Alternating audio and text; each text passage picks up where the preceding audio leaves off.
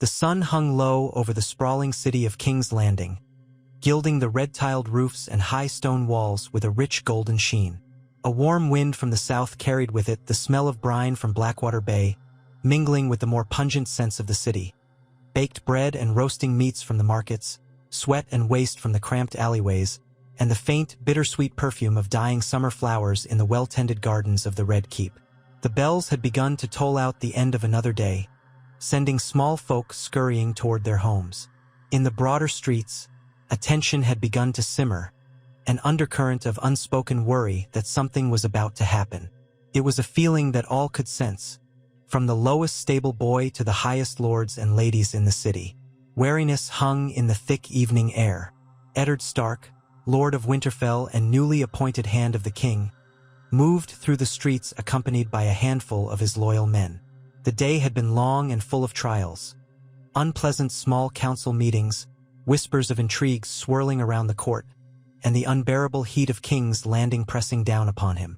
His northern blood was not suited to this constant warmth. He longed for the cool breezes of the north, the smell of pine forests, and the distant howl of wolves in the night. But duty had called him south, and he was not one to shirk his responsibilities, even if the city's intrigues threatened to suffocate him. Unbeknownst to him, a storm of swords was forming at that very moment. Word had reached Jaime Lannister, Ser Jaime the Kingslayer, that his brother Tyrion had been taken by Catelyn Stark. The imp was captured on the road, accused of a crime Jaime vehemently insisted Tyrion had not committed. Blood had already been drawn. One of Ned's most trusted men, Jory Castle, had died earlier in a violent clash with the Kingslayer and his retinue. Eddard himself had been injured then, pain lancing through his leg as he recovered from the confrontation. Since that day, the tension between the Hand of the King and the Lannisters had become a tangible entity coiled around every corner of the Red Keep. As Ned and his men navigated the winding streets of King's Landing, they felt it before they saw it. A hush that grew in the throngs of passers-by, parting like a living tide before them. Men, women, and children backed away against walls, scurrying into side alleys. Vendors lowered their voices, or else fell silent entirely, as if the presence of the Lord of Winterfell carried with it some looming sense of foreboding. And then, up ahead, a small group of mounted men appeared, blocking the street. Their cloaks were crimson, emblazoned with the golden lion of House Lannister. At their head was Jaime Lannister himself, mounted on a white charger.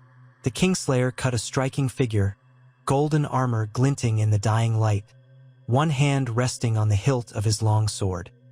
His green eyes found Ned Stark standing there, and a subtle, predatory smile curled his lips. For a moment, they simply stared at each other, each man aware of how dangerous the next few moments would be. There were too many innocents nearby, too many eyes watching with fear and curiosity. But Jaime had never cared much for what the city folk thought. He had the name of Lannister to shield him, a father who commanded legions of men, and a sister who was queen. He thought himself untouchable. Ned recalled the last time they met like this. He had been caught off guard, Jory Castle slain, and his own leg left bleeding in the dirt. This time, Ned had come prepared. The grief of losing men who had followed him from the north still weighed heavily on his heart, and there was anger simmering in his chest, righteous and cold. This time, if Jaime meant to draw steel, Eddard Stark would not be found wanting. Jaime's voice cut through the quiet.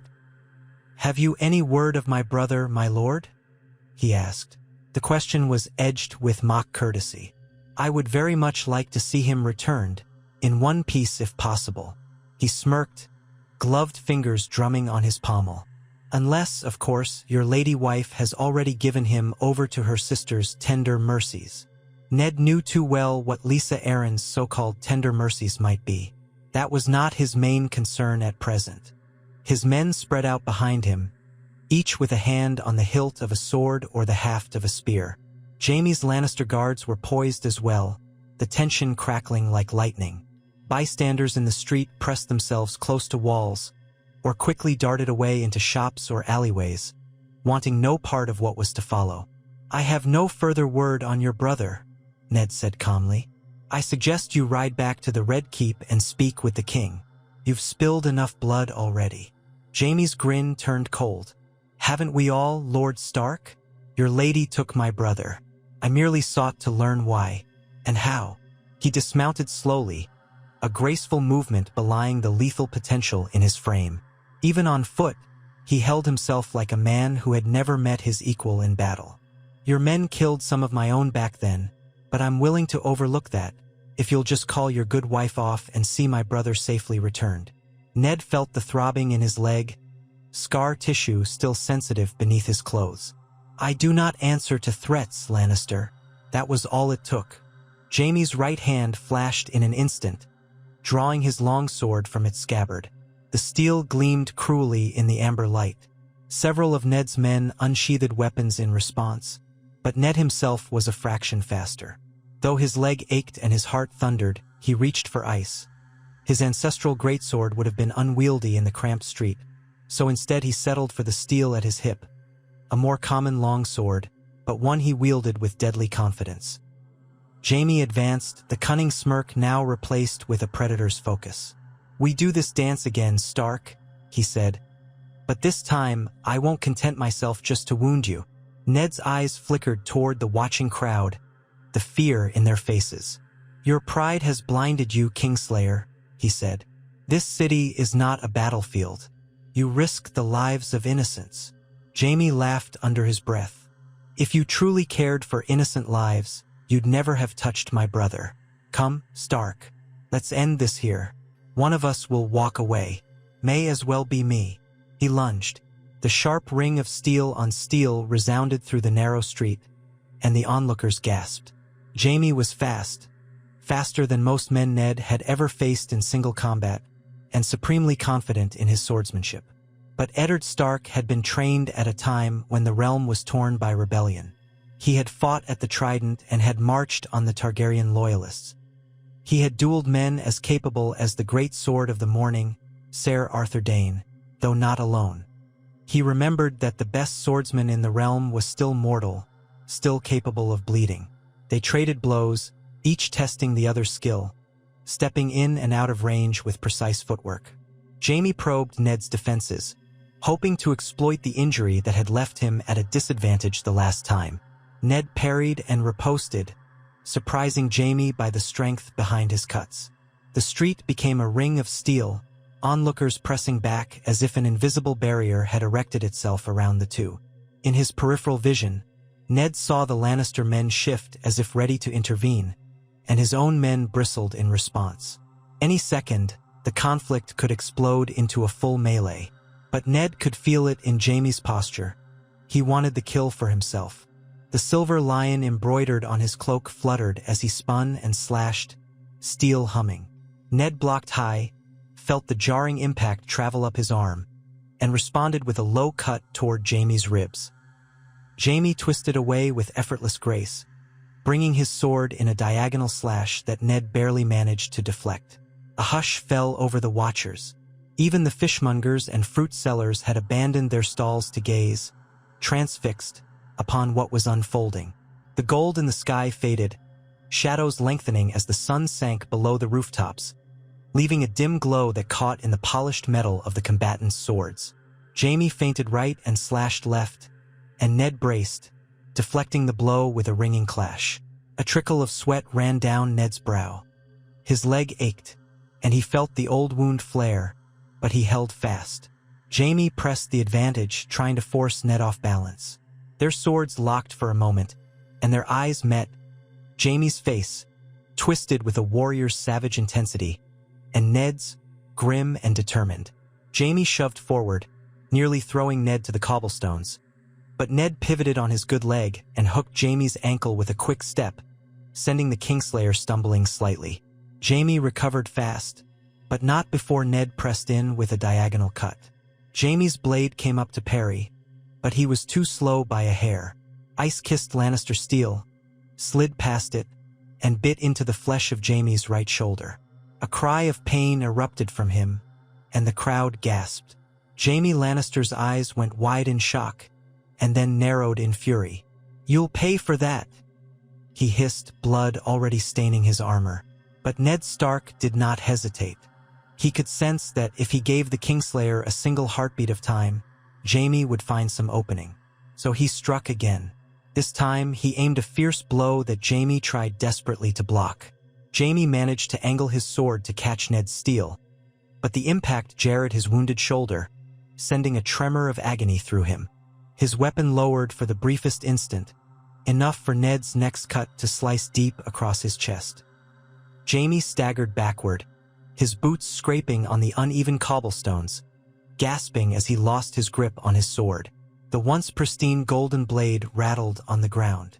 For the first time in years, Jaime Lannister looked truly afraid. His guards shouted in alarm and moved to close in, but Ned's men were there, holding them back at sword point.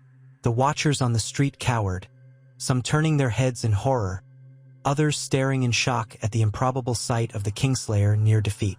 Ned paused, breathing heavily.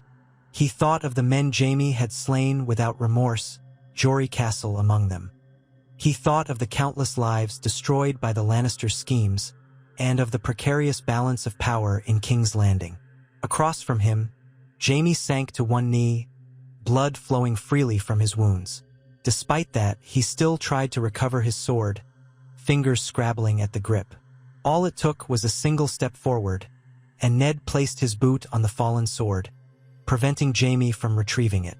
Jaime blinked, betraying a flicker of desperation. "Go on, Stark," he rasped. "Do it. Kill me, and see what lion you wake." Ned stood poised over him. The crowd's hush turned deafening.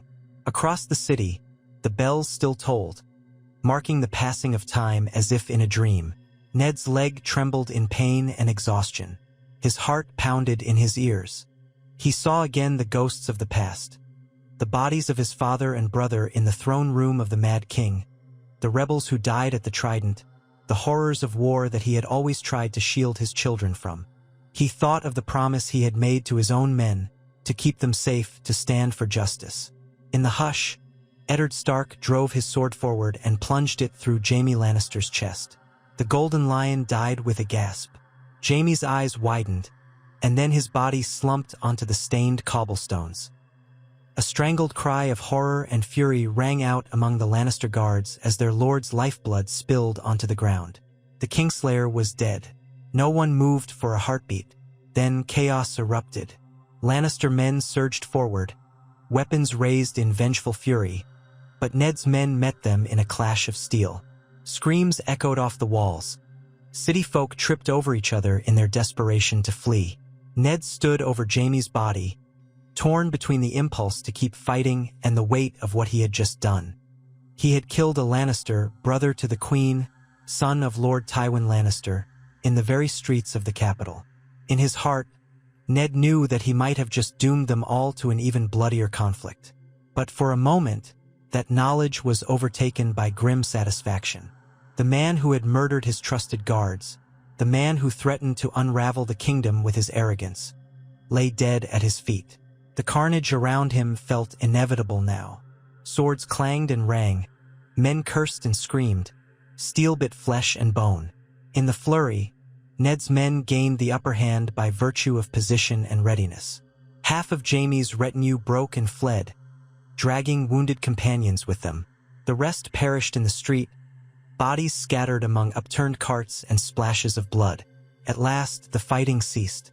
Some of Ned's men had cuts and bruises, but none looked gravely wounded. They gazed at their lord with a mixture of respect and dread, for they knew as well as Ned did the price that might be paid for Jaime Lannister's death. Ned nodded once to them, breathing heavily, and then pressed his lips into a stern line. He turned to the small folk who remained cowering by the walls. "Find the city watch," he said, voice carrying authority. "Let them know I will speak with them in the Red Keep. None shall harm you for bearing witness." Some nodded shakily. Others rushed away, glancing back at the fallen Lannister lion with wide, terrified eyes. Ned looked upon Jaime's body one more time. His own blade dripped with blood. Blood was spattered across the once clean cobblestones, congealing in the heat. A single ray of the dying sun glinted on Jaime's open, sightless eyes. The ephemeral beauty of King's Landing's twilight had been replaced with an ugly brutality. Ned exhaled, kneeling down for a moment. "May the gods have mercy," he murmured, but even as he said it, he felt uncertain which gods might heed that prayer. He rose, grim and burdened by his choice, and commanded his men to follow him back to the Red Keep. Silence like the hush before a storm gripped the onlookers as they made their way through the streets, the stench of blood clinging to them. The city would not remain silent for long. By the time Ned and his men approached the Red Keep's gates, the news had outrun him. A swirl of anxious activity churned in the castle courtyard. Gold cloaks of the city watch stood uncertainly, forming lines at the gates while red-cloaked Lannister guardsmen glared and muttered from across the yard. Servants of the keep hustled to and fro, faces etched with worry, glancing at Ned as if he were a walking ghost. Within minutes, he found himself confronted by the startled master of arms, men from the Kingsguard, and a handful of others demanding an explanation. It was not until King Robert arrived in the courtyard, accompanied by Queen Cersei, that the clamor reached a fever pitch. Robert Baratheon wore a simple tunic, his hair disheveled, as though he had been roused abruptly from a drunken nap. Cersei, on the other hand, had donned a crimson gown with gold filigree, her hair impeccably arranged despite the frantic circumstances. Her green eyes burned with fury. The moment she saw Ned, her face twisted into hatred barely contained by courtly propriety. "Is it true?" King Robert demanded, his voice booming over the throng. "Jaime gone?" He looked almost disbelieving, like a man told the sun had fallen from the sky. Cersei's voice dripped venom. "He's murdered my brother in the streets, Your Grace. The hand of the king has committed treason. He must be punished." Ned took in a slow breath. He felt the eyes of the entire courtyard upon him. The shock in some faces, the confusion in others, and the rage in those loyal to House Lannister. But Robert Baratheon's expression was a more complicated mixture. Grief, anger, and an echo of the old friendship he once shared with Ned's sister, Lyanna. You killed Jaime?" Robert asked, as if the words tasted bitter in his mouth. "It was not my wish to draw steel," Ned said, meeting Robert's gaze. "He gave me no choice. He came at me seeking blood, as he did when he slew my men. I defended myself. He would have killed me had I faltered." Laughter free of mirth burst from Cersei's lips. "You lie," she spat. "The Kingslayer had the right to avenge our family after your wife abducted my brother. You—" "Silence!" Robert roared, and for a moment, even Cersei fell quiet, though her glare told that this was far from over. The king waved an arm to quiet the onlookers. "We will speak of this in private," he declared. "All of you, back to your duties. Lord Stark, you will come with me. The rest of you out." Cersei's lips thinned, but she did not argue openly. The courtyard began to clear, though the tension pulsed in the air. The Lannister guards bristled, uncertain whether to obey the king or their mistress, but a sharp glare from Robert made them back down. Ned gestured to his own men to stand at ease, though they watched warily, hands on hilts, prepared for any renewed violence. Moments later, in a council chamber lit by flickering torches, Ned stood opposite Robert. Cersei paced near the window, raking her manicured nails along the sill. She looked ready to commit violence herself, if only she had a weapon. A hush weighed upon the room, thick with unresolved fury and sorrow. Robert slumped into a chair, pressing a hand to his temple. He stared at Ned for a long moment. "Gods, Ned," he said softly. "Jaime might have been a prideful ass, but he was my queen's brother, Tywin Lannister's eldest son. This will have consequences." Ned braced himself. "I will accept the consequences," he said firmly. "He killed my men without cause. He provoked me again and attacked me in the street. I did what I had to do." Cersei whirled around, pointing an accusatory finger at him. "You have doomed us all. My father will never suffer this insult. He'll raise an army, perhaps half the realm, to lay waste to your precious north." Her eyes glistened, though with anger or grief Ned couldn't be certain. "And what of me? You have robbed me of a brother. You—" "Stop," Robert commanded in a low voice, though it was no less potent for being quiet. Cersei glared, her chest rising and falling, but she fell silent. Robert looked at Ned with pained eyes. Treason or not, the realm will see it as a brazen act against the Lannisters. I'll have no choice but to pass judgment, even if you are my friend. Ned's mouth was dry. He could see the conflict tearing at Robert. If the king spared Ned, House Lannister might well brand him a traitor to the crown and rally support from powerful lords who feared Tywin's wrath. But if Robert punished Ned, how would the realm respond to the king condemning his own hand, a man beloved in the north, for defending himself against the man who had already killed Ned's men? Before Robert could speak again, the doors burst open without warning, and in strode Lord Peter Baelish, followed closely by Varys the Spider, who glided in with soft footsteps. Their faces were guarded, watchful. "I do beg your pardon for the interruption, your grace," Varys said with an apologetic bow. "But matters are rapidly escalating outside. Rumor is that the Kingslayer's body has been brought back to the Red Keep, and the Gold Cloaks are trying to keep the peace." Peter Baelish's lips curved in a slight smile that did not reach his eyes. "The streets are alive with talk that our dear Jaime Lannister has fallen. A tragedy indeed." He glanced at Cersei. "My lady, my deepest condolences."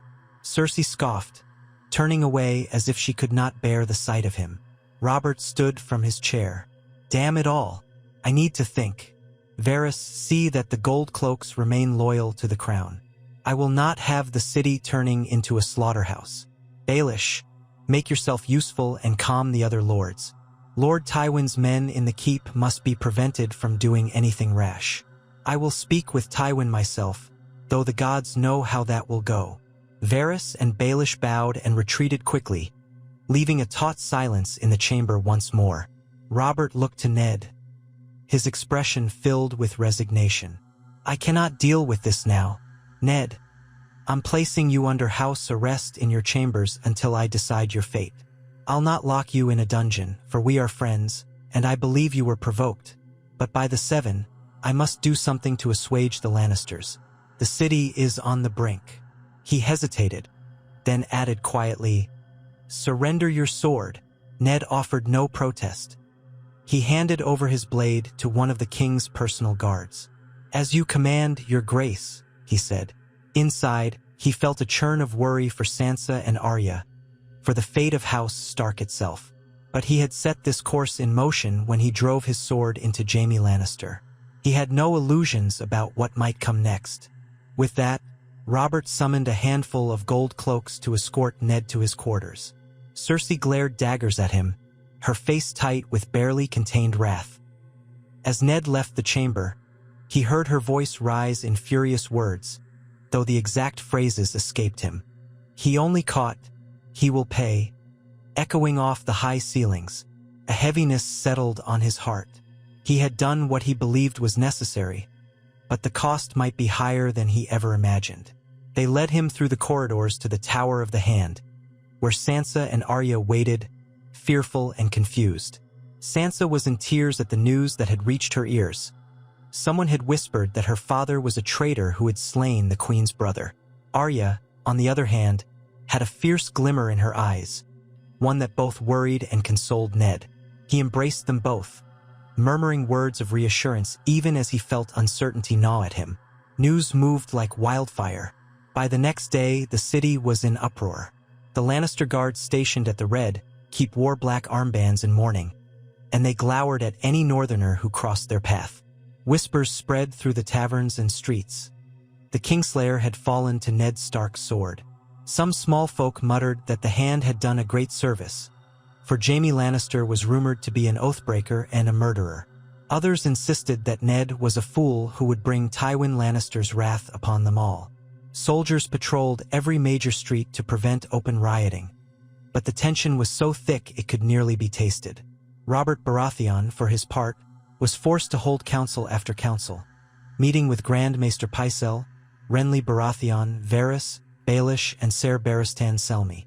Cersei was absent from much of these gatherings, but her presence loomed even in her absence, a cold threat that overshadowed every discussion. The question was simple yet impossibly complex. what to do with Eddard Stark, and how to prevent Tywin Lannister from marching on King's Landing with an army of thousands. Days passed, and the tension only grew. Tywin Lannister was rumored to have called his banners in the Westerlands. Messages flew by Raven, crossing the realm. At the same time, dark rumors from the Riverlands spoke of new skirmishes, with Gregor Clegane raiding villages in retaliation for Tyrion's abduction. Some rumored that Clegane raged now with extra ferocity, hearing that House Stark had robbed House Lannister of its heir. In the north, Robb Stark would be calling his own banners, outraged at the threat to his father and the potential for war. In his chambers, Ned felt the weight of these developments. He spent much of his time reassuring his daughters, while Maester Pycelle visited daily with a mixture of herbal poultices and cautious words. He was still the Hand, at least in name, but effectively a prisoner in his tower. Each evening, Ned would stand on the balcony and gaze out over the city, seeing the orange glow of torchlight in the distance, hearing the uneasy murmurs from below. He was reminded of storms over the sea at White Harbor, when the black clouds gathered in ominous silence before the first thunderclap. Yet, beneath the fear, something else stirred in Ned, a sense that perhaps justice had been done. Jaime Lannister had left too many bodies in his wake, had carried on with an arrogance that threatened the stability of the realm. Ned had not meant to kill him in cold blood, only to defend himself and avenge his murdered men. Could he have spared him? Would that have been the better course? Perhaps, but Ned's sense of honor warred with his regret. Would sparing Jaime have averted war, or merely delayed the inevitable? One afternoon, King Robert himself visited Ned in the tower. He had dismissed the guards from the corridor so that they might speak in private. He arrived with a half-empty wineskin slung over one broad shoulder, and weariness etched into the lines of his face. Ned rose to greet him, ignoring the flare of pain in his leg. Robert's gaze flickered around the room, taking in Sansa and Arya quietly reading in a corner. "Girls," Robert said in a surprisingly gentle tone, "give your father and me a moment." Sansa curtsied, and Arya frowned, but they both left the main room, stepping onto the balcony to give the two men some privacy. Robert met Ned's eyes. For a long moment, neither spoke. Outside, the distant call of gulls drifted from the bay. "You were always the one man I could trust," Robert said at last. "Jon Arryn is gone, and now Jaime is too. We have lost many good men since taking the throne." He took a swig from the wineskin. "Part of me wants to rage at you, Ned, to lock you up and throw away the key for what you've done. Another part knows you wouldn't have done it unless you saw no other option." Ned inclined his head. "I'm sorry it came to that. He attacked me. If I'd let him kill me, you'd be dead," Robert finished, letting out a bitter laugh. "And I'd have a war on my hands anyway, except with fewer options. By the Seven, this is a mess." He ran a hand through his hair, thick as it was. "Tywin is mustering his forces. He's demanded that I deliver you to him for execution and name him Hand in your place. He says the crown owes him a great debt, one that will be paid in blood." Ned set his jaw. "And what will you do?" Robert's expression turned bleak. "I've tried to placate him. I've sent messages urging him to remember the realm, to remember that as vile as he might find your act, the whole 7 kingdoms would bleed if we tear ourselves apart. He hasn't answered yet, save to keep calling banners. He wants your head. He wants it badly." A flicker of hope went through Ned. "But you haven't given me up." Robert stared at him. "I have not," he said. "The Lords of the Vale, the Riverlands, the Stormlands, many will not stand by and let Tywin do as he pleases without question. But do you know what your killing of Jaime has set in motion, Ned? Have you truly considered it?" "I have," Ned said quietly. "War, most likely," Robert exhaled. "Yes, and I want none of it. Gods, I was so sure I was done with battles after the Greyjoy Rebellion. I want to hunt, drink, bed whores, not wrestle with the Lord of Casterly Rock. Why did you do it?" His voice was almost childlike, beseeching. "Could you not have given him a chance to yield?" Ned swallowed. He remembered the heat of battle, the narrowness of the street, the way Jaime's blade had whirled for his throat. "He left me no choice," Ned said again, though he knew the complexities. "Perhaps if my leg had not already pained me, or if we had been in a courtyard instead of the middle of the street. But it was done in a moment. He was too dangerous to let live. I could not trust him to surrender." Robert sank onto a bench, leaning forward, elbows on his knees. "No, I expect not. The last time I saw him fight was that tourney of the hand, just after we took the throne. He was magnificent. This realm just lost one of its finest swords." He glanced out the window. "Cersei will never forgive you. She's been threatening me day and night. Says I must punish you, or she'll see to it that the realm tears itself apart. And she might. She's cunning, that one. As cunning as she is fierce." Ned was silent. Robert rubbed at his brow. "I have to find a compromise, Ned, or we risk open civil war. This is my plan. I'll strip you of your title as hand, at least for a time. You'll remain in King's Landing under guard while we parley with Tywin. If there's a chance for peace, I'll take it, but I can't promise your freedom until I've pacified the lion. He'll rage, but perhaps with the right concessions. Money, offices, something. He might accept your penance." Ned felt the words like a blow, but he nodded because he saw no better option. If Robert handed him over to Tywin, it would be a certain death, and the North would not stand for it, igniting the war. If Robert did nothing, House Lannister might still bring war. This precarious compromise was all they had. "I will abide by your decision," he said quietly. "My only request is that my daughters stay safe." Robert nodded slowly. "So be it." He stood and offered Ned his hand, as one friend to another. Ned clasped it, remembering a time when they had been but young men riding off to battle with high ideals. Now they wore crowns of responsibility that ground them down. When Robert left, Ned looked out to see Sansa and Arya on the balcony. He realized how small they still were, how young, forced into the swirling morass of politics they hardly understood. Arya paced back and forth, her eyes flicking up at Ned with a question she did not speak. Sansa twisted her skirt, eyes brimming with worry. In the following days, word spread that Eddard Stark was no longer the Hand. King Robert declared it openly in the throne room, explaining that Lord Stark was to remain in King's Landing as a ward of the crown until the matter of Jaime Lannister's death could be settled. Silence fell upon the assembled lords and ladies when the king's words were spoken. No one missed Cersei's triumphant expression, nor did they fail to see the grim set of Ned's jaw. Cersei assumed more and more influence at court. Already rumors circulated that she was pressing Robert to name Tywin Lannister as the new Hand.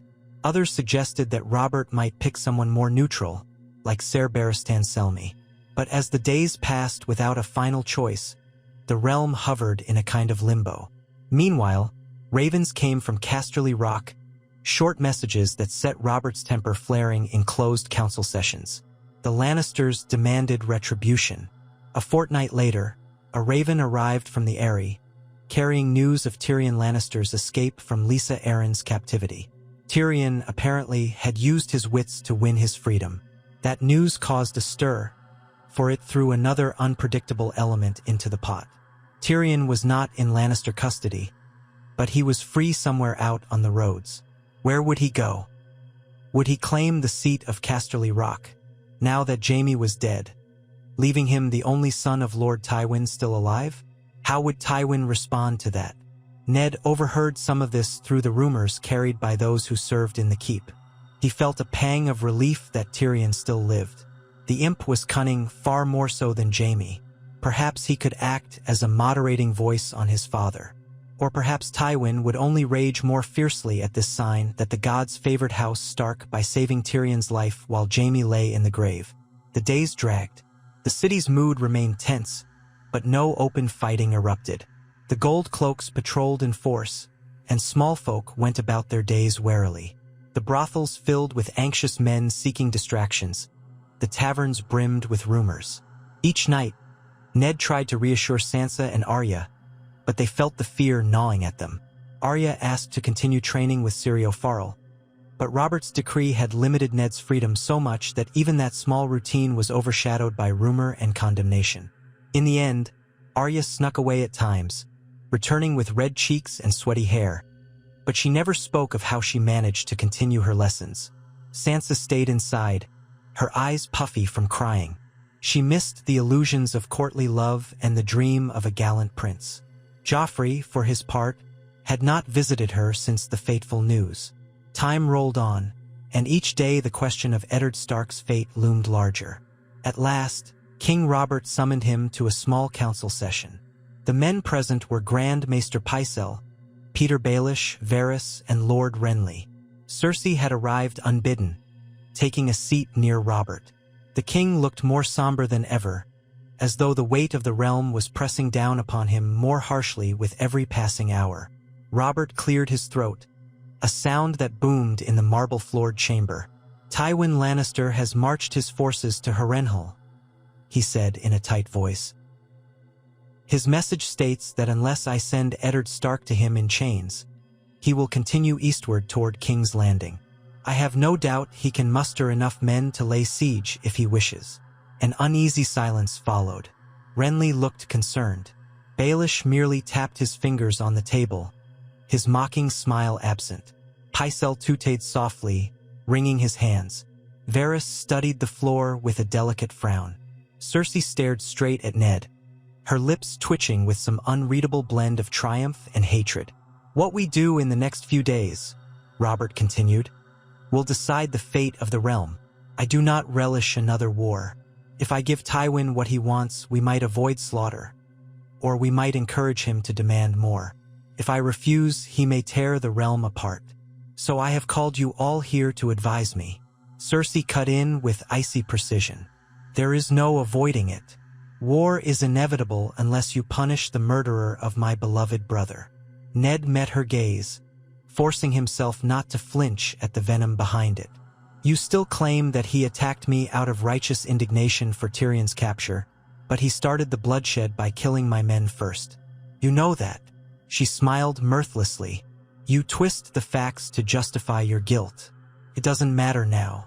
My father wants your head." She turned to Robert. "And if you do not give it to him, he'll take it from you and put your own head on a spike. I'm sure you don't want that." Robert rose from his seat so abruptly that it toppled over, clattering on the floor. His face turned red with anger. For a moment, it seemed he might strike Cersei, the tension crackling in the air. But he mastered himself, turning instead to the others. "Speak," he barked. "I will have counsel from my small council." Renly cleared his throat. "We cannot simply hand Lord Stark over to Lord Tywin. It would be seen as the king bending the knee to a powerful vassal. Other lords would lose respect for the crown. The North might revolt in response, and we'd still have war." Baelish nodded in agreement. "Renly speaks truly. The North is large, your grace, and the lords there are fiercely loyal to House Stark. Imagine if they rose in open rebellion with the Riverlands and the Vale in potential alliance. Tywin might find himself at war on multiple fronts, but the city itself would be endangered. We need a different solution, something more subtle." He glanced at Ned. "Perhaps we can broker a royal pardon, followed by some arrangement of marriage or wardship to placate House Lannister." Cersei scoffed. "You would offer a pardon to the man who murdered my brother?" Varys spread his hands, speaking softly. "Peace in the realm is paramount, my queen, and a pardon would go a long way toward adjusting the narrative of Jaime's death." Robert let out a weary sigh. "You see what I am forced to deal with, Ned? Half say I must punish you severely, half say I must not. The only solution is a compromise that will satisfy no one." Ned squared his shoulders. "My life in exchange for the safety of my daughters. Let them return to Winterfell if all goes ill. Let me face Tywin if I must. I will not see the realm burned on my account." Cersei's eyes gleamed. "Brave words. If only you had considered peace before you drove your sword into Jaime." Renly tried to interject, but Robert slammed a fist on the table. "Enough!" He took a few deep breaths, then turned a somber gaze upon Ned. "I will not hand you over to Tywin. I will not treat a friend, my friend, like a criminal.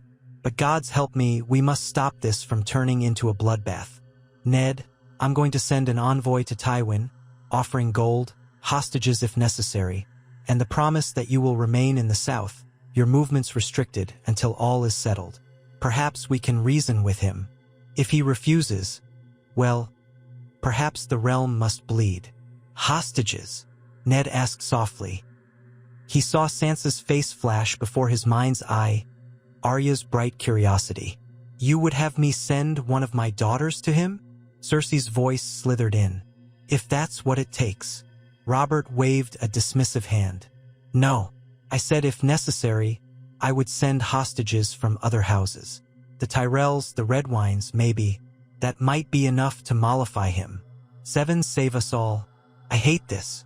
He turned to Ned with a look that was both weary and resolute. Prepare yourself, Ned. One way or another, your life has changed. I'll try to keep you safe, for what it's worth. But the rest is war and politics, and I cannot say which is worse. Ned lowered his head. Thank you, Your Grace. I will be ready. With that, Robert turned and stalked out, thoroughly done with the conversation. Cersei followed him, though not without giving Ned one final look of pure loathing. Varys, Baelish, Renly, and Pycelle departed as well, leaving Ned alone in the echoing chamber. Outside in the corridor, gold cloaks waited to escort him back to his rooms, his comfortable cage in the Tower of the Hand. He left quietly, each step echoing on the polished stone. His heart felt burdened by the knowledge that a single stroke of his sword had set the realm on a knife's edge. Perhaps it was fated. Perhaps no matter what he had done, the Lannisters were determined to bring war. He did not know, nor could he see the end of this conflict. All he could do was stand by his honor and try to protect his family, even if the cost was high. Far away, beyond the walls of King's Landing, ravens circled over bloodied roads. Houses great and small readied their arms. Loyalties wavered or solidified. Lords cast suspicious glances at their neighbors, uncertain which side to choose. And on the Iron Throne, Robert Baratheon sat, feeling the ancient swords press against his flesh, as sharp as the consequences of Eddard Stark's fateful decision in that narrow street, where the Kingslayer had drawn steel and found his end. The morning after King Robert's tense small council meeting dawned with a sullen sky over King's Landing, the sun hidden behind a haze that shifted between pale gray and threatening silver. The city streets remained oddly subdued. Merchants and small folk still opened their shops and market stalls, but they did so with an undercurrent of dread in every glance, a hush in every whispered exchange. Word had spread. Tywin Lannister was gathering an army.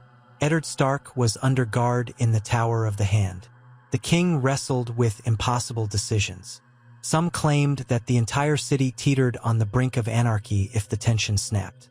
Others believed war was inevitable, and this hush was no more than the calm before the first thunderclap. Ned Stark stood on the balcony of his chamber, peering through the thinning mists toward the Red Keep's walls.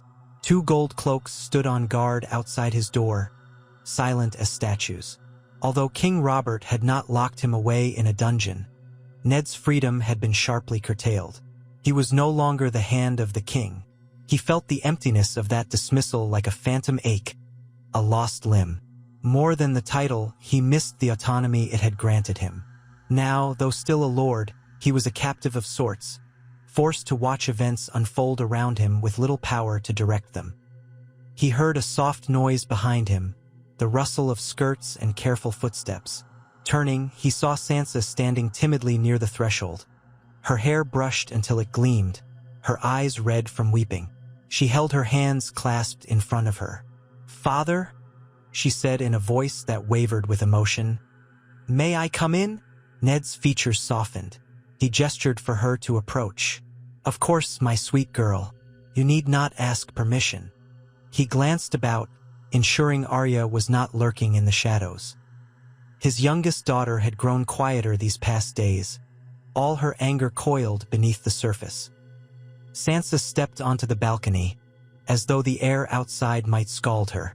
She wore a pale blue gown that clung to her slim shoulders. They say you killed Ser Jaime," she ventured, her voice catching. "The knights in the corridors, the ladies in waiting, Everyone in the castle is whispering. Some say you are a murderer and a traitor. She bit her lip. But you wouldn't do such a thing without cause. Would you? He noted the tremor in her words. She was half pleading for reassurance, half demanding an explanation. How young she still was, how unready for the harshness of the world. Ned reached out, putting a hand on her shoulder. Sansa, you know me better than that. Jaime Lannister attacked me. I defended myself. It was not an act of murder, nor treason. No matter what the court whispers, the truth is simpler. But the consequences, those are not simple at all. She lowered her head. They say the queen is furious, that her father will bring an army to the gates. Some even claim that King Robert will order your execution to prevent war. At these words, she glanced up, eyes brimming with tears. Is that true, father? Will you be executed? Ned pulled her gently into an embrace, feeling her tense frame relax just slightly. King Robert would not do that, he said, though his heart clenched with the knowledge that Robert was under immense pressure. He's my friend, and he knows the truth that Jaime gave me no choice. But war may still come, for Lord Tywin's demands are bitter. She sniffed, a tear sliding down her cheek. Why does it have to be so cruel? Why can't they just talk? He smoothed her hair. She spoke with the innocence of youth. Because some men care more for vengeance and power than for peace. Lord Tywin is not a man known for mercy. But fear not. I will do all I can to keep you safe, and your sister as well. Sansa lifted her chin, seeming to steel herself, though her voice still quavered. Thank you, father. A moment later, she added, What of Joffrey? Her cheeks colored. He does not speak to me now. Since the day they told him of your deed, I've barely glimpsed him, and when I do, he hardly looks my way. He used to be kind. Her voice faded on that lie, and Ned knew she was reciting the illusions of a young girl's romantic fantasies. Illusions that he feared might soon be shattered entirely. I cannot say, my dear, Ned murmured. Prince Joffrey's mind is his own, and the queen will be telling him her side of events. Sansa swallowed, as if she wanted to protest but could not find the strength. She withdrew from Ned's embrace, offered a shaky curtsy, and said, Thank you, father. Before turning to leave, at the threshold she paused. I still love him, she whispered, so low that Ned nearly missed it. Then, she slipped out, and he was left to wonder if those words were the fragile lament of a maiden's dream or something else altogether. He leaned on the balcony railing, letting the breeze ruffle his gray-brown hair. King's Landing stretched out below, a maze of rooftops and spires. Even with all the city's ugliness, its stink, its crime, its filth, there was a beauty that flickered in the morning light. Yet that beauty could not conceal the deep unrest thrumming through every street and alley.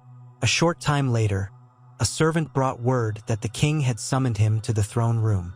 2 gold cloaks escorted Ned from the Tower of the Hand, down the stone corridors, passing through lofty halls where sunlight streamed through narrow windows. At every corner, he saw Lannister guards glaring, or knights in Baratheon livery whispering behind gauntlet hands. Sometimes the hush in those corridors felt thicker than the city's muggy air. When they arrived at the massive doors of the throne room, carved oak set with black iron, Ned's escort stopped. A pair of gold cloaks stood aside to allow Ned through, but they made it clear with a curt nod that they would be following close behind. Within the cavernous hall, torches burned low, and columns rose toward a high-vaulted ceiling. There, perched atop the iron throne, sat Robert Baratheon, clad in a black tunic embroidered with a golden crown. Cersei stood beside the dais, wearing deep red. She looked like a coiled viper poised to strike. Gathered along the sides of the hall were members of the court, lesser lords, knights, and ladies, all present to witness whatever matter King Robert wished to address. The tension was palpable. A hush fell over the crowd as Ned approached. He felt the stares. Some pitied him, some loathed him, and others simply waited to see how the drama would unfold. Standing near the front, Ned spotted Peter Baelish, who offered him a fleeting smirk eyes dancing with unreadable calculation. Farther on, Grand Maester Pycelle watched with a dour expression, as if bracing for an unpleasant lecture. Ser Barristan Selmy stood with the Kingsguard, his white cloak trailing in pristine folds. Next to him, the hound Sandor Clegane loomed tall and grim, watching Ned under heavy-lidded eyes. Robert cleared his throat, and his voice boomed across the hall. "Lord Eddard Stark, approach." Ned advanced to the foot of the dais, ignoring the discomfort in his healing leg. He bowed stiffly. Robert gestured for him to straighten. The king's expression was thunderous, but whether at Ned or at the predicament, it was difficult to say. Cersei spoke first, surprising no one. "My lord husband," she began with an edge to her voice, "I ask again, will justice be done for my brother's murder? The realm looks to you to uphold the law." Murmurs spread among the courtiers. Ned stood silently, feeling the prickle of eyes upon him. Robert raised a hand. "Silence." Then he gazed down at Ned. "Lord Stark, I have decided on a course of action. Many in this city cry out for your blood, for delivering the killing blow to Jaime Lannister, the Queen's brother." His jaw tightened. "But I know you, Ned. I know what truly happened, even if the rumors swirl. You are no murderer. Yet the realm teeters because of that fateful day. Tywin Lannister has marched to Harrenhal, awaiting my reply. He demands your life." A hush filled the hall so profound that the crackle of torches seemed suddenly deafening. Ned swallowed, maintaining his composure. "Your Grace, I stand ready to face whatever justice you deem necessary." The words tasted bitter, but he could not dishonor himself by begging for mercy like a common criminal. Robert grimaced as though swallowing something vile. "I will not hand you over to Tywin. He is a lord, not the king. If he wants vengeance, he can damn well come and talk to me. But to prevent a war, I must show that I do not take his grievance lightly." His gaze flicked to the crowd, then returned to Ned. "By royal decree, I sentence you to remain in the Red Keep under guard and relinquish all titles and offices until this matter with Lord Tywin can be resolved through negotiation. You will not be permitted to leave the confines of the city without my express command. If Lord Tywin agrees to parley, we will consider what restitution might suffice." Angry buzzing broke out among some onlookers, Lannister retainers, especially. Cersei's eyes flared with rage. "House Lannister will not be appeased by mere house arrest, your grace," she said icily. Your father will do as I command," Robert roared, rising halfway from the Iron Throne. "I am king, or have you forgotten?" His voice carried such force that even Cersei fell silent, though her face was tight with fury.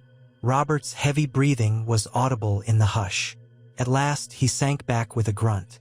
"This is my verdict," he said. "Lord Stark is to remain in the Red Keep, no longer as hand. Ser Barristan, see that the gold cloaks ensure his quarters are well guarded. Grand Maester Pycelle, draw up the official decree. Now get out, all of you. I've had enough." Cersei's glare swept the hall like a blade. Most courtiers averted their eyes. She turned and stalked away, red skirts swirling. Robert descended from the Iron Throne, stepping heavily onto the dais, and disappeared through a side door, accompanied by a pair of Kingsguard. The hall erupted in hushed, frantic chatter. Ned stood rooted in place for a moment, relief and dread warring in his chest. He was spared the headsman's axe, for now, but the sword of Damocles still hovered overhead. Tywin Lannister's rage would not be assuaged by these half-measures. The realm might still bleed. Already, Ned imagined columns of Lannister soldiers, golden lions upon crimson banners, marching eastward from Harrenhal. He turned to leave, escorted by the same gold cloaks who had accompanied him in. Ser Barristan offered him a curt nod of respect as he passed, though his face remained stoic. The faintest flicker of sympathy lit the old knight's eyes. Men parted before Ned, some offering wary glances, others stepping back as though he carried plague. In that moment, he understood all too well how fragile his position was. Outside in the corridor, Baelish caught up to him with quick, light steps. My, how the tides turn, Littlefinger said, adjusting his fine doublet. One day the hand of the king, the next a caged wolf. How swiftly fortunes change in this city. Ned frowned. Lord Baelish, do you find amusement in my predicament? Baelish shrugged. I find amusement in everything that reveals how power truly shifts hands. No matter who sits on the Iron Throne, the realm is but a shadow play of alliances, gold, and secrets. You, my lord, have placed yourself in the lion's jaws. The question is whether King Robert can pry those jaws open before they snap shut. He offered Ned a tight, vague smile. For what it's worth, I am not eager to see you devoured. It would be costly for us all. Perhaps we can still find a path that spares the 7 kingdoms from war. Ned considered him, unsure whether to trust the man. A path that benefits you, no doubt. Littlefinger chuckled. Certainly, but my benefit need not exclude yours. Try not to be so solemn, my lord. Should you need me, I'll be in my usual haunts. He waggled his eyebrows ironically and strolled away, disappearing into the swirl of courtiers leaving the throne room. Moments later, Varys glided into view, silent as a shadow. My condolences, Lord Stark, he said, pressing his hands together. But perhaps the king's verdict is better than some alternatives. Losing your head, for instance. His tone was infuriatingly mild. And though the queen rages, you are still breathing. We mustn't forget the little blessings. Ned narrowed his eyes.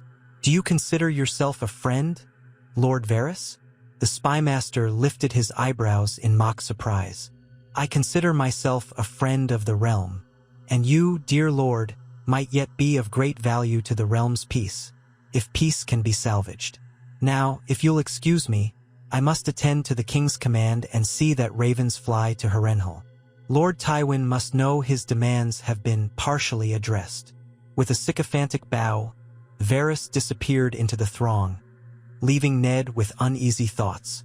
It seemed everyone in King's Landing knew more than they let on, playing their own secret game.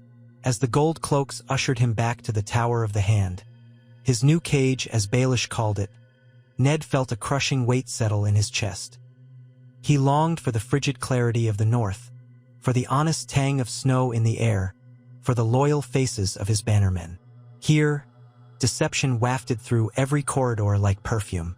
When he reached his chambers, Sansa and Arya were waiting, both looking anxious. Arya jumped up from a chair, fists clenched. Well? She demanded. What happened? Did the king set you free? Ned shook his head. He's bound me more tightly. I must remain here under guard until the matter with the Lannisters is resolved, one way or another. Arya's face reddened with anger. That's not fair. You only fought that golden-haired dog because he attacked you. She stomped a foot. Why doesn't the king see that? Sansa exhaled shakily. He does, Arya. But Mother always said justice can be complicated in King's Landing. Father, does this mean we cannot return to Winterfell? We've had no word from Robb, nor from Bran. Are we trapped here? Ned's throat tightened at the mention of his younger sons. For the moment, he said softly, we must be patient. The king and Lord Tywin may yet talk. He didn't believe that wholly, but what else could he say to his frightened daughters? Arya flung herself into a chair, arms folded. I hate waiting. I want to go home. Ned crossed to her, resting a hand on her shoulder. He recalled his father's words in long-ago days, that war was not about glory but about sorrow and blood. I know, he murmured to Arya. I do too. Sansa looked on, hugging herself. Her eyes flicked between Ned and Arya, as if she wanted to join in but felt unsure. The tension between the sisters had only grown since the day Joffrey had been humiliated near the Trident. But here, in this uncomfortable captivity, there was little space for old grudges. They needed each other now more than ever. Time passed slowly in the Red Keep. Each sunrise brought fresh rumors, like waves breaking upon a shore. Ned learned through snatches of conversation that Tywin's army was swelling around Harrenhal, a fortress of blackened towers and cursed legend. Lords from the Westerlands had answered the call. Word also arrived that the Riverlands were stirring in alarm, Lord Hoster Tully uncertain how to respond to Tywin's show of force.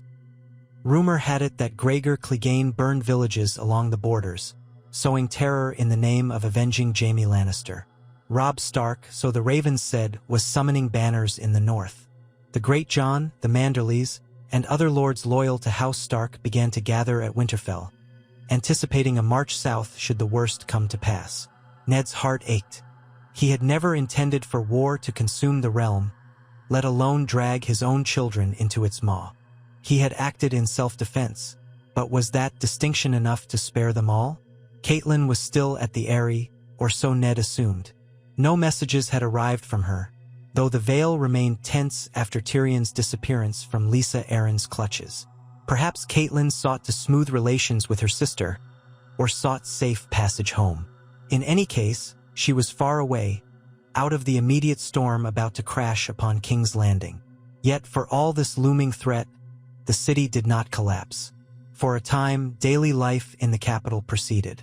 Merchants sold their wares, ships arrived at the harbor, and taverns bustled with men seeking a stiff drink. Gold cloaks doubled their patrols, occasionally clashing with drunken thugs or pickpockets, but no large-scale riots erupted. Many of the city's small folk seemed content to wait, watch, and hope that the king would find a way out of the crisis. Ned spent his days in the Tower of the Hand, reading, pacing, corresponding with Maester Luwin in the north, or receiving the occasional visitor. Sansa and Arya were never far, though Sansa sometimes slipped away to wander the gardens, escorted by guards, and Arya disappeared into the keep's depths, returning flushed with secrecy. Once, Ned found her bruised and sweaty. She confessed that she had stolen away to continue practicing sword work with Syrio Farrell, though how she managed it with the increased guard presence remained a mystery.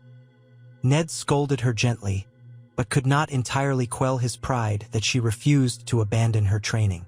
On a hot afternoon, as Ned stood gazing from a balcony overlooking Blackwater Bay, he heard a commotion from the corridor. The gold cloak stationed at his door challenged someone.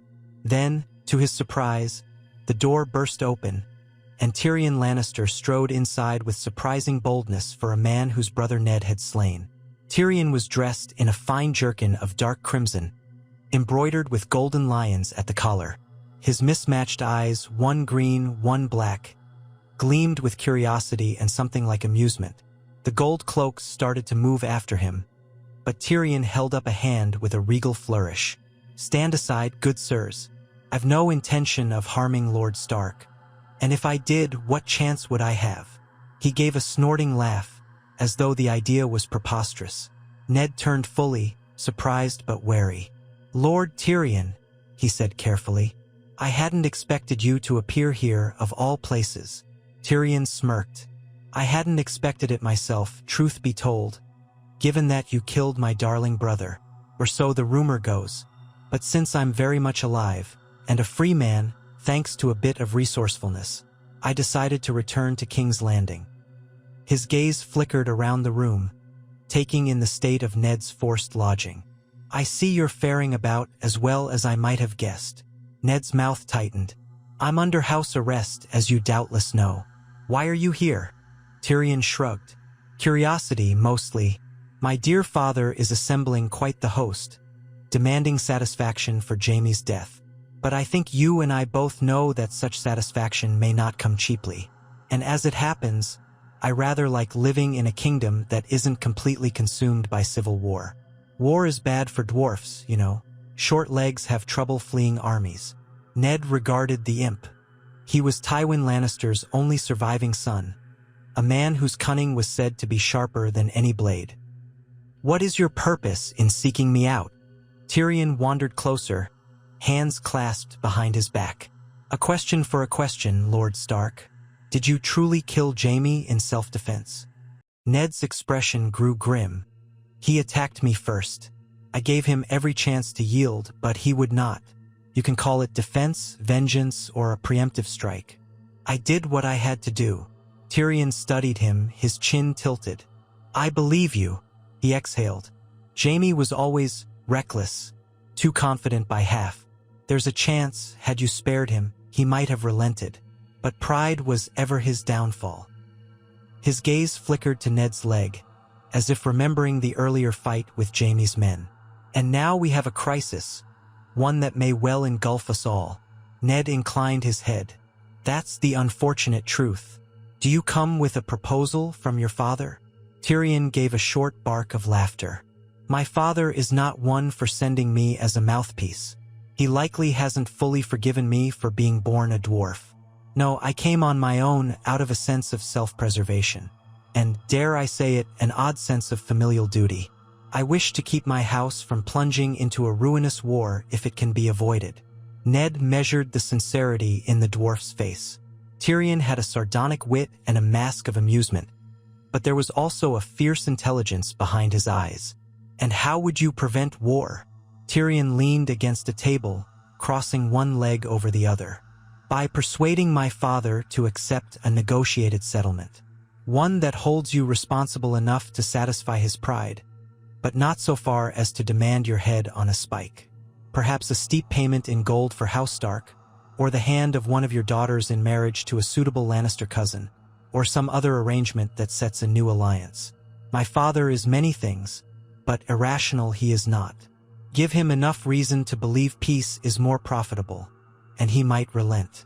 Ned's jaw tightened at the mention of Sansa or Arya being bartered away to the Lannisters, but he forced himself to remain calm. And you believe Tywin would agree? Tyrion spread his hands. Possibly. It depends on how the negotiations are framed. Right now, you're painted as a murderer who humiliated House Lannister. He wants your punishment. But if I return to him with a carefully crafted story, perhaps that Jaime provoked the fight, that your family is remorseful, that you are willing to pay compensation. Maybe he'll see the wisdom of letting you live. After all, war would cost him dearly, even if he prevails. Ned studied Tyrion's face, searching for duplicity. What do you get from this? Tyrion smiled crookedly. Peace. My father off my back for losing that trial by combat in the Vale, for one. And perhaps a stronger position at Casterly Rock, with the knowledge that I saved the family from a ruinous conflict. You might say it's an investment in my future. Ned's thoughts churned. He was no diplomat, but he knew that if there were any chance to avert bloodshed, he must consider it. I won't offer my daughters in marriage. They are too young. Tyrion waved a dismissive hand. Of course. Merely suggestions. Perhaps you can propose something else. I'm not your father's negotiator. I'm merely a well-wisher who sees an opportunity. The question is whether you trust me to represent your cause to Lord Tywin. I can't promise success, but I can promise to try. A heavy silence lingered. The gold cloaks in the doorway shifted uneasily, unsure if they should intervene, but Ned signaled them to remain at ease. He weighed the risk of placing any faith in Tyrion against the certainty of war if House Lannister remained unappeased. I will consider it, Ned said at last. But if you speak to Tywin on my behalf, know that I will not grovel, nor will I see my daughters used as pawns. Tyrion inclined his head. I'd expect no less from the infamous Ned Stark. Honor is in your bones, I suppose. He studied the chamber, noting the simple furnishings. Well, if you find yourself inclined to propose terms, have a raven sent to the Lannister manse in the city. I'll be staying there for a few days before making my way to Harrenhal, or wherever my father's war camp is by then. He gave a mocking half-bow. Until then, Lord Stark. With that, Tyrion turned and strolled out, the gold cloaks parting to let him pass. Ned exhaled, wondering if the dwarf's visit truly offered a glimmer of hope, or if it was only another layer of intrigue laid upon the city's smoldering tensions. In the days that followed, Ned found no easy answers. He wrestled with the notion of sending peace terms to Tywin. However, King Robert might see that as an undermining of his authority. After all, Robert had declared that Tywin should come to the king to negotiate, not the other way around. Meanwhile, Cersei made public showings of mourning for Jaime, draping the great hall in Lannister crimson, lighting candles in the sept, ensuring all the lords at court witnessed her grief and outrage. She rarely attended small council meetings, instead working behind the scenes to pressure lords and ladies to support the cause of House Lannister. In conversation with Ser Barristan Selmy, who visited to check on Ned's leg, Ned asked whether there was any chance the king might muster his own forces to meet Tywin in the field. Selmy's face turned grave. "I fear Robert's heart isn't in it, my lord," he confided quietly. "He's grown weary of wars and hunts. He drinks too much. Some days, he rouses himself enough to threaten any who defy him, but other days he seems to crumble beneath the queen's demands. The realm looks to him for leadership, yet I see only a shadow of the man who conquered the Targaryens." Ned sighed. "The burdens of rule have changed him. He was never made to sit the throne." Selmy nodded sadly. "I served the Mad King. I saw how power can twist men. Robert is not twisted, but he is ground down, worn. That leaves room for others to maneuver, which they do at every turn." He lowered his voice. "I wish you luck, Lord Stark. The realm cannot afford another war." In that faint hope, Ned found only the echo of his own fears. Days slipped by, each one bringing new tidings. Rumors of Lannister outriders near the Riverlands, of Tully bannermen preparing defenses at Riverrun, of Varys hinting that the Lords of the Vale might intervene if Catelyn petitioned her sister. Yet nothing definitive happened. It was as though the entire kingdom held its breath, poised on the brink. One afternoon, a summons arrived from the king. Ned was escorted, under guard as ever, to Robert's solar. He found the king alone, sifting through parchments on a large wooden table. The solar smelled of wine and dust. Robert's hair was unkempt, dark circles under his eyes. When Ned entered, Robert waved dismissively at the gold cloaks. "Out. Stand guard outside. I wish to speak to Lord Stark alone." The men bowed and obeyed. Ned approached. "Your Grace," he said. He could see the tension in Robert's broad shoulders, the meaty fists that clenched around a parchment. Robert looked up, face mottled with anger. "Read this." He shoved the parchment forward. Ned took it carefully and glanced over the bold script. A message from Tywin Lannister, thick with veiled threats, demanding that the king hand over Ned or face the wrath of House Lannister in open war. Or, failing that, Tywin demanded gold and hostages from among the greatest houses of the realm as partial atonement. The letter ended with a scrawling signature, Tywin's name, beneath the sigil of the lion. Ned set the parchment down. "He is serious," Robert snorted. "Aye, he is. Serious enough to have half the realm cowering. The council babbles about sending ambassadors, offering more gold, forging a marriage alliance. They act like the Lannisters aren't already the richest house in Westeros. And now the rumors that Tyrion is in the city, stirring who knows what mischief." Ned thought of Tyrion's visit. "He may be trying to broker some arrangement," he offered quietly. "Arrangement?" Robert spat. "Tywin wants your head for his precious golden boy. Even if Tyrion tries to soothe him, do you think the old lion will just roll over?" He paced the floor, heavy footfalls echoing. "If I could just challenge Tywin to single combat, that would settle things. But the cunning old bastard would never meet me in the field alone. He'll send half the West after us." Ned stood firm. "There must be another way. War will devastate the realm." Robert whirled on him, anger flaring in his eyes. "Another way? Perhaps if you'd let Jaime yield instead of driving your sword through his chest, I wouldn't be in this predicament." "Seven hells, Ned. I've half a mind to." He stopped himself, fists trembling. Then he sagged, as if deflated, and sank into a chair. Ned felt an old guilt twist in his chest. He would not apologize for defending himself, but Robert was not entirely wrong. Jaime's death had pushed them to this breaking point. "I regret that it came to violence," Ned said quietly, "but I do not regret surviving." Robert regarded him with weary, bloodshot eyes. "I know, old friend. I know." He wiped a hand across his face. "I've asked myself every night if I should have forced the Lannisters to face justice long ago. For all the rumors, all the schemes. But I was blind, or I didn't care. Now the cost is at my doorstep." They sat in silence for a moment, the weight of the realm pressing down.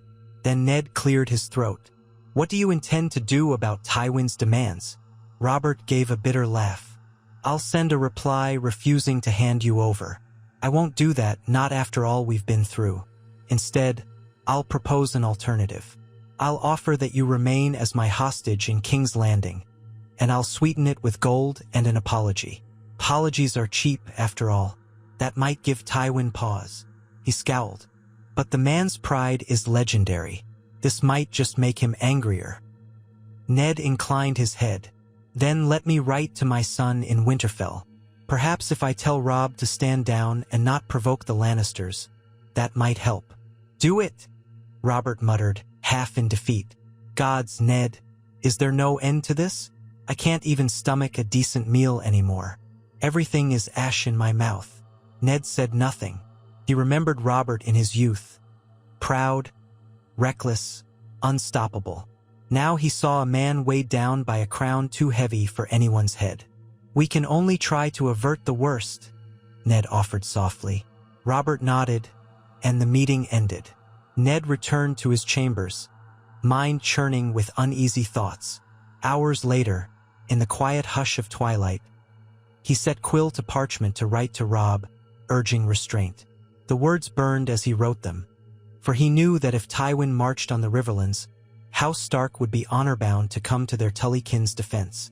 But caution might buy time, if nothing else. The next day, the city awoke to news that Tywin's host had moved closer to the border of the Riverlands. The drums of war beat louder in every rumor. The gold cloaks grew more vigilant. King Robert snapped at his council with mounting impatience. Cersei glided through the corridors like a specter of vengeance, refusing to speak with Ned but ensuring that he felt her scorn in every glance. The tension seemed ready to fracture at any moment. Amid this ever-darkening atmosphere, Tyrion Lannister made his next move. Late one evening, after Ned had dined quietly with Arya and Sansa, a raven arrived bearing a small sealed letter from Tyrion, requesting a covert meeting. Its tone was terse but polite. "I have pertinent matters to discuss. Come to Chataya's brothel in the Street of Silk after midnight. Bring only one guard if you must. Discretion is paramount." Ned's stomach tightened with mistrust. A brothel of all places. It reeked of Littlefinger's style of subterfuge.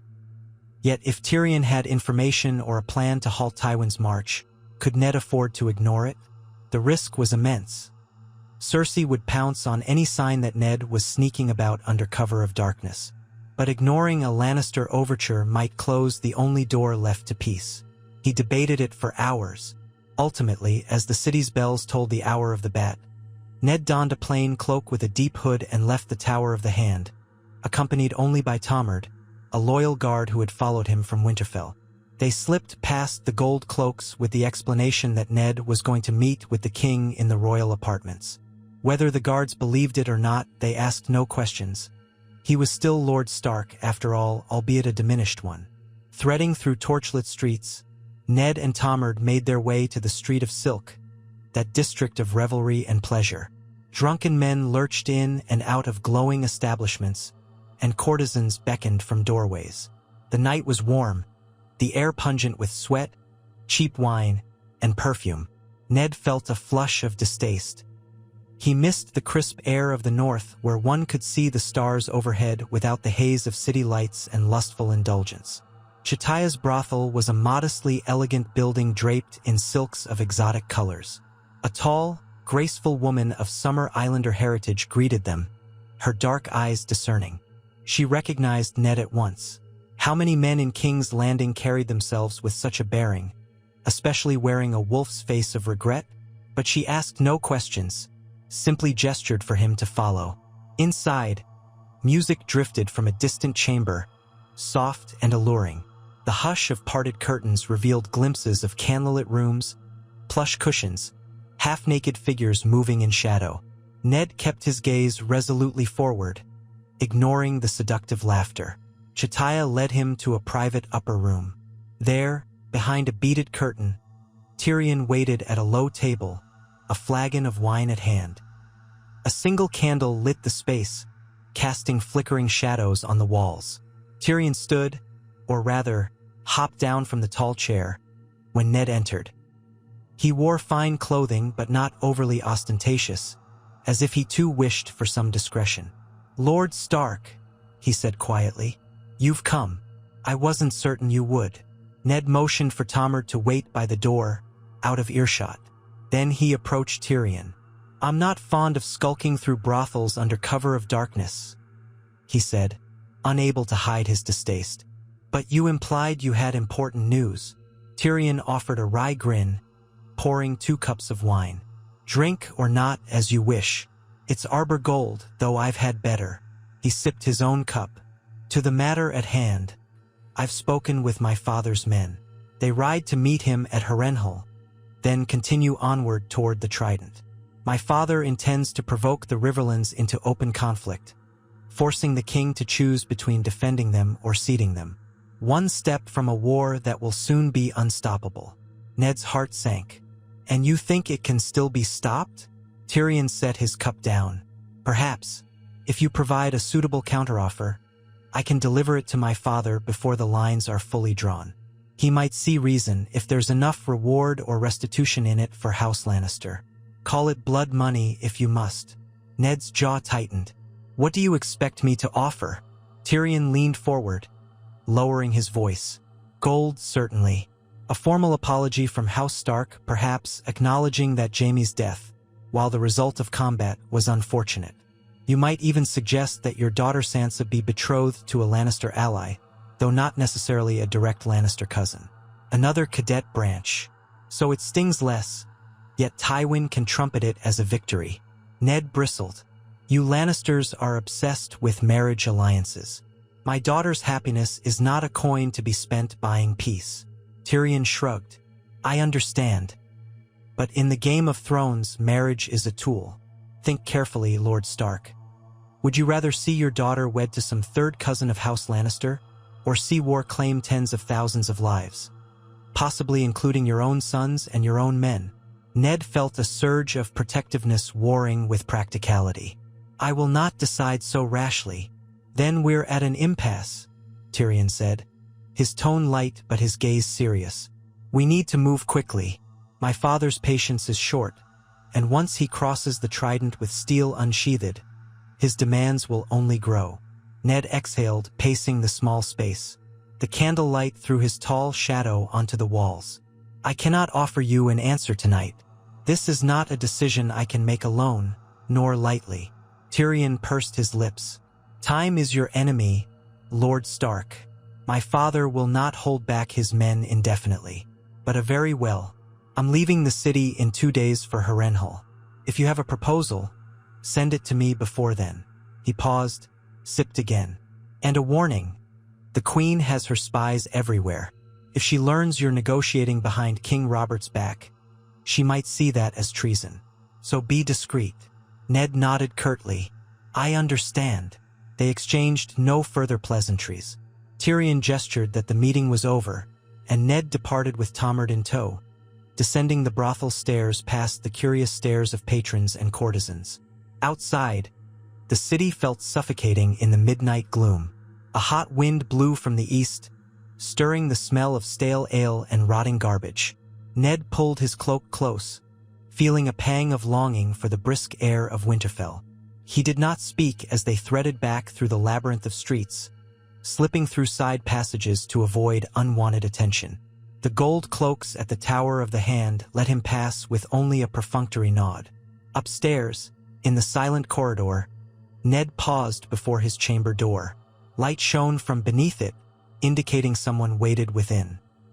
When he entered, he found Peter Baelish leaning casually against a table, examining a half-burned candle.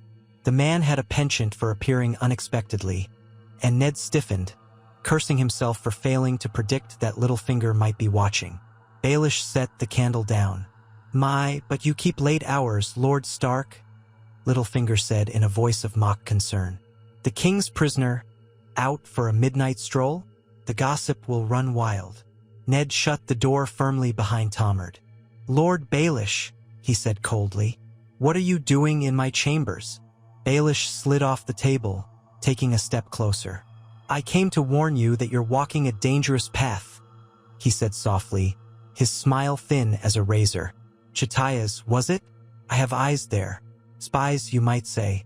If I found out, how long before the Queen learns as well?" Ned's hand clenched at his side. "I don't answer to you. No, you don't. But you'd be wise to hear me out." Baelish's gaze flickered to Tomard, then back to Ned. Tyrion's playing his own game. Cersei's playing another. Varys, the king, Tywin, Renly. All of them have their pieces on the board. If you move the wrong piece in haste, you'll find your entire line toppled. Ned's anger rose.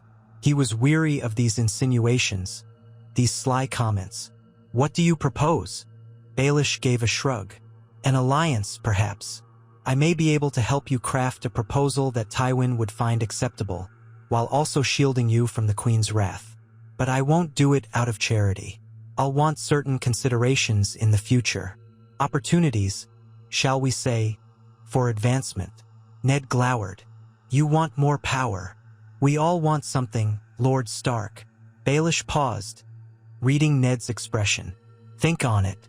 A war can be very bad for your family, for your precious North, for the realm.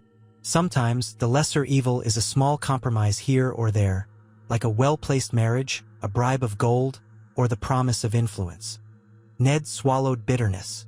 Everywhere he turned, the currency of politics came back to alliances sealed with children or gold. But the realm's precarious situation could not be ignored. "I will think on it," he finally said, "but do not trespass in my chambers uninvited again." Baelish offered that insincere smile. "I trespass nowhere, my lord. I merely appear where I am needed most. Good night." With that, he slipped out, leaving only the faint scent of lavender oil in his wake. Ned stood silent, tension coiled in every muscle. At length, he dismissed Tomard, undressed, and lowered himself onto the bed, though he did not expect restful sleep. The city was full of watchers, each one a potential snake in the grass. Even the men who offered help had their own hidden knives. Ned's head spun with thoughts of Sansa, Arya, Robb, Catelyn, and the thousands upon thousands of innocents who would suffer if open war erupted.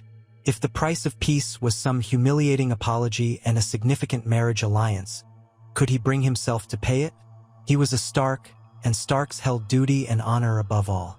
Yet the men and women who would die in the next war, would their ghosts reproach him if he refused a compromise that might save them?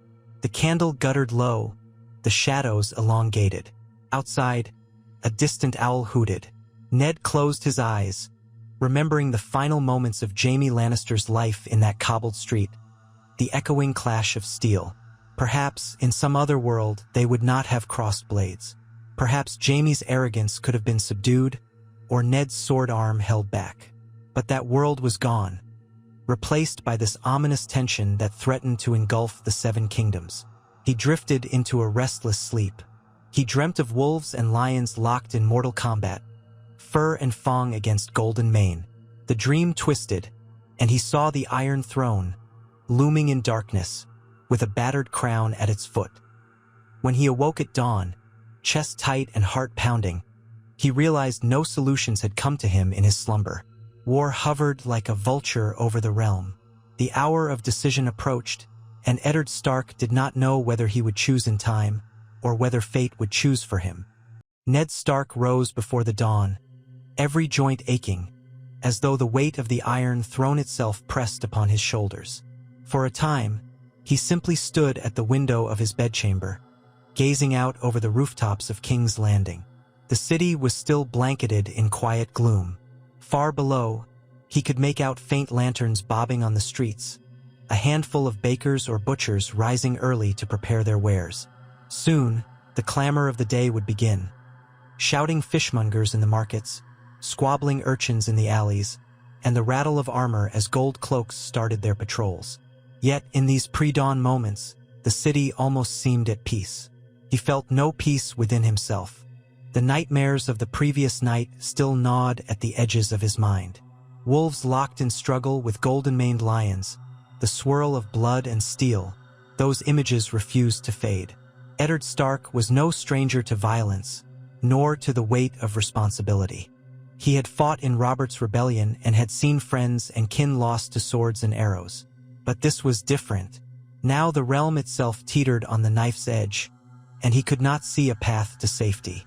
He had killed Jaime Lannister in single combat. That was a truth he could neither deny nor soften. Though Jaime had provoked him, though it had been a matter of defense, House Lannister would never see it that way. At any moment, Tywin's host might surge eastward into the Riverlands. By all reports, Gregor Clegane was already terrorizing those western borders, raiding and burning, an unmistakable threat of what was to come if House Stark and King Robert did not yield to the Old Lion's demands. Still wearing only a light robe, Ned stepped away from the window. On a small table lay the letter he had finished the previous night, addressed to Robb Stark at Winterfell. He had written carefully, admonishing his son to avoid rash moves, to remain vigilant but not to strike first. It went against the northern instinct to meet threat with equal ferocity, but open war might doom them all. Ned took a deep, measured breath. The letter would go to the Rookery at once. Grand Maester Pycelle would see it dispatched. Unless Pycelle was already working with the Lannisters and decided to misplace the message. But no, Pycelle was loyal to the king, or so he professed. Ned could only trust that his words would reach Robb intact. When he emerged into the corridor, he found a pair of gold cloaks waiting, as always, to escort him. He gave them a curt nod. He was permitted to move within the Red Keep under guard, a far gentler cage than a dungeon cell, but a cage nonetheless. The men nodded back, and Ned led them through winding halls toward the keep's rookery. They passed a few yawning servants carrying brooms, and the occasional guard who saluted the hand. No, the former hand, Ned reminded himself bitterly. Even so, most appeared uneasy or looked away. Word traveled quickly. He could guess what they whispered. That the king's one-time hand had murdered the Kingslayer in cold blood. That House Lannister was massing an army. That soon blood would run in the gutters of King's Landing. Ned entered the rookery, a round chamber set high in a tower, its interior dark save for pale dawn light seeping through a row of narrow windows. Dozens of ravens perched in wicker cages, ruffling black feathers and croaking softly. The air smelled of droppings and old straw. Grand Maester Pycelle was not present. In his stead was a gangly young acolyte who squinted at Ned with barely masked curiosity. Ned wordlessly handed him the sealed parchment. "See, this is sent to Maester Luwin at Winterfell," Ned said quietly, tone carrying a weight that brooked no argument. "My seal is upon it. Let none delay it." The acolyte swallowed, giving a small bow. "At once, my lord. The bird will fly within the hour." Ned lingered a moment, staring at the ravens. He wondered if any letters from Catelyn might be waiting here. None had come from the Eyrie in days. Lisa had proven unpredictable, and Catelyn might be in a precarious position. With Tyrion free, Lisa's anger at the Lannisters might have flared anew, or she might blame Catelyn for losing such a valuable prisoner. Worry knotted Ned's brow, but he tried to set it aside. One crisis at a time, he left the rookery, his gold cloaks trailing behind him. Along the corridor, they encountered no one of note until they reached the base of the tower. There, Ned glimpsed Barristan Selmy, clad in the Kingsguard's pristine white cloak, speaking quietly with a younger knight. The Lord Commander's lined face brightened a fraction at the sight of Ned. "Lord Stark," Selmy said with polite gravity, "I had hoped to find you. The kings demanded we hold a meeting with the small council within the hour. He says the realm cannot wait any longer to address Tywin Lannister's provocations. Will you attend? You remain involved, if not in official capacity." Ned gave a short nod. "I'll come. Let on." They walked together, the younger knight hurrying off with some errand. Selmy glanced at Ned's gold cloaks but did not comment. Where once Ned might have strolled freely, now he marched under watch, an illustration of how quickly fortunes changed in King's Landing. They made their way through a broad corridor lined with columns. Sunlight streamed through windows, illuminating motes of dust swirling in the air. At this early hour, the Red Keep was somewhat subdued, though the occasional retainer or courtier darted by, arms laden with scrolls and ledgers. The tension was unmistakable. Everyone moved with a briskness that suggested urgent business. At last, they reached the council chamber, a spacious room dominated by a long table. King Robert arrived only moments after Ned, accompanied by 2 more Kingsguard. He looked tired, but that had become the norm. Dark circles under his eyes, unkempt hair that was no longer the thick black mane of his youth, and a face etched with worry. Though still broad of shoulder and thick in the chest, Robert carried that weight as though it were a burden instead of a symbol of strength. Gathered around the table were Grand Maester Pycelle, Peter Baelish, Varys, Renly Baratheon, and, somewhat surprisingly, Queen Cersei herself. She stood near a window, her posture rigid, green eyes hard. Even across the room, Ned felt the hostility emanating from her. Killing Jaime had not only taken her brother's life, it had wounded a part of her too, though he dared not let his thoughts dwell on the rumors that had long circled about the twins. Robert took his seat at the head of the table, letting out a weary grunt. Cersei moved to stand on his left, arms folded. Everyone else settled as well, though Ned remained standing, uncertain if he was truly welcome. The king waved a hand, indicating that Ned should join them. "This is a matter of the realm," Robert said, "and Ned is part of it whether we like it or not.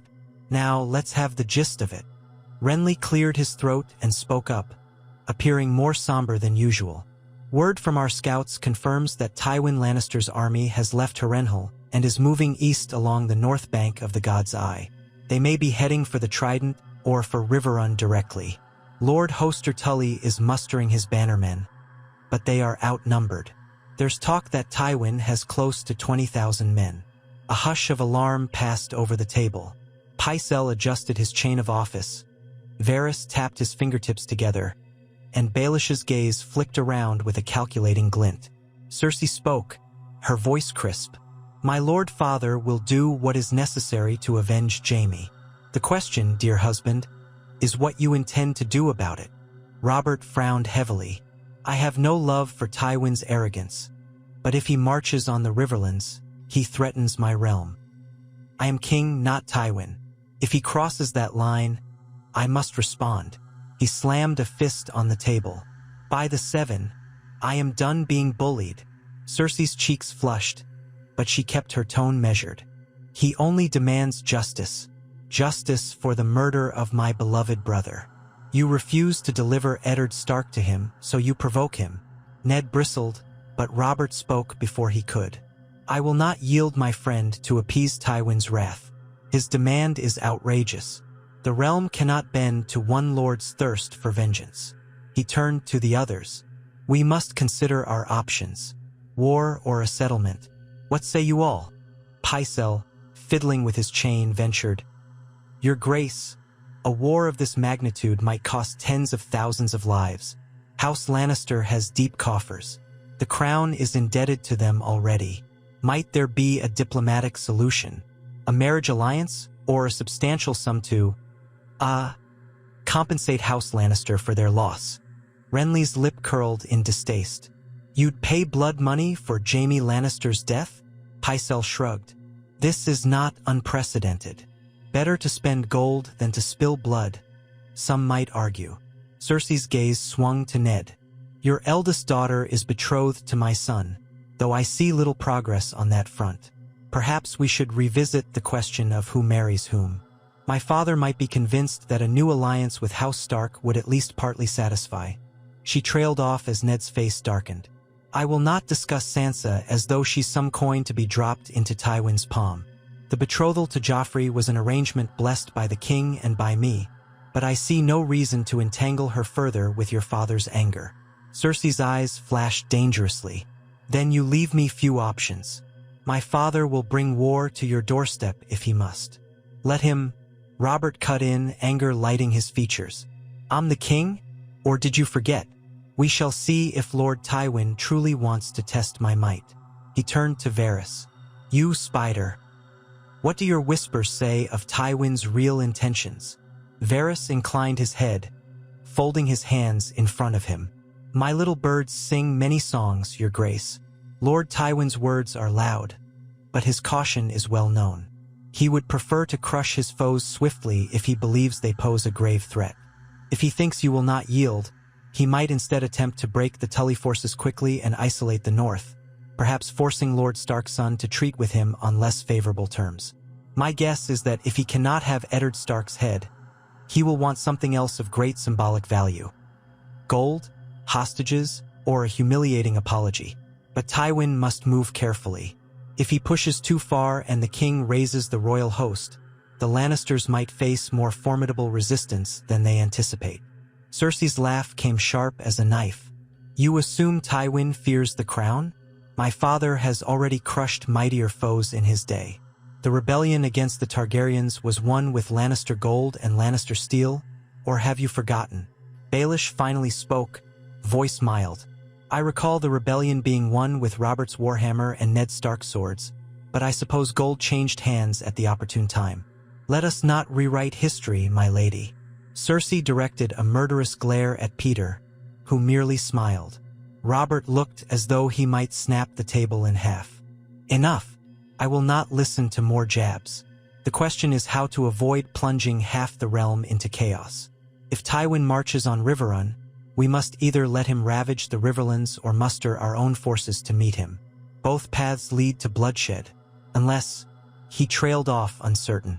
Ned took a breath. Unless we negotiate. I've had offers. He felt the weight of Cersei's gaze, but pressed on. Tyrion Lannister approached me. He claims he might persuade Tywin to accept terms short of my head, though the cost will be high. A ripple of surprise moved around the table. Robert blinked. The imp approached you? Why?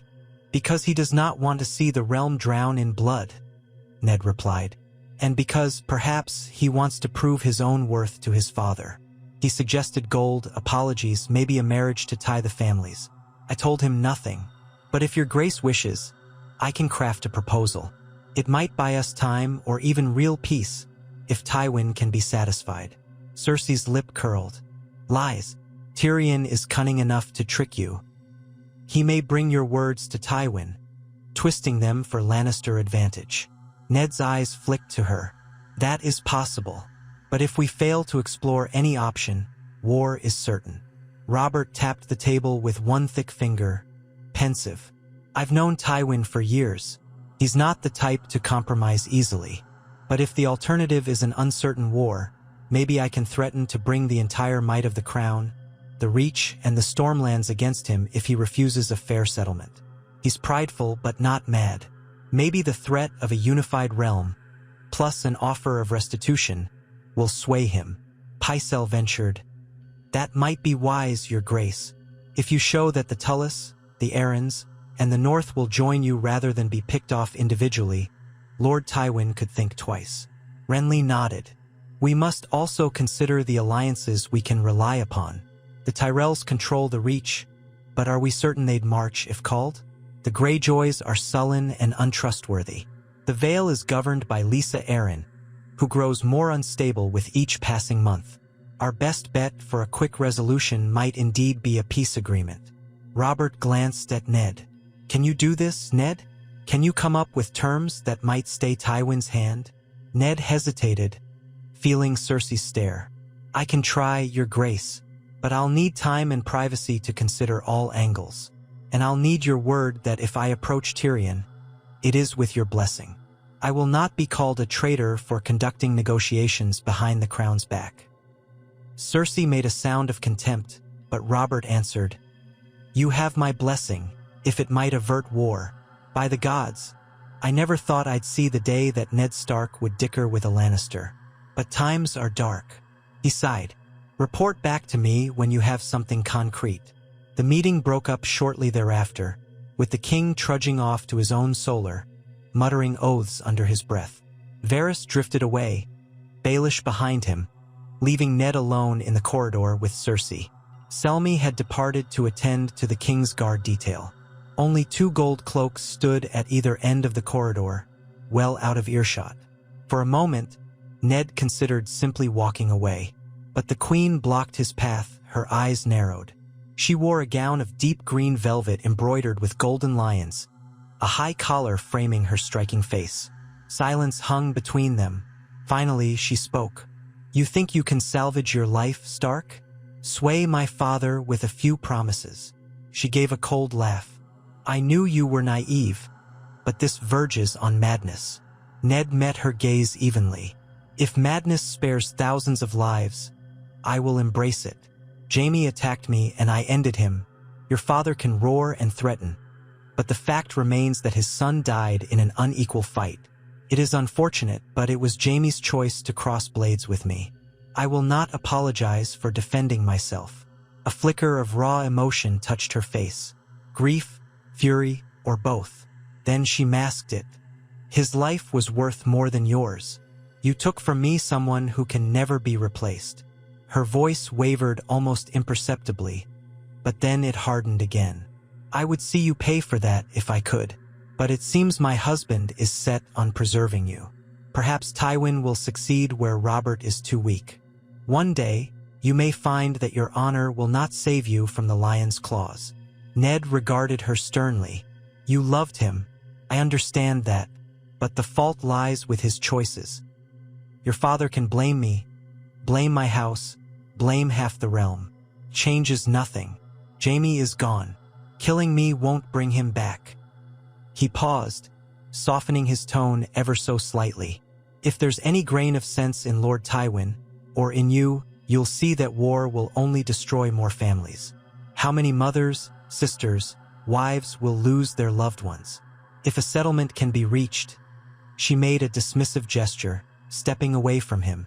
"Do what you will, Stark. I doubt it will matter. My father seldom forgives such slights. But if you cling to a fool's hope, that is your affair." She swept past him, her perfume trailing in the air, and left him standing in the corridor with the gold cloaks looking on nervously. Ned exhaled. His conversation with Cersei only underscored the depth of the anger Tywin harbored. The old lion would not be swayed by mere words. The settlement must be carefully crafted to satisfy his pride and thirst for vengeance. If it was even possible. He returned to his chambers, heart heavy. Once inside, he found Arya pacing by the window and Sansa seated in a chair, wringing her hands. Both girls rose immediately at the sight of their father. Arya marched forward. "Is it true, father? The king's men say there's going to be war, that Lannisters are marching east to kill Tullis, and the gold cloaks might have to fight them. Everyone's terrified." She clenched her fists. "Let me fight with you if they come here. I won't let them take your head." Sansa made a little gasp. "Don't talk like that, Arya." Ned knelt, facing his youngest daughter. "Arya, no. You are brave, but your place is not on a battlefield. I hope there will be no battlefield in King's Landing.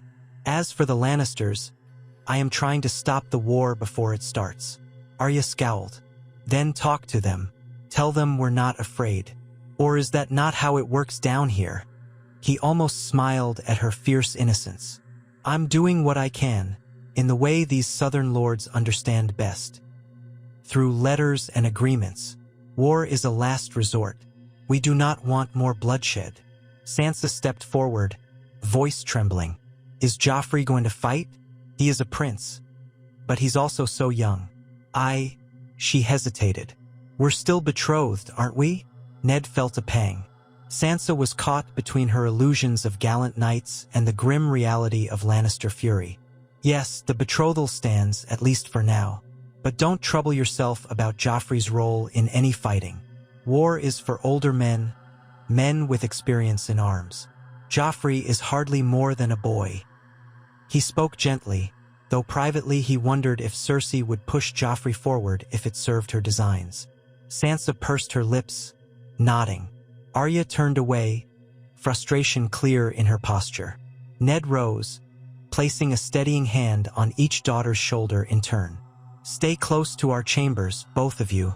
The castle is safe enough, but these are uneasy times. If you go anywhere, take a guard." Arya huffed.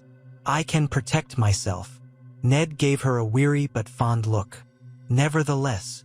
She frowned, but relented. Ned squeezed her shoulder lightly before releasing her. He then sat near the window, gazing at the city beyond. Thoughts churned in his mind. Tyrion's suggestion of marriage alliances, Baelish's thinly veiled offer to help craft a compromise, Varys's warnings, even Robert's grudging approval. None of it felt comfortable or honorable in the way that Ned understood honor. But if it spared thousands of lives, he went to the small desk in the corner, rummaging for parchment and ink. His leg twinged, a reminder of the earlier injury inflicted by Jaime's men. As he laid out a blank sheet, his daughters retreated to the far side of the room, speaking in low voices. Ned drew a quill across his lips in thought. Then, slowly, he began to write. He sketched out a proposal as carefully as he might plan a siege, mindful of every potential weakness. He included a formal expression of regret for Jaime's death. Asterisk, it was never my desire to shed a great lord's blood in the streets of the capital. Asterisk, but did not admit fault or wrongdoing. He mentioned the possibility of a substantial sum of gold to House Lannister, perhaps recouping the crown's debt to them in a lump sum to soothe wounded pride. He also considered the notion of a betrothal, yet he refused to tie Sansa or Arya to any unchosen Lannister. Instead, he proposed that the next generation might be joined through some distant cousin of House Stark and a lesser Lannister branch, if any existed. Something that would be a gesture without sacrificing his daughters' futures. The negotiation read more like a battlefield truce than a friendly alliance. Perhaps that was fitting. After a while, Ned realized how easily he was slipping into the role.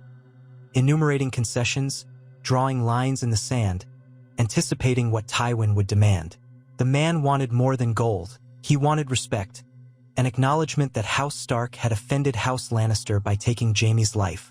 Ned included a vow that House Stark would never again raise steel against House Lannister without just cause, and that the matter of Jaime's death would be considered settled. When he finished, he reviewed it with a critical eye. Would Tywin be insulted? Would he see this as too little, too late? Perhaps. But if Tyrion truly wanted peace, he might shape these words favorably in his father's ears. Ned sighed, setting the quill aside. In the north, a man's word was his bond. In King's Landing, words were as slippery as eels. Still, it was better than the butchery that war would bring. Before nightfall, Ned placed the letter in an envelope sealed with the dire wolf of House Stark. If he was to deliver it to Tyrion, it must be done soon, for Tyrion had said he would leave for Harrenhal within a day or two. Ned eyed the shadowy corners of the room, expecting Baelish or Varys to appear unbidden. Neither did. Instead, one of the gold cloaks announced that a meal had been sent from the kitchens. Supper was a subdued affair, a simple stew and some bread. Sansa ate little, still anxious, while Arya devoured her portion hungrily. Afterward, Ned dismissed the servants and spent an hour speaking quietly with his daughters. He told them stories of Winterfell, stories they had heard many times before, but which seemed to soothe them with memories of home. The hot springs that kept the castle walls warm even in winter, the howling of the dire wolves in the forest, the crypts where the kings of winter rested. Arya eventually dozed off in a chair, while Sansa retreated to her bedchamber, subdued. Ned sat alone by candlelight, turning the letter in his hands.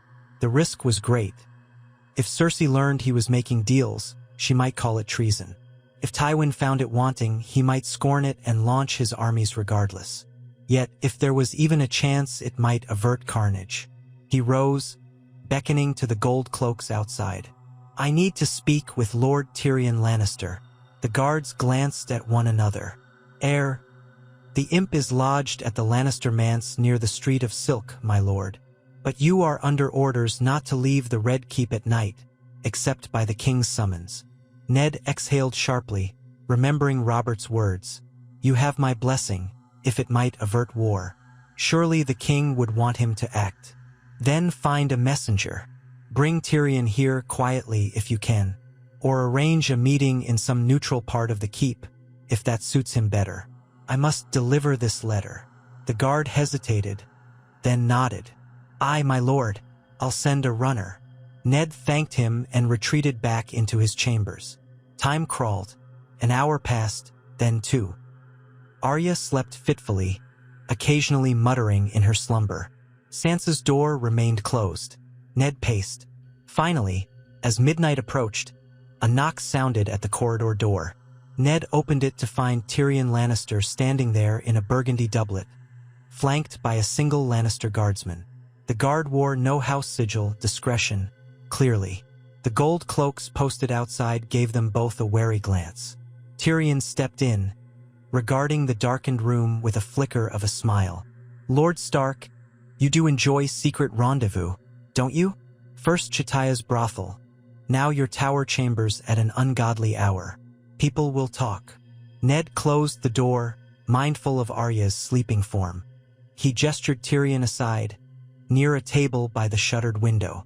"I have prepared an offer for your father, a potential settlement that might quell his anger."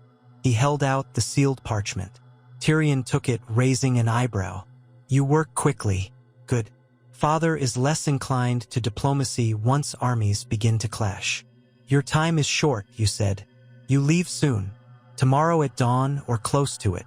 If I ride hard, I can catch up to my father's vanguard in a few days." He turned the parchment over, studying the direwolf seal. "Will you summarize what I'll find inside?" Ned did so in a low voice, describing the key concessions. A formal statement of regret, a large sum of gold from the crown to House Lannister, enough to cover existing debts plus an additional reparation, and the possibility of forging a marriage alliance in the future, though not Sansa or Arya. The vow that House Stark would not seek further vengeance was also included. Tyrion listened intently, occasionally tapping a finger on the parchment. When Ned finished, Tyrion pursed his lips. "It is not the typical groveling apology my father might wish for, but it's a start. Money is always persuasive, especially if it's a tidy sum. He wants the realm to see Lannisters as unassailable, so the vow that your house will let the matter of Jaime's death lie is crucial. That might soothe some of his fury." He tucked the letter into his doublet. "I will present this to him as favorably as I can. I have no illusions, Lord Stark. Tywin can be the most stubborn, prideful man in the Seven Kingdoms. But if there's a chance he'll accept terms, it's because he knows war is costly. I'll do my best to remind him of that." Ned nodded. "Thank you. And understand, Lord Tyrion. I offer this not because I fear fighting, but because too many innocents suffer in a war. Let that weigh on your mind if your father balks." Tyrion let out a breath. "I'm not unaware of the consequences of conflict. My father sometimes forgets the bones broken along the way, as long as the victor stands tall. But I have a certain affection for living comfortably. War rarely fosters comfort." He paused, as if considering something. "And what of the Queen? Does Robert Baratheon sanction this? Will Cersei attempt to sabotage it?" Ned's lips thinned. "The king has given his blessing for me to try. As for Cersei, she despises me, but I do not believe she can openly thwart the king's will in this matter. At least not yet." Tyrion murmured. "Be cautious all the same. My sister's cunning is formidable. She might try to poison Tywin's opinion, or even orchestrate something rash behind the king's back. Still, if Robert stands behind you, that might keep her in check. The real question is whether my father can swallow his pride." Ned inclined his head. "I suppose we'll know soon enough." They parted with little ceremony, Tyrion dipping a small bow as he left. The gold cloaks let him go. Ned carefully barred the door and stood in silence for a long while, feeling the uncertain weight of the moment. If Tyrion failed, if Tywin rejected the terms, war might descend upon them within a fortnight. At last, weary, he moved to wake Arya and guide her to her own bed. She grumbled sleepily but followed him. Then he settled into his own bed, heart restless, mind spinning with the possibilities. The candle burned low, flickered, and died. He dreamed again of wolves and lions, but this time, the wolves were huddled against a cold wind, and the lions prowled closer with each heartbeat, flashing golden eyes. Before the beasts clashed, a horn sounded in the distance. He woke in darkness, drenched in sweat, unsure what omen that dream might carry. The next days in King's Landing felt like a slow strangulation. The city seemed to hold its breath, waiting for news, for the first swords to clash or for a messenger from the west to appear. Gossip spread like wildfire. Some claimed that Tywin's army had already reached Riverrun and was putting it to the torch. Others said the river lords had capitulated. Still others insisted King Robert was raising his banners in secret. Soldiers patrolled the streets in greater numbers, and tavern brawls turned ugly at the slightest provocation. The name Lannister stoked strong emotions in both supporters and detractors. The Gold Cloaks had to break up at least one riot in Flea Bottom, where an angry mob had marched with straw effigies of lions, setting them aflame. During this tense lull, Ned had few duties beyond waiting and watching. Robert summoned him occasionally, demanding updates that Ned could not provide. The king grew more restless each day, snapping at courtiers and retreating to his cups with increasing frequency. Grand Maester Pycelle came forward with half-hearted suggestions of marriage alliances. Baelish slithered in and out of the Tower of the Hand, dropping hints about behind-the-scenes manipulations that might help. Varys offered cryptic reassurances but no concrete news. Meanwhile, Cersei hovered, organizing her ladies-in-waiting, holding audiences, ensuring all saw her veiled mourning for Jaime. Finally, a raven arrived bearing the Lannister sigil. It came in the late afternoon, and the entire Red Keep seemed to vibrate with apprehension when it was announced. Ned stood in the courtyard as Robert received the parchment from a trembling squire. The king tore it open, scanning the contents with narrowed eyes. The surrounding courtiers, including Cersei, waited with bated breath. Robert snorted, tossing the parchment to Ned. "Your letter, I imagine," returned with commentary from Lord Tywin. Ned's heart pounded as he caught the parchment. The script was bold, precise, unmistakably Tywin's style. He read it quickly, gleaning its meaning. Lord Tywin acknowledged receipt of Lord Stark's attempt at apology. He criticized its insufficiency, stating that mere gold cannot compensate for the blood of a Lannister. Still, there was a hint of willingness to continue talks if certain demands were met. Tywin insisted upon a formal, public renunciation of any claim that Jaime was at fault. Lord Stark must declare that Jaime Lannister's attack was in response to grave provocation, thus absolving the Kingslayer of wrongdoing. Only then would Tywin consider additional negotiations. Ned handed the parchment back to Robert, who read it again, scowling. "He wants you to lie for him, Ned. Proclaim to the realm that Jaime was innocent of aggression." Cersei read over Robert's shoulder, eyes bright with triumph. "It's a small price to pay for peace, wouldn't you say, Lord Stark? Or do your northern sensibilities forbid falsehoods?" Ned ignored her barb, speaking to Robert. "He demands I perjure my own honor and memory of what transpired. Jaime attacked me. Every witness on that street saw it. I cannot declare him innocent without spitting on truth." Cersei's smile only sharpened. "Then you condemn the realm to war, all for the sake of your precious truth. How many thousands will die for your pride?" Robert glared at her but turned to Ned. "Is there a middle ground? Could you phrase it in a way that satisfies Tywin without outright lying?" Ned thought of it, sifting words carefully. "Perhaps I could say Jaime acted in the heat of the moment upon hearing that Tyrion was captured, that he was misled, and that I regret the confrontation. I might avoid calling him blameless, but I could suggest mitigating circumstances."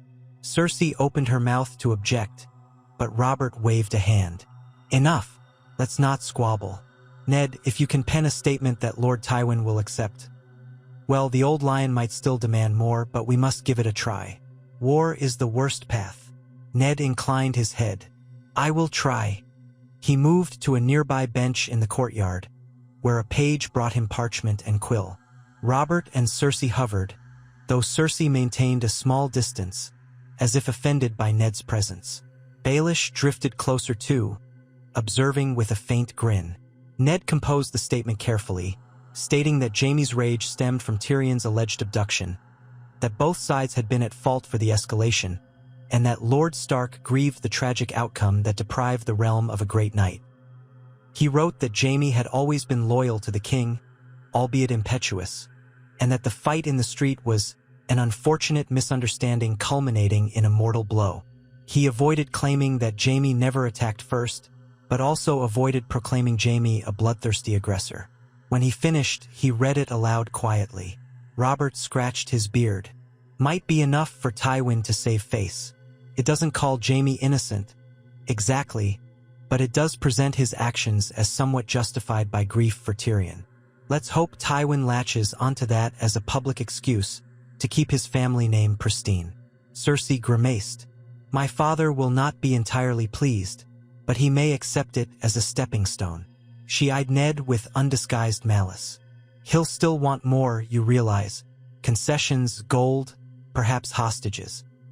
Ned's hand tightened on the parchment. Hostages. He thought of Sansa and Arya, safe at the moment but vulnerable to any demand the Lannisters might make. Father's heart rebelled. We'll face that if it comes. For now, I'll have this letter sealed with my seal, as well as the king's, and dispatched at once. Robert signaled for a squire to gather the materials. We'll send it by the fastest raven to Harrenhal. Tywin's men should still be near the Trident, so they'll receive it quickly. Then we wait. Ned gave a stiff nod, handing the parchment to the squire. He felt a slight hollowness in his chest. He had bent words to suit Lannister pride, though not outright lying. Yet it tasted foul all the same. He silently asked the gods to forgive him if this act of compromise was necessary to preserve peace. Honor was dear, but life was dearer still for all the innocents in the realm. Cersei brushed past him, skirt swishing. She spoke softly but pointedly. My father wants your humiliation, Stark. If he cannot have your head, he'll accept your groveling. Beware. Each word you offer, he will want a bit more. You will never be clean of this. Jaime's death is a debt in blood. She turned away, following Robert as he stomped back into the castle. Ned watched her go, ignoring Baelish's amused glance. Baelish said nothing, only gave a slight nod, as if acknowledging Ned's skillful dance of words, then melted away into the gathering throng of courtiers. In the days that followed, the city churned in rumor. The Lannisters, so the talk went, had slowed their march, uncertain whether to proceed or pause while Tywin considered the king's new message. Gregor Clegane reportedly still raided outlying villages in the Riverlands, though in smaller forays. The Tullus were rallying around Riverrun but had not yet committed to open battle. Everyone waited for Tywin's next move or next letter. And so King's Landing continued its uneasy vigil. Ned, meanwhile, spent those days under constant watch but with a fraction more freedom. At Robert's behest, the Gold Cloaks gave him permission to walk in the castle gardens or visit the royal September. Sansa came with him sometimes, relishing the chance to stretch her legs amid the greenery. Arya preferred the training yard, slipping away whenever she could. Occasionally, Ned would catch glimpses of her whirling a wooden sword under the watchful eye of Syrio Farrell. The guards grumbled but allowed it. One afternoon, as Ned strolled the gardens with Sansa, he saw a figure approach along a gravel path lined with rosebushes. Sandor Clegane, the Hound, resplendent in his dark armor and white cloak of the Kingsguard. His burn-scarred face twisted into something like a smirk when he saw Ned. Sansa stiffened, recalling how Joffrey's sworn shield had frightened her in the past. Clegane gave a curt nod. Lord Stark, the king wants you in the throne room. Ned tensed. Now? Aye. He's in one of his moods. Best not keep him waiting. Sansa looked to her father with concern. Ned offered her a reassuring smile. Return to your chambers. I'll see what the king requires. She bobbed a quick curtsy and hurried off, while Clegane escorted Ned through the castle corridors.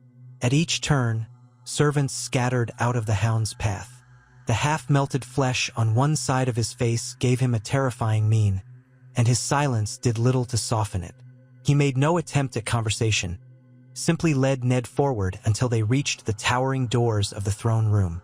There, 2 gold cloaks pulled the doors open, revealing the vast hall within. Robert sat upon the iron throne, sprawled forward with one hand on the pommel of a sword. He looked vexed, gaze fixed on a figure kneeling at the base of the dais.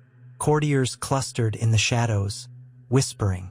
Cersei stood nearby, face unreadable. Ned recognized the kneeling man as a messenger clad in Lannister colors, dust covering his boots and cloak. When Ned entered, the king beckoned him forward, voice echoing, "Lord Stark, come and hear this man's news." Ned stepped across the expanse of the throne room, dwarfed by the massive pillars. The messenger rose from his kneeling position, eyes flicking with uncertain curiosity toward Ned. Robert gestured impatiently for him to speak. The man swallowed. "I bear word from Lord Tywin Lannister, your grace. He acknowledges your message regarding Ser Jaime's death. Lord Tywin has considered the statement you and Lord Stark have offered, but he insists upon further satisfaction before halting his march." Attention crackled in the air. Ned clenched his jaw. Robert leaned forward. "State his demands plainly." The messenger glanced around nervously. "My lord's demands are that Lord Stark, by name, present himself to House Lannister in the Riverlands, unarmed, under safe conduct, to kneel before my lord in front of his assembled bannermen and proclaim that Ser Jaime Lannister's death was a misunderstanding fueled by mutual error. Only then, in front of witnesses, will Lord Tywin consider the matter resolved. In addition, he requires a sum of no less than 100,000 gold dragons, payable immediately. And he demands that House Stark send a suitable hostage to Casterly Rock for 2 years, to guarantee that no further harm befalls any Lannister. A murmur swept the hall. Cersei's eyes glinted, though she kept her silence. Ned felt a rush of indignation swirl in his gut. To kneel publicly, to proclaim Jaime's death a misunderstanding in front of Tywin's men? That was more than he could stomach. Yet Tywin had couched it in terms of safe conduct, implying Ned would not be harmed. The sum of gold was immense, enough to feed the entire city for years. And a hostage from House Stark? That last requirement stung like salt in a fresh wound. Robert's face turned thunderous. A hostage? How dare he? Cersei spoke up, her voice as sweet as poison. "My father wants assurance that Ned Stark will not again raise a sword against our house. After all, once a man has killed one lion, he might fancy killing another." Robert shot her a furious look, but she only inclined her head demurely. The king turned to Ned. "You see what Tywin wants." Ned bowed his head. "It is indeed, but if we refuse, war is assured." A deep hush fell. Finally, Robert cursed, rose from the throne, and paced. His mailed boots clacked against the stone floor. The messenger stood rigid, dread plain on his features. Robert turned back to him. "Tell your master I'll not allow him to treat the crown like a puppet. Lord Stark is my man, and if Tywin wants to see him, he can travel to King's Landing and kneel before us." The messenger paled. "Why, your grace, my instructions are only to deliver." Cersei cut in smoothly. "But perhaps Lord Stark himself might weigh the cost of refusing. So many lives hang in the balance. All for a moment's kneeling." Robert scowled at her, but his gaze flicked uncertainly to Ned. "Ned, I cannot force you to do this." "I won't force you. It's a vile demand. But if it spares the realm..." Ned felt every eye in the throne room on him. The humiliation Tywin demanded was not just personal. It was a direct statement that House Stark was beneath House Lannister. Worse, the hostage requirement meant giving up someone dear, quite possibly one of his children, to dwell at Casterly Rock for 2 years as a pledge of good behavior. Every instinct in him rebelled at that. Yet Robert's pained expression showed how close the realm was to the precipice. Ned's voice came slow, deliberate. "I cannot speak for a decision of such magnitude without thought, your grace." Cersei sniffed. "Time is a luxury. My father moves closer to the trident with every passing day." Robert ground his teeth. "The realm is not Tywin's to bully, but if we refuse outright, we'll have a war on our hands. Ned, talk to me privately. I'll not make you kneel, but we must weigh all options." He beckoned Ned forward. The messenger remained kneeling while Robert and Ned withdrew from the dais, stepping behind a column. Behind them, the court murmured. Cersei stayed near the throne, no doubt wishing she could overhear. Robert glared at the polished stone pillar. "Damn that old lion. He grows bolder by the day. What do we do, Ned? If you kneel to him, I look weak. If we refuse, we risk the entire realm's peace. I'd be more inclined to war if I thought the realm would stand behind me. But the Tyrells might stay neutral, the Vale might sit on its high perch, and the Greyjoys, let's not speak of them. We could be outnumbered. Ned, hands clasped behind his back, struggled to keep his voice calm. Your Grace, I see no easy path, but Tywin's demand for a public kneeling is a declaration that he, not you, holds the real power. I suspect he hopes to humiliate me in order to glorify House Lannister. The hostage demand is worse. We cannot yield a Stark to their control. My son Robb is in Winterfell. He won't abide that, nor can I imagine giving them Sansa or Arya. That thought alone turns my stomach. Robert let out a long breath. Then we say no. Let Tywin come if he dares, and we'll put him down. I'll rally every loyal banner I have. The Stormlands will ride for me, I'm sure. The Riverlords will fight for their own land if Tywin crosses their borders. Possibly we can convince the Tyrells to join. But we must do it fast, or Tywin will smash Riverrun before we can muster. A sense of inevitability and dread coursed through Ned. We can try. War is the path we are on, unless Tywin lowers his demands. I cannot kneel to him, not like this. Robert clapped Ned's shoulder, half in comfort, half in desperation. I will plan for war, then, and see if Tywin backs down. Gods help us all. He turned back to the throne, posture rigid. Send that messenger away. He can tell Tywin will not accept his demands, but we remain open to reason. If he chooses war, so be it. Ned bowed. Yes, Your Grace. They returned to the dais. Robert, still bristling with anger, declared the audience ended. The Lannister messenger was dismissed with orders to inform Tywin that the crown found his demands unacceptable but remained willing to talk further. The man stammered his acknowledgments and beat a hasty retreat, escorted by gold cloaks. Cersei watched with an enigmatic smile, offering no overt comment in Robert's presence. Ned, however, could feel her triumph. She likely believed this refusal would escalate the conflict, thereby delivering Ned to ruin. In her eyes, if Tywin's host battered the Riverlands, the blame would fall on House Stark for not groveling. Perhaps that was exactly what Tywin wanted. Ned left the throne room, posture stiff. Outside, in the courtyard, chaos reigned as retainers and knights argued among themselves, already preparing for the possibility of open war. Ned felt a coldness settle in his heart. He had done everything short of perjury and abject surrender.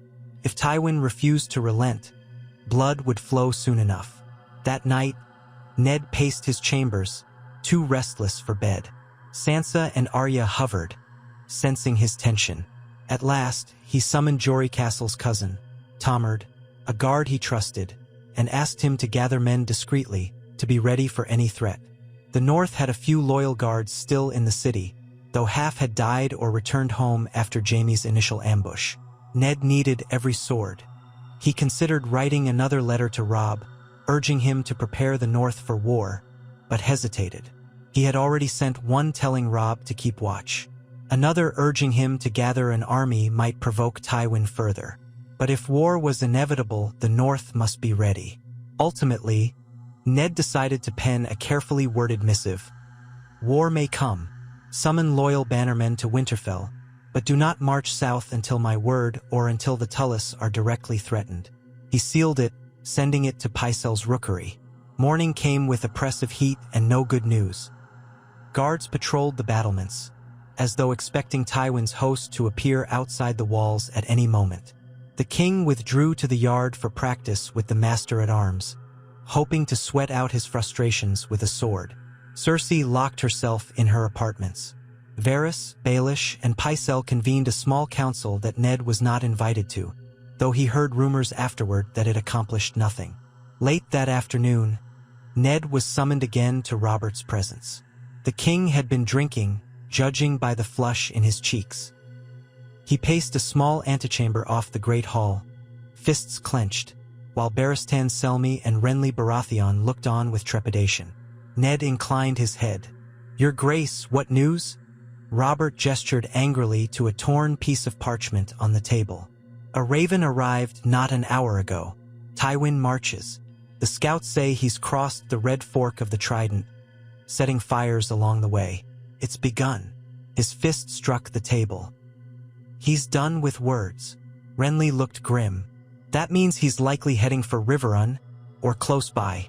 The Tully bannermen have assembled, but they might not be enough. They need your leadership, Robert, or they'll be overwhelmed. Ned's mind raced. So Tywin had chosen war instead of further parley. We must get word to Lord Hoster Tully that the crown stands with him. If Tywin assaults them, we'll respond in force. But we need an army, fast. Robert's eyes blazed. And we'll have one. I'll send ravens to the Stormlords, the Crownlands, the Vale if Lisa can be coaxed, the Reach if Mace Tyrell can be swayed. We'll muster here in the city, then march. Gods, I hate war, but Tywin's forced my hand. Selmy shifted. Your Grace, you'll lead the host yourself? Damn right I will, Robert snapped. I won't cower behind the walls. I'm still the same man who crushed Rhaegar Targaryen. I'll show Tywin who the true king is. Then he turned to Ned. I want you at my side, Ned.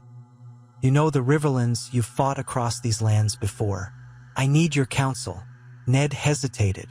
I am at your service. But if I leave King's Landing, who will look after my daughters? Renly interjected. We can keep them here under guard, or perhaps send them to the Vale for safety. But leaving them in the capital might be risky. The Lannisters have many friends here. Ned's heart pounded. The idea of riding to war in the Riverlands while Sansa and Arya remained in King's Landing, surrounded by Lannister influence, unsettled him deeply. But taking them along to a war camp was equally unthinkable. I must think on it, he said softly. But I will go if you command. Robert nodded. I do command it. The realm needs you, no matter the bad blood with the Lannisters. I'm naming you Warden of the East while Jon Arryn's son is still a child. That should give you authority to call upon lords in the Vale, if that helps. Ned bowed stiffly. Thank you, Your Grace. Inwardly, he felt the weight of yet another duty pressing down. Warden of the East.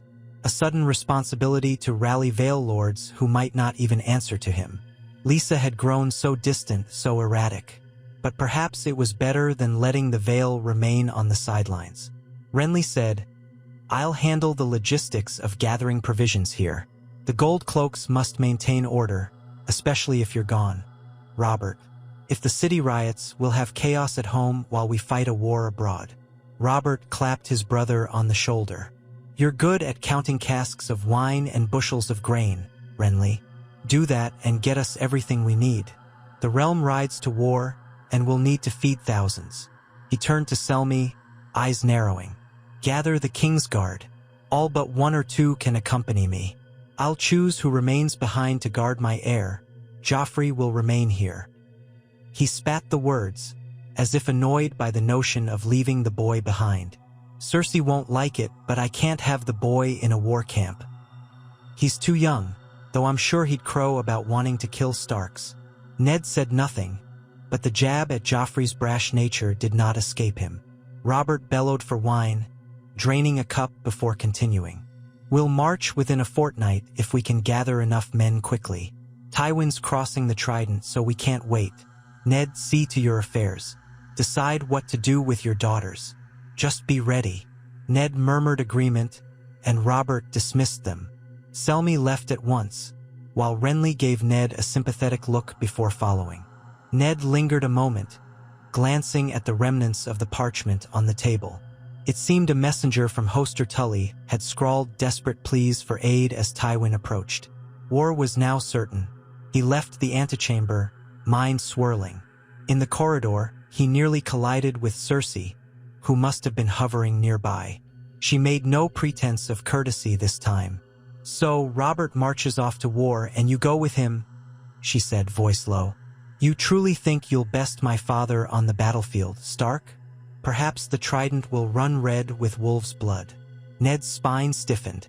We do what we must to protect the realm from your father's ambition. Perhaps you should counsel him to withdraw before more blood is spilled. A ghost of a laugh escaped her. He won't withdraw. He wants your house humbled, your blood repaid for Jaime's. If you stand in his way, you'll meet the fate you've courted since the day you cut my brother down in that street. She took a step closer, eyes flashing. All your talk of peace and you end here marching to war. A fitting irony. Ned refused to be baited. Think on what war truly means, your grace. You will not be spared its consequences. If Tywin fails, House Lannister may lose more than a single son. If Tywin succeeds, the realm may endure more chaos than you can imagine. No one is safe. She studied him, lips parted as if to retort, but words did not come.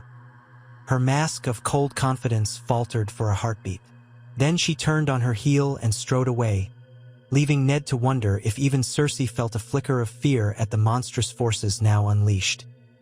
He made his way back to the Tower of the Hand, heart heavy with the knowledge that soon he would depart for the Riverlands in Robert's host. Where would that leave Arya and Sansa? He thought of sending them to Winterfell, but the roads might be dangerous with Lannister outriders. The Vale was closer, but Lysa's cooperation was not guaranteed, and the mountain passes were treacherous. Keeping them in King's Landing carried its own risks, especially if the city descended into unrest. When he reached his chambers, he found his daughters waiting anxiously. Sansa still wore a hopeful expression, as if any news might be good. Arya looked grim. Ned sat them down, explaining gently what was happening. Sansa trembled at the mention of war, tears shining in her eyes. Arya's face hardened with determination. "You can't leave us behind," Arya insisted. "Let me fight at your side." Ned stroked her hair. "You are too young, little one. Even if you were grown, I would not relish sending you into battle. War is not a game."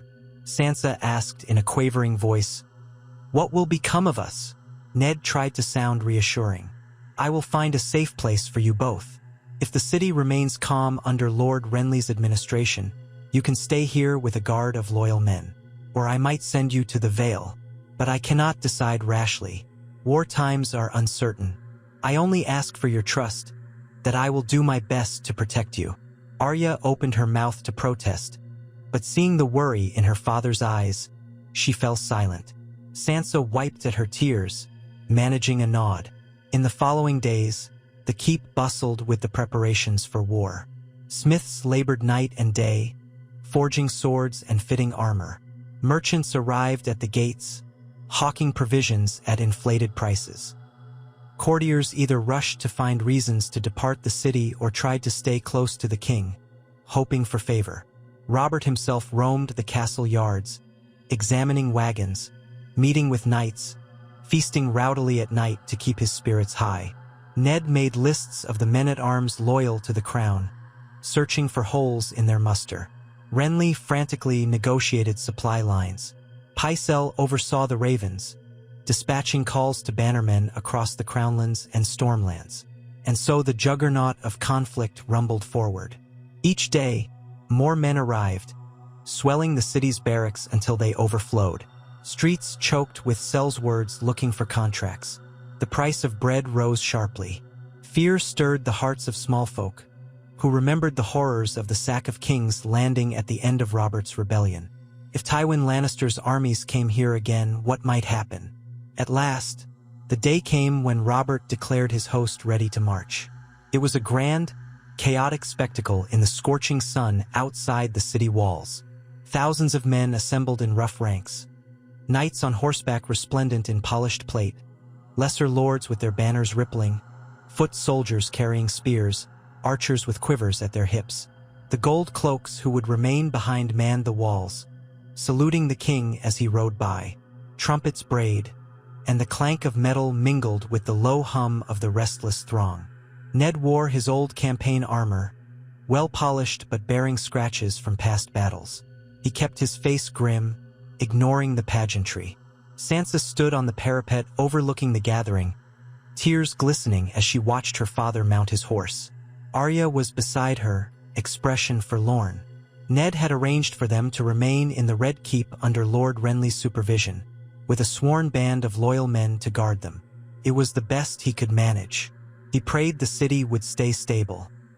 Robert sat astride a massive warhorse, wearing a magnificent breastplate inlaid with gold, though it strained against his girth.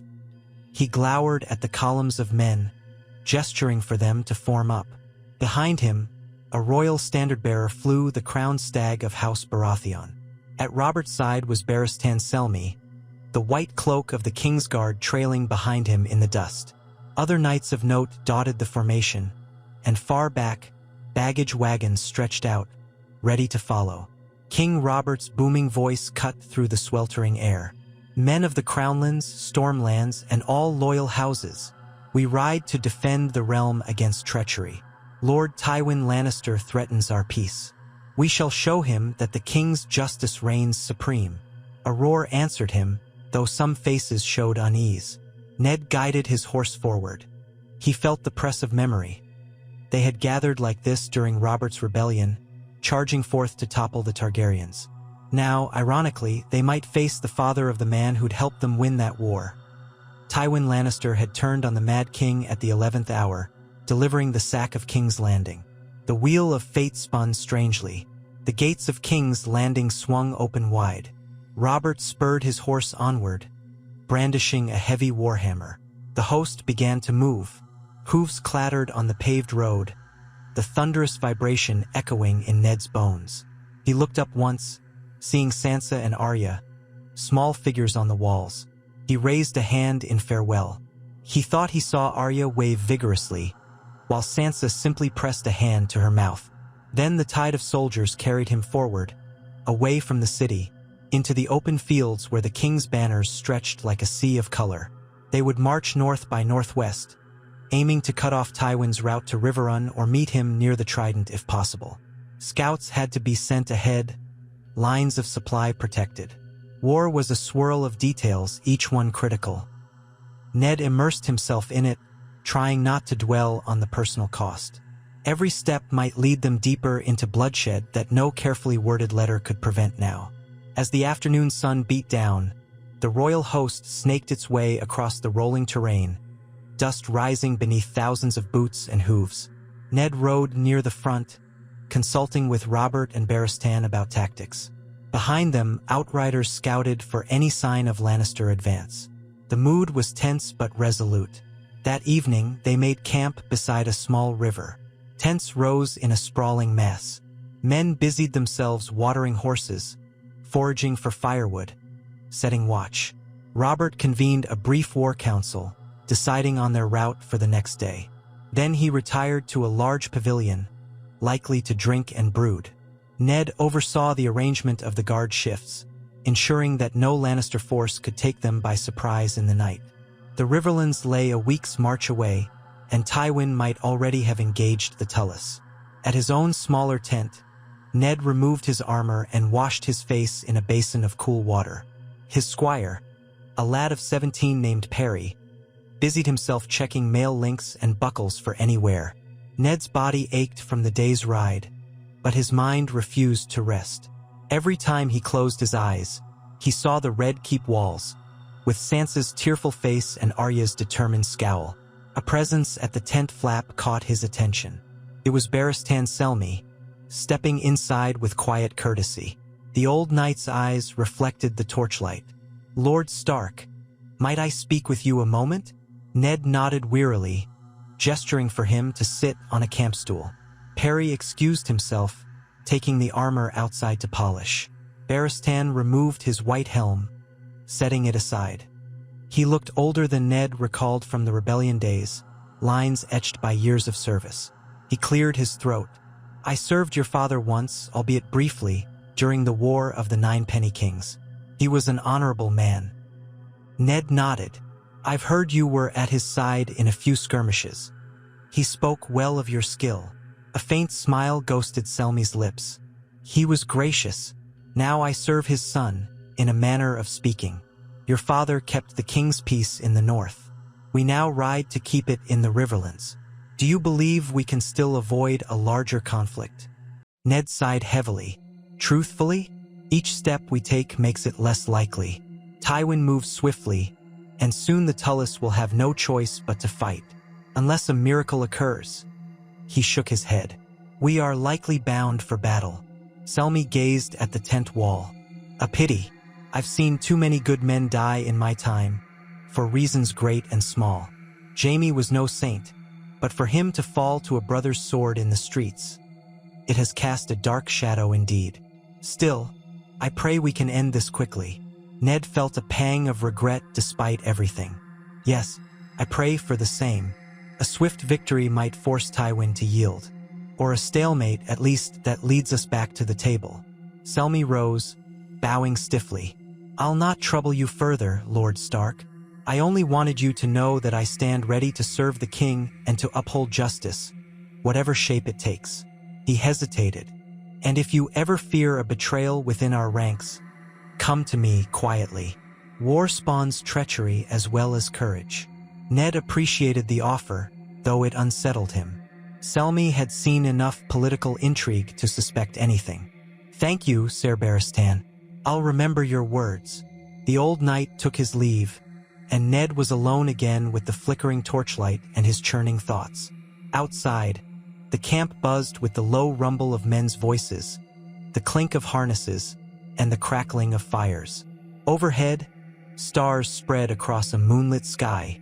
Somewhere far away, Tywin Lannister advanced, his banners shining gold and crimson, with no sign of stopping.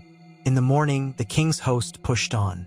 Each day was the same, miles of marching under the hot sun, followed by pitched camp in the evening. News trickled in from scouts. Tywin had skirmished with Tully outriders near the Tumblestone. Hoster Tully was holed up in Riverrun, preparing for siege. Pockets of the river lords resisted, but they needed the crown's help. Robert urged greater speed, though the columns could only move so fast.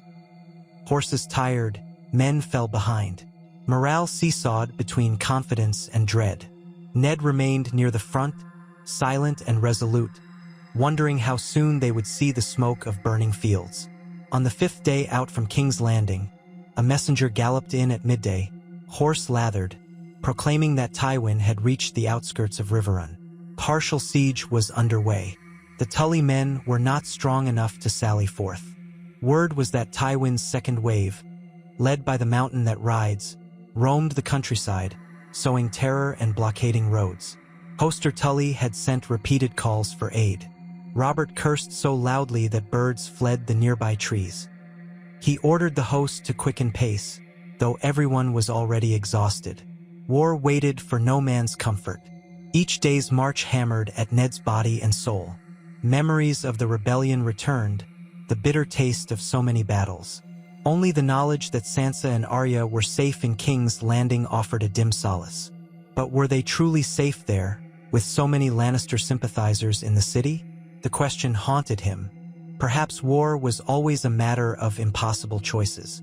Near dusk on the 7th day, the King's outriders clashed with Lannister scouts just short of the Red Fork. The encounter was brief but brutal. The Crown's men took 2 captives. That night, in the flickering torchlight, Robert questioned them personally. They revealed that Tywin's main force was camped a few leagues upriver, pressing Riverrun from the north and west. The Tully banners were pinned down. No major assaults had yet begun, but it was only a matter of time. Tywin likely intended to lure the king into a pitched battle where the Lannisters could seize the advantage. Ned listened to the captives' words, each one landing like a hammer blow. He realized the stage was set for a confrontation that could decide the fate of the Riverlands, and perhaps the realm.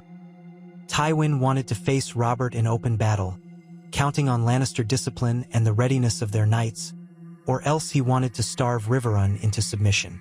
Either way, blood would be spilled. That night, Robert and Ned huddled in the king's command tent with Barristan Selmy, Renly, and a handful of other captains. Maps were spread across a table. Robert slammed his fist onto Riverrun's location. We must relieve Hoster Tully before Tywin breaks him. If we try to circle wide, Tywin might intercept us. If we go straight at him, we risk marching into a trap. One of the captains, an older knight from the Stormlands, pointed at the fords across the Red Fork. We can cross here, force a quick engagement. If we break Tywin's lines, Riverrun is freed. But if Tywin's entrenched, we might be repulsed. The men would be exhausted from the crossing. Barristan nodded gravely. A crossing under fire is perilous. Yet waiting gives Tywin more time to tighten the noose. Ned studied the map. We cannot let him starve Riverrun. Hoster Tully is old, but his bannermen are loyal. If we strike swiftly and catch Tywin's vanguard off guard, we might tip the scale. We have the numbers to challenge him if all the crown's banners arrived. But how many have we truly mustered so far, Your Grace? Robert growled. Enough. I'll not cower. We cross at dawn, push through any screen they set, and hammer Tywin's main camp. Once we're upon him, he'll have no choice but to fight or flee. And Tywin Lannister does not flee. Silence settled, everyone absorbing the gravity of what tomorrow might bring. Robert looked at Ned, eyes burning with the old fury. We do this together, Ned, as we did at the Trident. Will you stand at my side in the thick of it? Ned bowed his head. I will, for the realm, and for the memory of our friendship. He tried not to remember how that friendship had soured over time, overshadowed by politics and secrets. For one last time, perhaps they could stand united. Robert's face softened a fraction. Good. Then let's end this quickly, by the gods. I tire of Tywin's arrogance. They broke counsel. Outside, the camp was hushed, men sensing the clash to come. Ned walked among the tents, a quiet presence. He saw men honing swords, praying to the gods, writing last letters to families. War never changed. In the darkness, the flicker of torches reminded him of the dream of wolves and lions in mortal struggle. Tomorrow, that dream would become reality. He retired to his tent, but sleep eluded him. When dawn broke, the king's host stirred like a restless giant. Armor clanked, horses snorted, horns blared. The soldiers formed ranks, more disciplined than Ned had seen them yet. A sense of grim determination hovered in the misty air. Robert himself donned his heavy plate, the crown set atop his great helm, a warhammer strapped across his back. Ned wore his own plainer helm and carried a longsword. Banners unfurled, the stag of Baratheon and the dire wolf of Stark side by side, along with the banners of loyal lords. In the distance, the Lannister lion prowled unseen, but soon it would bare its fangs. The host advanced. By midday, they reached the fords of the Red Fork. Across the water, a haze of dust signaled Lannister scouts scrambling. Robert gave the order, and the vanguard plunged into the shallows, forging a path. Archers on the far bank loosed arrows, while the king's archers answered. Ned rode with Robert at the head of a wedge of cavalry, water splashing around the horses' legs. The air filled with the hiss of arrows, the clang of steel, and shouts echoing across the water. Men fell on both sides, but momentum belonged to the king's host, surging forward in disciplined waves. When Ned's horse gained the far bank, Lannister outriders met them in a brief, savage melee. Ned parried a spear thrust, riposted with a slash that sent the rider tumbling. Robert roared, hammer rising and falling, scattering foes. Barristan Selmy carved a path. Soon, the Lannister lines buckled, retreating inland. Cheers broke from the crown's men as they pressed on, securing the crossing. But this was only the beginning. By the time the main body of Robert's army crossed, the Lannister forces had regrouped a mile away, positioned behind shallow ridges that bristled with spears. Banners of red and gold snapped in the wind. Thousands of men arrayed under Tywin's command.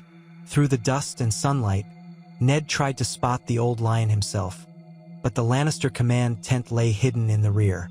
The king wasted no time. He ordered the cavalry to form up for a charge while archers moved to the flanks. Infantry marched forward in orderly ranks, shields locked. The smell of sweat, fear, and churned earth rose in the breeze. Ned reined in next to Robert. We must not rush blindly. Tywin may have traps set. Robert's eyes gleamed beneath his helm. Let him try. We'll break them. Forward. Trumpets sounded.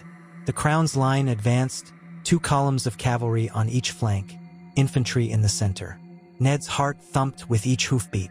This was a scale of battle not seen in years, reminiscent of the rebellion's largest engagements. Lannister horns echoed in answer. The ground thundered as both sides closed in. Then, with a collective roar, the lines clashed. Horses collided, men yelled, steel rang. The battlefield dissolved into chaos. Ned guided his mount, slashing at foes who emerged from the swirl of dust. He glimpsed Robert swinging his warhammer in a devastating arc, caving in a Lannister knight's breastplate. Arrows whizzed overhead, some finding marks in horseflesh or men. The reek of blood and sweat saturated the air. Somewhere to the left, Barristan Selmy fought with lethal grace, whirling in a deadly dance. To the right, the infantry lines locked, spears bristling, swords hacking. Banners toppled and rose again. Ned ducked a wild swing from a Lannister footman, countering with a thrust that ended the man's threat. His leg throbbed where the old wound flared, but he pressed on, focusing on each moment. As the battle raged, Ned saw that the Lannisters were disciplined but not invincible. Robert's cavalry punch in the center forced them back. Yet the Lannisters kept regrouping, giving ground grudgingly. The churned earth turned muddy with gore. Near mid-battle, Ned heard horns from the rear. Reinforcements? For a moment, fear struck him that Tywin had another force in reserve. But it was the Tully bannermen, surging from the direction of Riverrun to join the fray. They must have seized the opportunity to strike from within or around Tywin's siege lines. A great cry rose among the crown's men. "Tully! Tully!" The Lannister ranks wavered, pressed now from two directions. Ned glimpsed the silver trout banner snapping in the wind. Possibly Edmure Tully leading them, or some other knight of the Riverlands. The Lannisters started to buckle under the dual assault. Robert roared for a final charge, hammer held high. Ned spurred his horse, ignoring the exhaustion in his limbs. They smashed into the Lannister center, scattering men. Bodies littered the ground. The clamor was deafening. Armor scraping, men screaming, horns blaring. At last, the enemy line broke. Lannister soldiers began to flee in pockets. Some tried to rally, but the momentum was lost. Robert battered through, unstoppable as a bull. Ned spotted men in red cloaks dropping their weapons, running. Others fought to the death. A general rout took shape, and the Crown's forces pursued, though Robert bellowed for them to keep formation. Too much pursuit might lead them into a trap. Amid the chaos, Ned reined in, chest heaving. He scanned the battlefield. No sign of Tywin Lannister's personal banner. The old lion must have retreated. If Tywin lived, he would regroup. But for now, the field belonged to Robert. The cost in lives was steep, hundreds lay dead or dying. Yet they had lifted the siege on Riverrun, if only temporarily. As dust settled, a ragged cheer went up from the king's men and the Tully forces. Robert sat astride his warhorse, armor spattered with blood, visor pushed up, face flushed. He raised his hammer in victory, though the expression in his eyes was grim. War had come, and they had won the day, but the next day or the day after might bring more carnage. Ned dismounted gingerly, beckoning to the men around him to gather the wounded. He wiped sweat from his brow, gazing across the battered terrain. Bodies wore both lion and stag sigils, testaments to the savage cost. A hush of horror fell as soldiers began searching for friends, hauling them off the field. Vultures circled overhead. Robert rode up, voice booming. "Well fought, Ned. We drove Tywin back, though the old lion still has claws. We'll make camp here, see if we can bring Hoster Tully out for council." "Gods, I'm thirsty." Ned nodded, swallowing bitterness. This was victory of a kind, but the realm still teetered. If Tywin retreated deeper into the Riverlands, they might have to hunt him down, or face another pitched battle. Meanwhile, King's Landing remained vulnerable to any cunning maneuver, and with each death, the chance for a peaceful resolution shrank. He gazed at the fallen, at the battered banners lying in the dirt, torn and trampled. Jaime Lannister was gone. Tywin's wrath remained, and this was only the opening act of a war that might spread across the Seven Kingdoms like wildfire. Ned Stark stood at the center of it, haunted by the knowledge that though he had once tried to stop this conflict with a single sword stroke, he had instead unleashed a storm no man could easily quell. As the sun dipped, staining the sky with blood-red hues, Ned raised his face to the wind. A hush settled over the battlefield. Wolves and lions had met on the banks of the Red Fork. For now, the wolves had held, but the lions still prowled. Ned knew that so long as Tywin lived, the fighting was not over. War had begun, and the dream of peace was drowned in the cries of the dying. Luwin. A pang tightened Ned's chest. He had not heard from Catelyn in many weeks. The Vale might be harboring her or refusing to let her go. Lysa's paranoia knew few bounds. Still, the knowledge that Winterfell stood strong comforted him. Next, he opened the letter from Lord Renly's staff, though it had arrived in the same pouch. The letter was brief and formal. Lord Stark, we trust this finds you well. King's Landing remains restive but calm under Lord Renly's administration. The Queen is frequently seen in the company of courtiers sympathetic to House Lannister, yet she has made no overt move against the King's authority. Rumors abound that the war in the Riverlands escalates daily. Some minor riots broke out in Flea Bottom when bread prices rose, but the gold cloaks dispersed them. Your daughters remain within the Red Keep. They are guarded as instructed. No harm has come to them. Lady Sansa seems troubled by the war's rumors.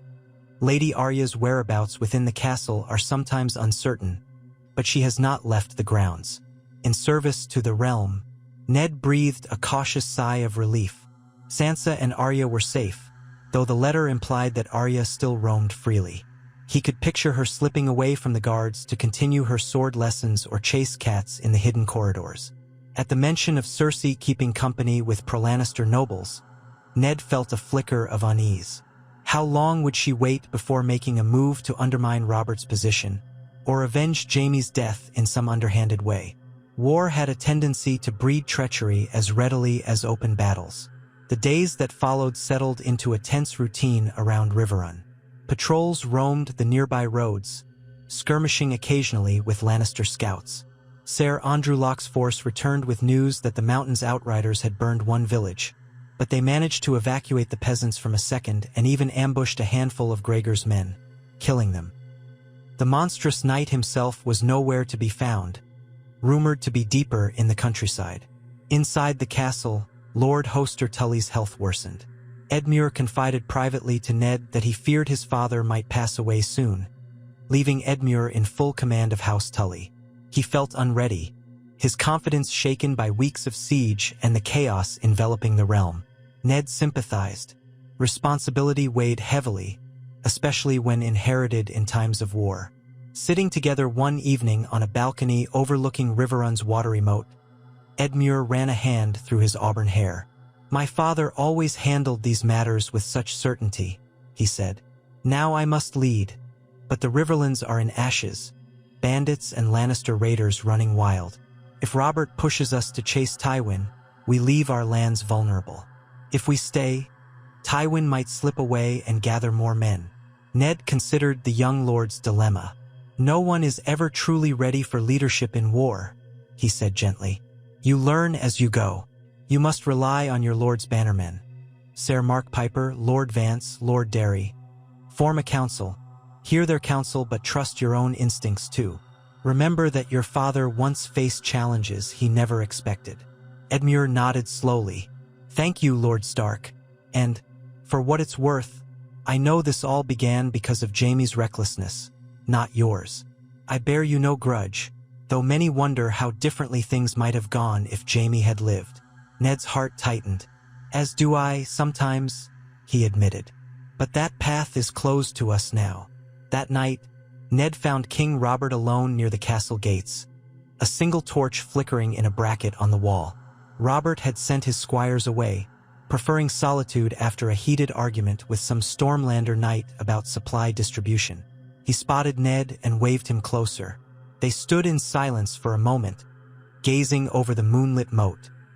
At length, Robert said, "We bleed for the Riverlands, but does the realm understand why? The small folk see only kings and lords chasing each other with swords. Where is the glory in that?" Ned's voice was quiet. "War has no glory, your grace. You remember the rebellion as well as I. We do what we must to protect the kingdom, but the cost is always high." Robert let out a tired chuckle. "You're right, gods, Ned. If I'd known ruling was so damned hard, I might have left the throne to someone else. Sometimes I miss the old days. Just me and my hammer, your father's sword, and a cause we could believe in. Now we fight old alliances turned sour, gold-bloated lords who think they can rule me. He thumped a fist lightly on the stone parapet. We've forced Tywin back. Good. But how do we finish this without tearing the realm in half? I can kill 100 men in battle, but I can't kill 1,000 miles of farmland going up in flames. Ned wished he had an easy answer. We continue to press him. If we can corner Tywin, break his strength, perhaps he'll yield. He lost Jaime. He must realize that more Lannister blood could be spilled if he persists. Robert sighed. Unless he decides to gamble everything to avenge Jaime. Another hush. Then Robert looked sidelong at Ned. I'm sorry about all this. I know you never wanted to come south, never wanted to kill Jaime or face off with Tywin. You did your duty as hand, and I let things fall apart. Ned studied his friend's face. In the torchlight, Robert's eyes were etched with regret. We cannot change the past, he said. Only do our best now. Robert clapped Ned's shoulder. We'll do that, then. 3 days later, a messenger rode in at dawn, horse foaming and the rider pale with shock. He brought tidings that Tywin Lannister's forces, far from continuing a full retreat, had circled around by hidden paths. They launched a surprise assault on a small Tully outpost upriver, slaughtering the garrison and capturing several knights. Another band of Lannisters threatened a supply caravan that Robert's men had been expecting. It's an audacious move, Renly said in the king's pavilion, voice tense. He's trying to choke off our supplies while we sit here. Robert's face darkened in fury. Then we ride out, smash him again. I'll not be mocked. Barristan Selmy cautioned restraint. We must be sure it's not a feint. Tywin might lure our main force away, then strike Riverrun again from another angle. In the end, Robert decided to send a large detachment, under Barristan's command, to relieve the outpost region and protect the supply caravan. Ned remained in Riverrun with half the army to ward off any further attempt at siege. Splitting the forces was risky, but the king believed that dividing them in 2 moderately strong hosts was better than marching all together back and forth like a chasing dog. Barristan Selmy left at midday with a banner of 3,000 men. The crossing of the Tumblestone was swift, their banners rippling in a stiff breeze. Ned watched them go from the castle walls, heart uneasy. War demanded these constant decisions, each with lethal stakes. That same evening, a servant found Ned in the courtyard, summoning him urgently to Lord Hoster's solar. Ned hurried inside, meeting Edmure on the stairs. The younger lord's face was pale. It's father, Edmure said, voice tight with sorrow. He's failing fast, and he asked to see you. They entered the dim solar, where the air felt thick with the scent of burning incense. Hoster Tully lay propped up on pillows, eyes half-lidded. The maester stood by with a dish of some herbal concoction meant to ease pain. Hoster beckoned weakly when Ned approached. Lord Stark, he croaked. Ned leaned in, mindful of Edmure and the maester observing. I'm here, Lord Tully. A watery film clouded Hoster's gaze, but he seemed to focus on Ned with a final surge of will. You served the realm with honor, he rasped.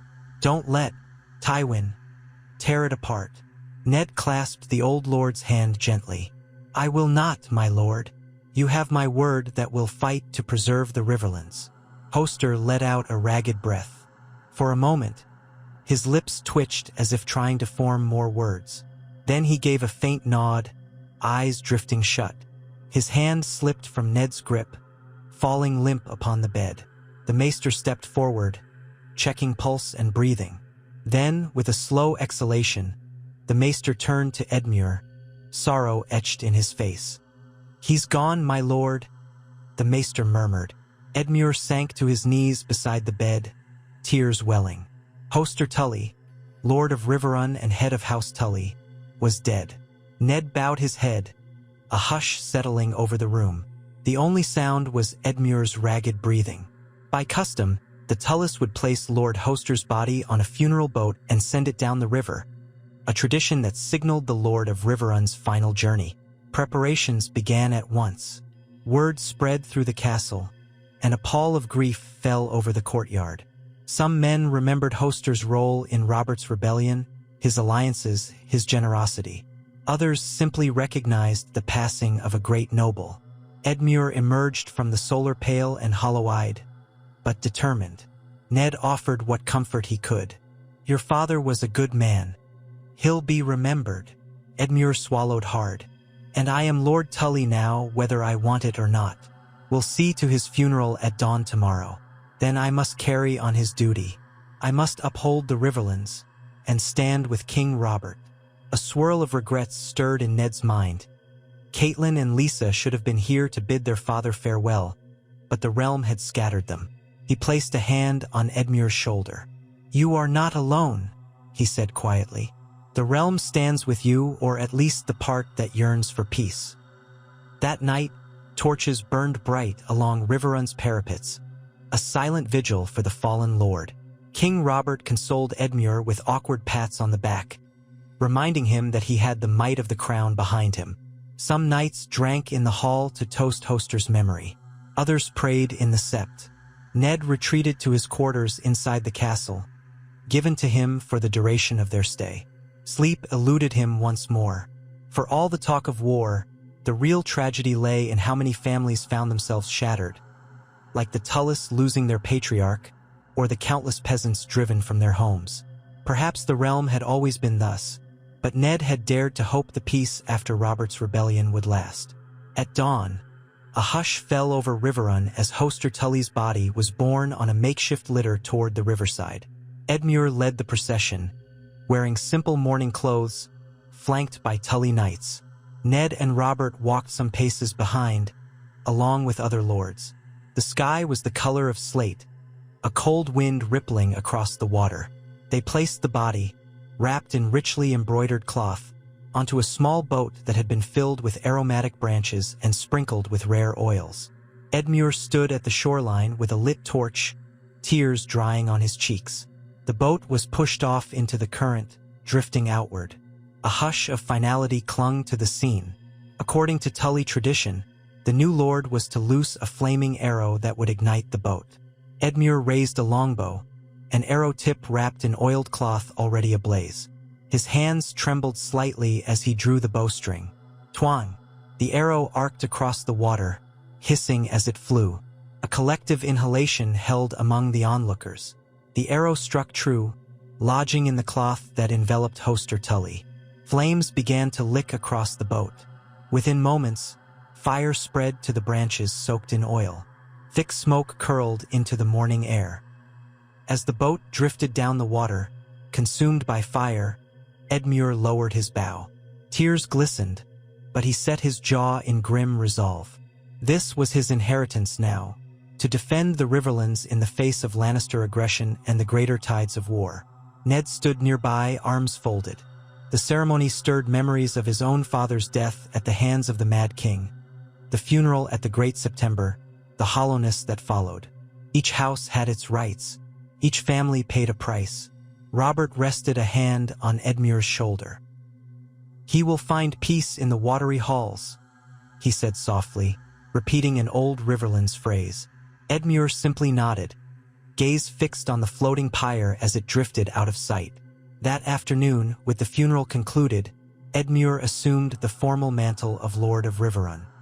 His first act was to gather the local bannermen for a council with King Robert and Ned. Lords Vance, Piper, Derry, and others filled the castle's great hall, each voicing concerns about Tywin Lannister's maneuvers. They had piecemeal news. Barristan Selmy's detachment had reportedly pushed back some Lannister outriders, but had yet to engage Tywin's main force. Meanwhile, the mountains raids continued sporadically, terrorizing the countryside. Robert stood at the high table, arms crossed over his broad chest. "We can't stay idle. Tywin grows bolder every day. Barristan will rejoin us in a few days if he cannot force Tywin to battle. Then we march with our full strength. We end this or force him to the table." A ripple of uneasy agreement moved through the lords. Ned felt the tension like a taut bowstring. The realm had no appetite for a drawn-out war, but Tywin's pride would not easily be broken. Already, a bitter taste of the conflict spread could be seen in the sacked villages. Lord Piper, a stout man with fiery hair, raised a question. "Your Grace, do we know if reinforcements from the Westerlands are on the march? The gold of Casterly Rock can buy plenty of swords." Robert frowned. "We've only rumors. Still, I wouldn't be surprised if Tywin has more men on the way." Edmure bit his lip. Riverrun was nearly starved out once. If we march away, the Lannisters could return and do it again, unless we crush them decisively. Ned inclined his head. A decisive victory may be the only way to force Tywin to yield.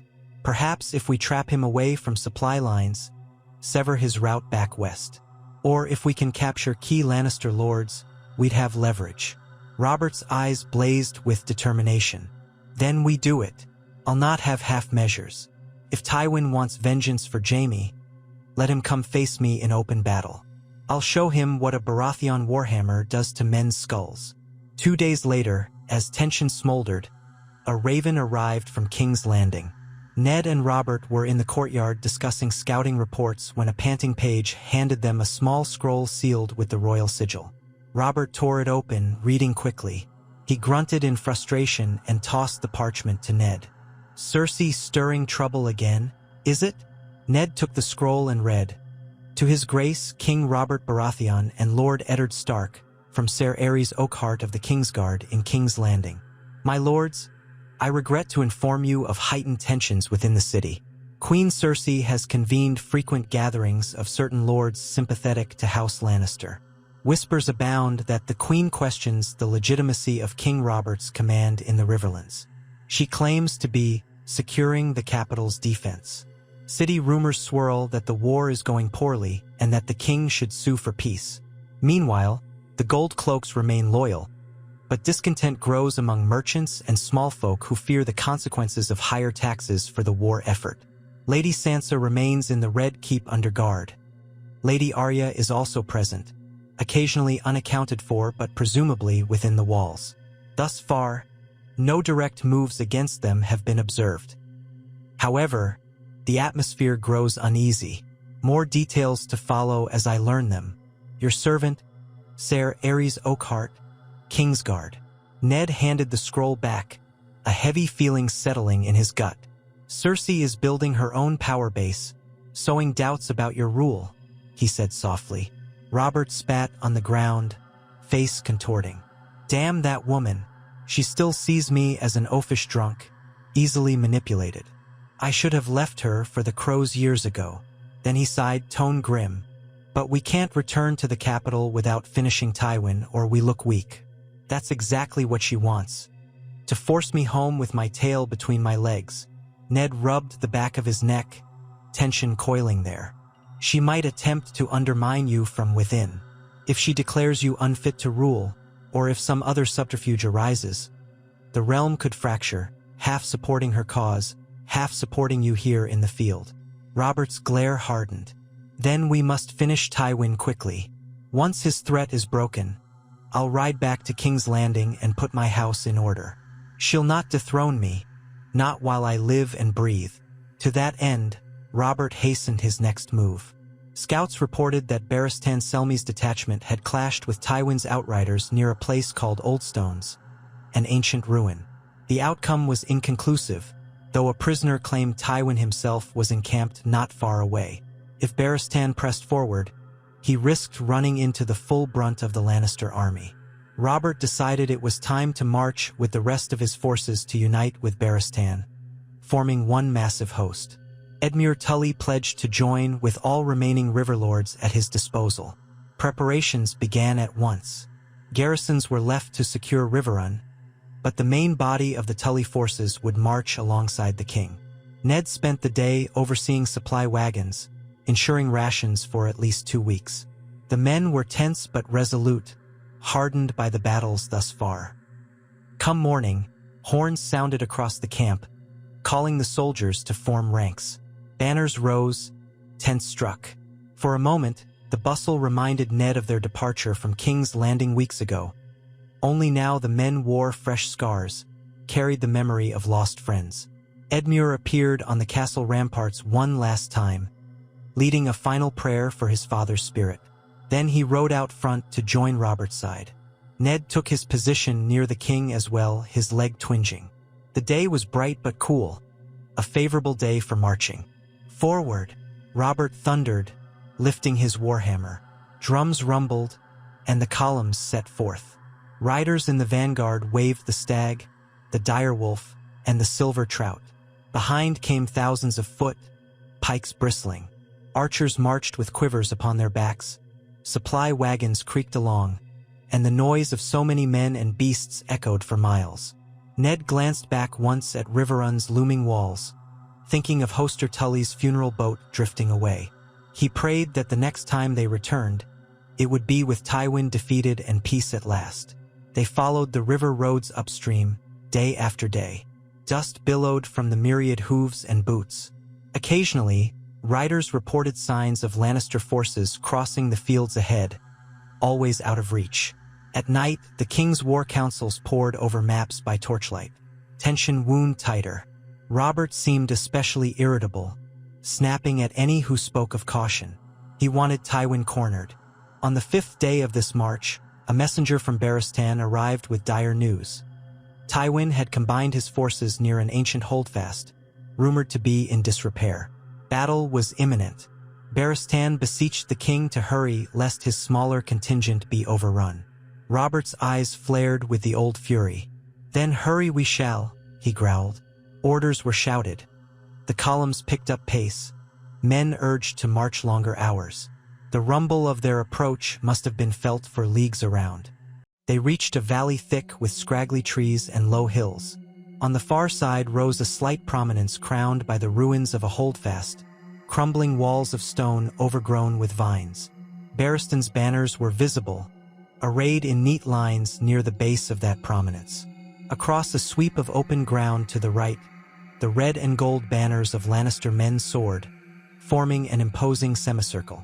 Clouds darkened overhead as Robert's host poured into the valley, standard-bearers riding forward. Trumpets blasted, stirring echoes from the hills.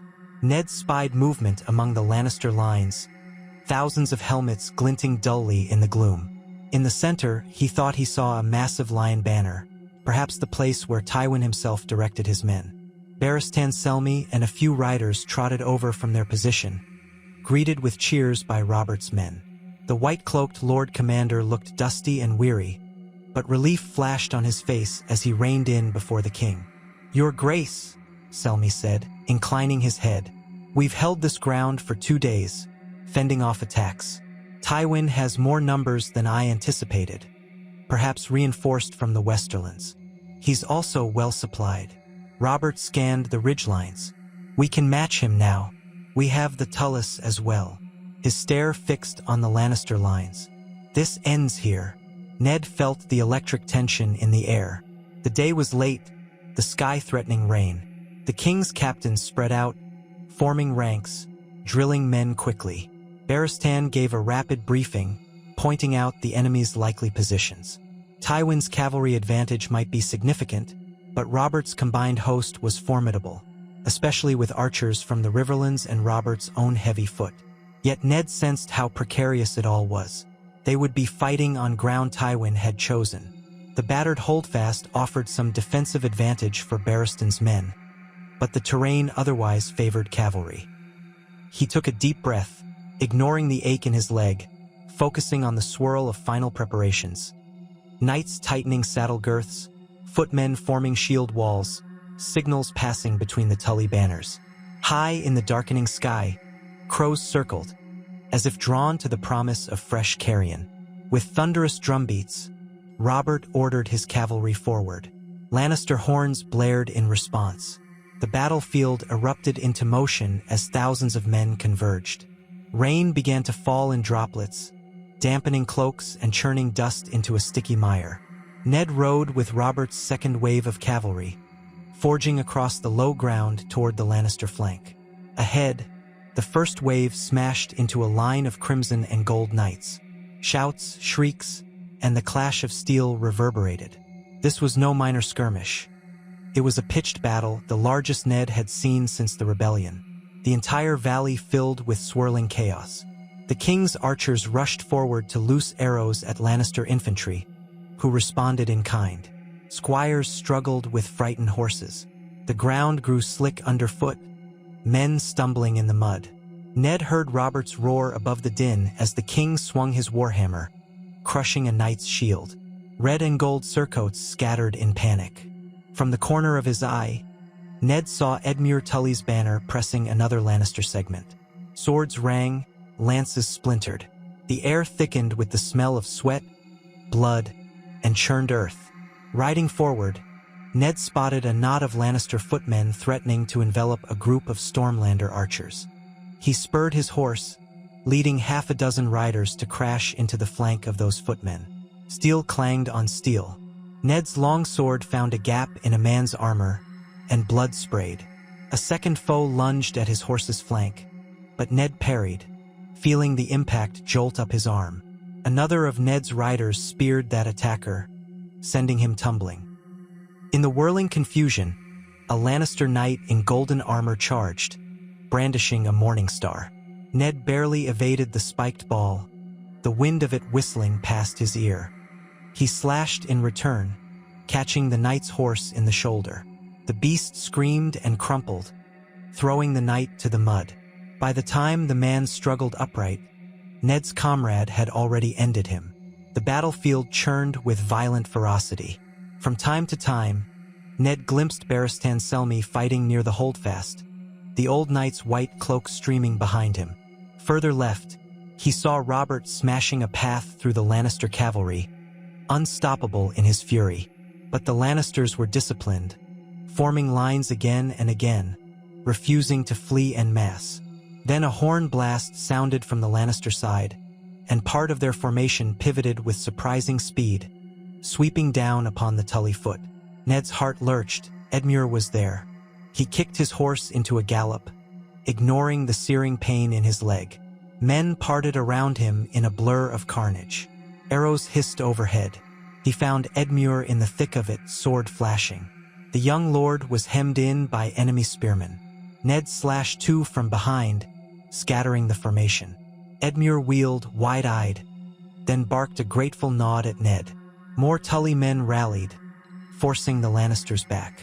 A thunderous crash broke behind them as a fresh wave of Lannister cavalry arrived, nearly colliding with Robert's flank. The king roared commands, rallying men to hold formation. For a terrifying moment, Ned thought the Lannisters might break through. But the crown's halberdiers stepped in, cutting down horses at the front, stalling the charge. The line wavered, turned chaotic. Lightning flickered in the dark clouds overhead, followed by a growl of thunder. Rain pelted the field, turning the ground to sludge. Men slipped, horses flailed. The swirling melee devolved into smaller pockets of savage fighting. Banner after banner fell or vanished into the murk. Time lost meaning for Ned amid the crush of bodies. His sword arm felt leaden. He pressed on, spurring men forward, trying to keep them from scattering. At one point, he nearly rode over a wounded Lannister squire. The boy reached out, eyes pleading, but Ned could not stop. Further on, a Stormlander lay screaming, a spear jutting from his belly. A Riverrun knight dragged him away from trampling hooves. When the fighting reached a crescendo, Ned glimpsed a large golden banner at the center of the Lannister line. He guessed Tywin might be there. If the king could strike directly, it might shatter the enemy's morale. Already, Robert battered at that portion of the line, his warhammer covered in gore. With a final push, the crown's forces clove their way through the Lannister center. Ned, Robert, Barristan, and others converged, forcing the defenders back step by step. Screams and the clang of steel filled the soaked air. Then Ned saw a figure in black plate with gold shoulder guards. The man's helm bore the shape of a lion, and he rode a massive warhorse. Guards in red cloaks surrounded him, forming a ring of steel. "Tywin!" Robert bellowed, pointing his hammer. A hush like thunder in the blood. Ned's heart hammered. If this truly was Tywin Lannister, capturing or killing him might end the war. The ring of Lannister guards braced for the king's assault. Robert launched himself forward, warhammer raised high. The ring parted as some knights quailed, unwilling to face the king of the trident in single combat. Others tried to hold ground, and Barristan Selmy's sword flashed, cutting them down. Ned followed close, blocking a thrust aimed at Robert's flank. But the black-armored figure turned his mount sharply, casting a single glance at Robert's approach. Ned saw a pale, unreadable face through the visor's slit, a face older than Jaime's, lined and stern. Tywin pulled hard on the reins. Then, in a swirl of cloak, the old lion wheeled about, retreating behind a wedge of his men. "Coward!" Robert roared, smashing aside a Lannister horseman. "Stand and fight!" Tywin did not stand. His guards parted, letting him pass. In moments, he was riding away through the chaos. Lannister captains shouted for retreat. Horns blared. Ned felt the tide turning. Dozens of knights tried to follow Tywin. Others tried to hold off the king's men for a last stand. The scene fractured, with pockets of Lannister men fighting hopelessly while their lord escaped. Robert wanted to pursue, but the battlefield was too churned with men. The king spurred his horse, flattening a man in golden armor who leapt in his path. Ned, reeling from fatigue, forced himself to keep up, but a surge of fleeing cavalry cut across their path, blocking them. By the time they hacked through, Tywin was gone, lost in the thick rain and swirling mass of men and horses. Still, the Lannister line collapsed. Men threw down weapons or attempted to flee. The Crown's forces roared in triumph, driving them back. Soon, a complete rout. Horses galloped away, their riders seeking any path out of the valley. It took another hour for the fighting to truly subside. Corpses littered the valley floor, many half-submerged in the mud. The battered ruin of the holdfast loomed overhead, its broken walls stained with fresh gore. Storm clouds parted, revealing a pallid twilight. King Robert's victory was undeniable, but Tywin had slipped through their fingers. Soaked and weary, Ned dismounted near the largest cluster of survivors, scanning for Robert. He spotted the king leaning against a toppled stone, wiping rainwater from his eyes, warhammer resting at his feet. Barristan was there as well, breathing heavily. A handful of battered knights ringed them, forming a protective circle. "Did we get him?" Robert demanded when he saw Ned. "Is Tywin dead?" Ned shook his head. "He fled. We couldn't catch him." A vein pulsed in Robert's temple. "Damn it all. We nearly had the old lion in our jaws." He spat on the ground. Then his shoulders sagged. "Still, this is a rout for his forces. We've broken them again." Barristan saluted.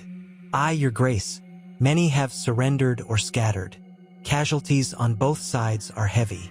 Robert's gaze flicked over the carnage. "We'll take stock, gather the wounded, see if any Lannister lords remain behind as hostages.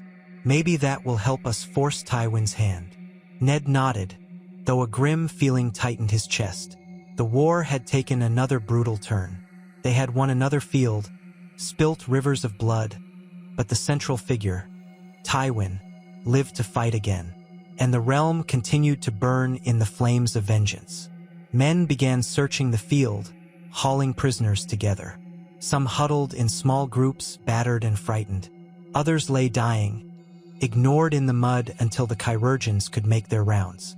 Rain had ceased, but thunder rumbled in the distance, a reminder that storms were not so easily dispelled. Ned helped direct men to form a perimeter, ensuring no pockets of Lannisters rallied. He oversaw the establishment of a makeshift triage area near the old holdfast. Edmure Tully appeared, covered in mud and with a cut across his forehead, but alive. They exchanged weary smiles, acknowledging their shared survival. Only as darkness fully descended did Ned allow himself to rest. He sat on a chunk of collapsed masonry, the sting of minor wounds and the ache in his leg nearly overwhelming him. Another battlefield, another roll of the dice. He wondered if in King's Landing, Cersei was smirking over fresh rumors. If in the Vale, Lisa lurked behind high walls. If in the north, Robb anxiously waited for word.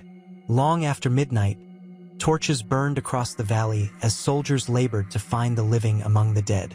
Ned stood on a low ridge, watching men move like ghosts through the gloom. In the sky, the moon slipped in and out of ragged clouds, illuminating the battlefield in cold silver. Victory, yes, but how many more such battles would be needed before Tywin yielded, or until Robert's forces were too spent to continue? Jaime's death had sparked the fuse.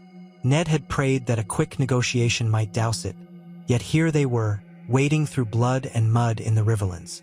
War fed on grudges like a ravenous beast. He recalled the dream. Wolves and lions locked in a vicious dance, neither triumphant.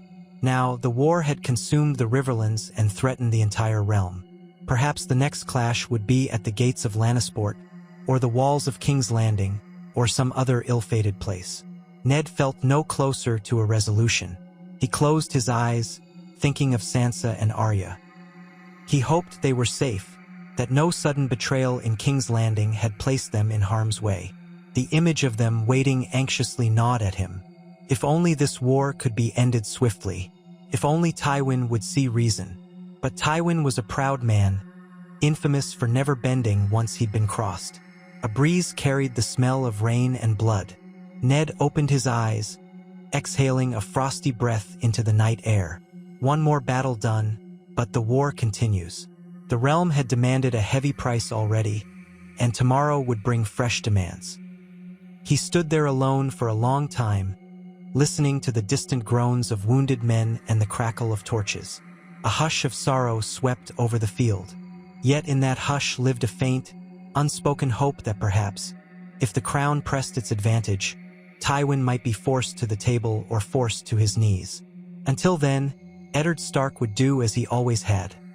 Fulfill his duty, endure the cost, and pray the realm might someday know peace again.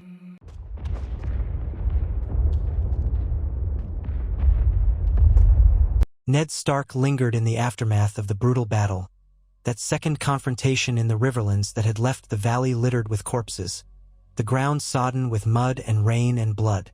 The survivors drifted through the dark like shadows lost in a nightmare, searching for fallen friends or gathering prisoners who had thrown down their arms. Some simply stood numb, faces streaked with rain and filth, unable to comprehend that they lived while so many did not. Far off, Robert Baratheon stalked about in a fury, railing at fate for letting Tywin Lannister slip away once again. Men gave the king a wide berth, recognizing the storm in him, wanting no part of his rancor. In the hours that followed, they set up torches along a perimeter and formed a rudimentary camp in the lee of the old holdfast's crumbling walls. The structure had been battered by time and neglect. Half of its ramparts collapsed, but it was enough to provide some measure of shelter. Night deepened. Rain spat now and then, light but cold, and wounded men moaned in the flickering orange glow. Ned used what strength he had left to organize details of soldiers who would collect the dead for burning or burial. It was a grim task, but he had learned long ago that ignoring it only made matters worse. War did not end cleanly once swords were sheathed. It left corpses and heartbreak and a stink that clung to one's soul. He limped among the rows of tented awnings where maesters and chirurgeons toiled. Each step sent a jolt through his injured leg, and his lungs felt heavy from the damp. Yet still he moved, offering a word of solace to the dying or a quiet prayer as he passed. He spotted Edmure Tully kneeling beside a wounded guardsman, holding the man's hand while a maester worked to stanch blood from a grievous belly wound. The new lord of Riverrun's face was drawn, exhaustion etched into every line, but he did not waver in his vigil. Just beyond them, Barristan Selmy stood watch, arms folded over the hilt of his sword, white cloak darkened with mud at the hem. The Lord Commander inclined his head in greeting as Ned approached. "There are so many," Barristan said softly.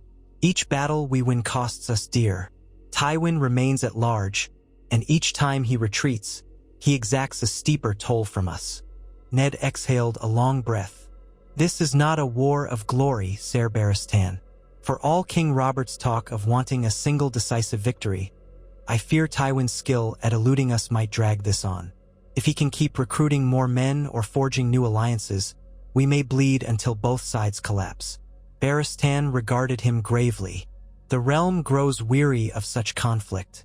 I served the Mad King long ago, and though Robert's rebellion ended that tyranny, I see now the seeds of a new strife that may be as bad. Then, at least, the lines were clearer in most men's eyes.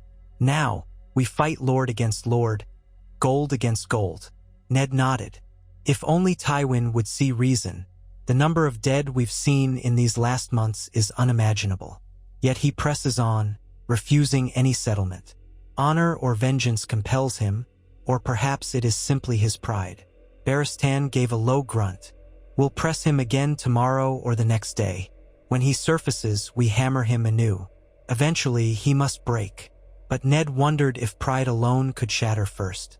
Tywin Lannister had built his house's power on a foundation of relentless will, a capacity for ruthlessness that few could match. He left Barristan to his vigil and continued through the muddy pathways of the makeshift camp.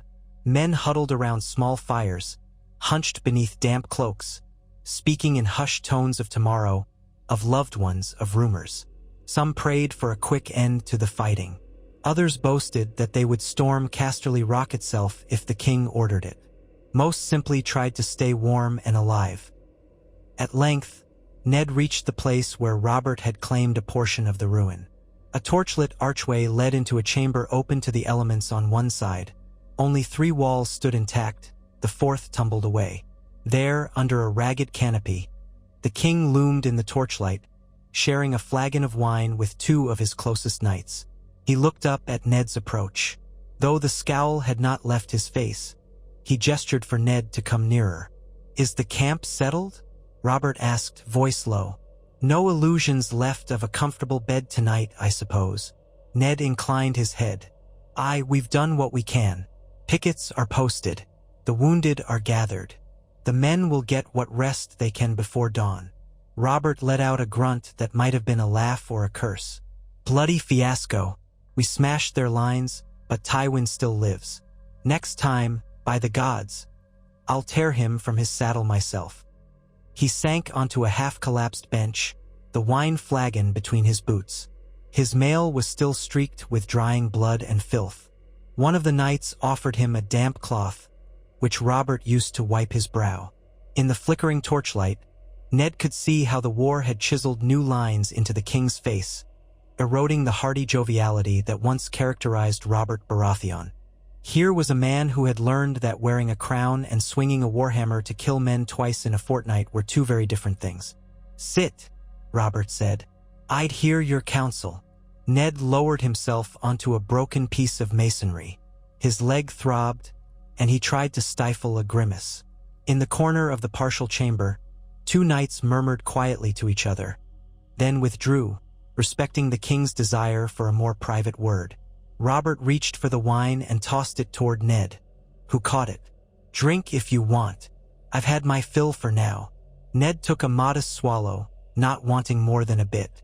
The taste was sour, but it warmed his chest. He recorked the flagon and set it aside. "We've hammered Tywin's forces. His men must be reeling. If we press forward in the morning, we might catch stragglers or cut off his main route west. Eventually, he'll have to stand or vanish. But can we risk driving deeper into these hills without leaving an opening behind us?" Robert tapped a meaty finger on his thigh. "A risk indeed.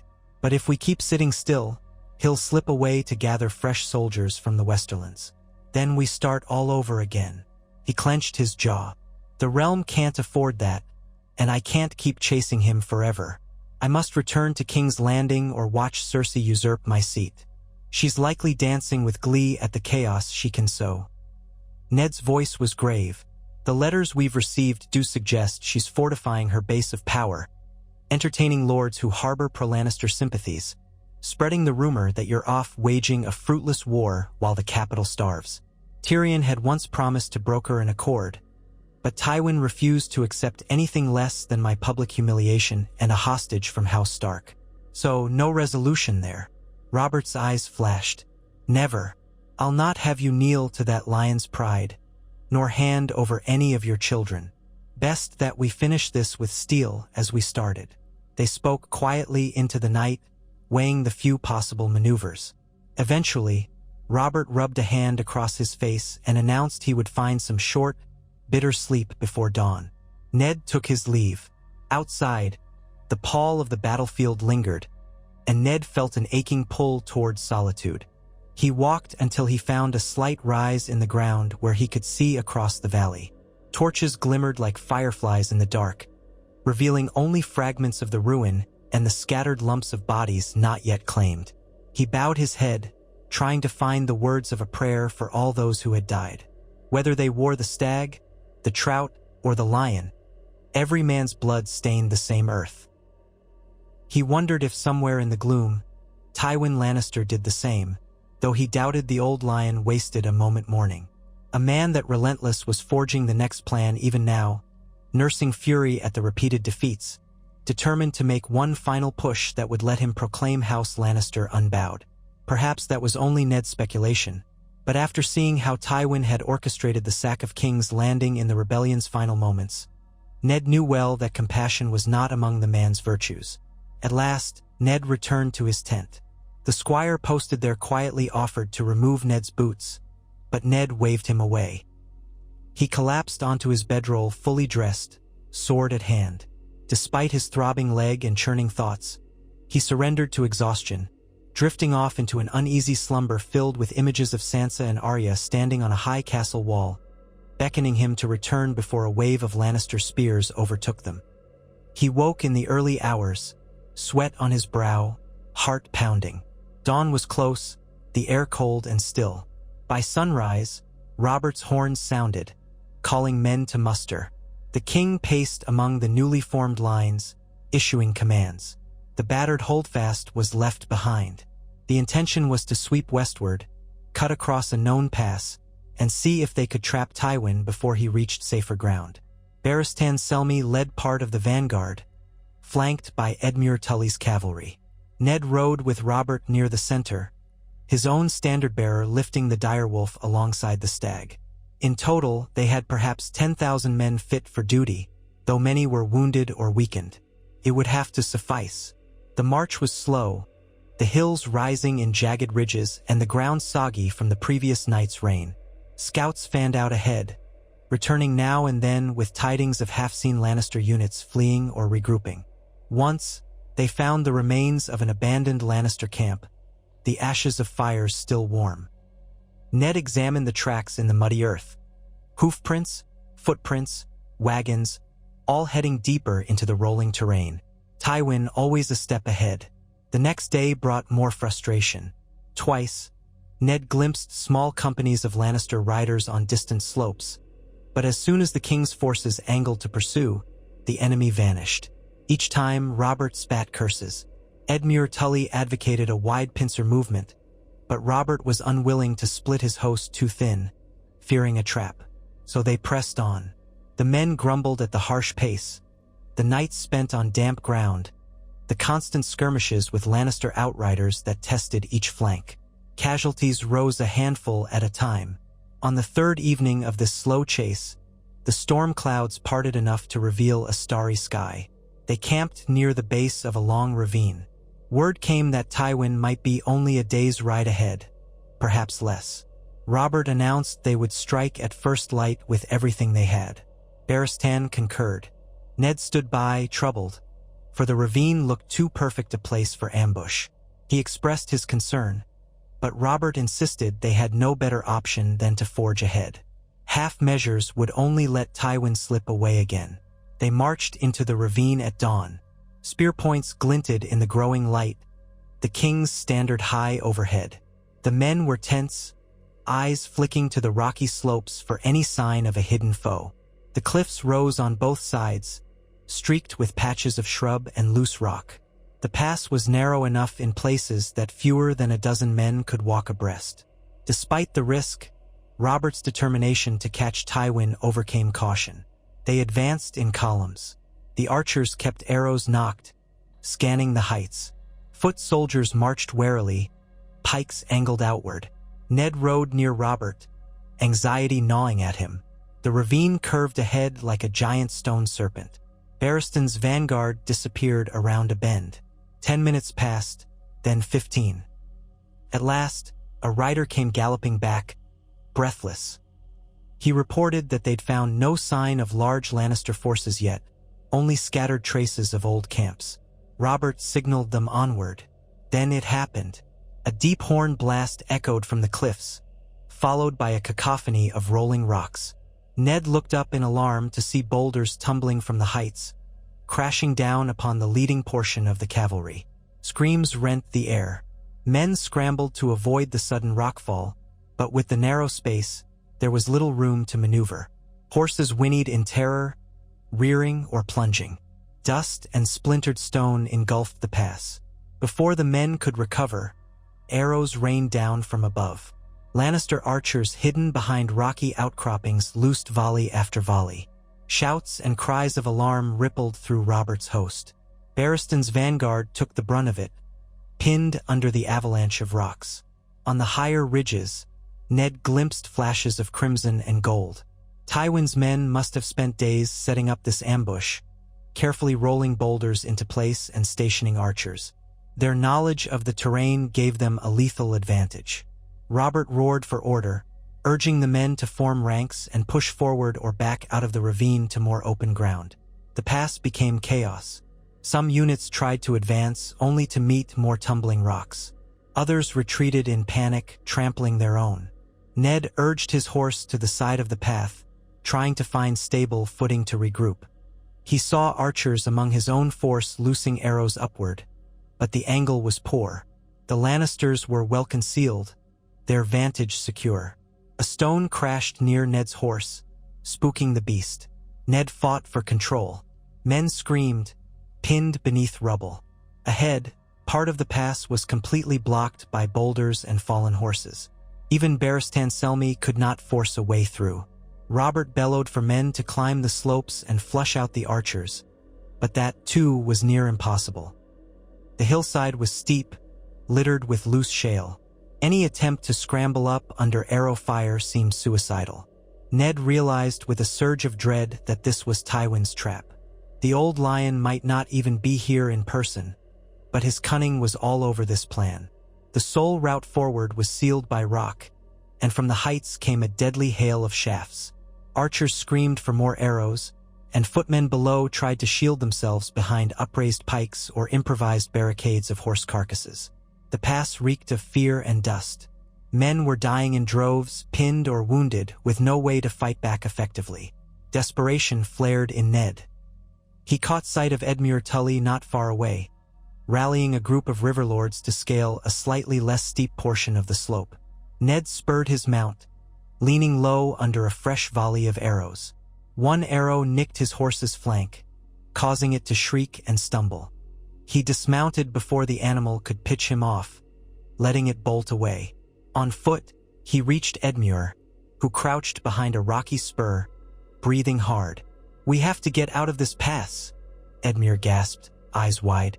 "Or find some vantage to strike back. We're trapped like rats." Ned nodded, scanning the chaos. Robert was out of sight, likely trying to rally the center. "Gather as many archers as you can. I'll try to find the king. We might attempt a fighting withdrawal. We can't stay here." Easier said than done. Everything was a swirl of dust and confusion. Screams reverberated off the cliff walls. A surge of Lannister infantry in partial view above them let fly another volley. Ned ducked behind a boulder, heart pounding. The air rang with the hiss of arrows. Then, for a moment, the onslaught lessened. Perhaps the archers were repositioning or changing quivers. Seizing the moment, Ned dashed forward, searching for a path back down the pass, stepping over bodies and wrecked wagons. He nearly tripped over the remains of a horse. Intestines spilled out across shattered stone. Another flight of arrows came whistling down. He flung himself behind a rock. A pike-wielding soldier nearby took a shaft through the collarbone and collapsed. Ned crawled to the man, saw he was beyond help, and pressed on. At length, he glimpsed the king through the haze, bellowing commands as men huddled around him. Robert's face was streaked with dust and blood, his warhammer in hand, though it was nearly useless against an enemy perched above them. "We must pull back," Ned shouted over the din. "Fall back to open ground. Regroup. Robert's eyes blazed with fury. Damn Tywin. If we retreat, we leave half our men pinned here. Even as he spoke, another round of stone clattered from the cliffs, smashing a supply wagon. Ned shielded his face from flying debris. We have no choice. Staying means death for all. Let's form ranks and pull out. Then we can try another route or flank them. The king roared wordless anger, but Ned saw the realization dawn. Every moment they lingered, more men died. Already, the pass was turning into a slaughter. Barristan was nowhere in sight, likely trapped nearer the front. Robert clenched his teeth, stood tall, and bellowed with all his might. Retreat! Form lines! Pull back! It took precious minutes to transmit the order through the chaos. Horns blew, a desperate and disjointed melody of withdrawal. Those men who could still walk or ride turned to scramble out of the ravine. Tywin's archers intensified their fire, seeking to maximize slaughter as the king's army fled. Many fell, arrows sprouting from their backs or legs. Ned fought to keep his wits, guiding small knots of soldiers to follow the king. The ground was slick with blood and churned mud. Corpses piled along the narrow trail. At last they emerged into a wider section near the eastern mouth of the ravine, out of range of most arrows. Some Lannister bowmen still fired from vantage points, but the angle was more difficult. The survivors poured out in a panicked stream, battered and traumatized. Robert cursed violently, smashing his warhammer into the earth as if it were a demon's skull. The retreat had been inevitable, but it stung with shame. Dozens, hundreds of dead were left behind, along with abandoned wagons and supplies. Tywin had forced them to yield ground. They regrouped on a low ridge a mile away. Men collapsed in exhaustion. Archers scrambled to set up some defensive posture in case the Lannisters emerged to press the advantage. But it seemed Tywin was content to hold the pass. Or perhaps he had no large force below to truly mount a charge.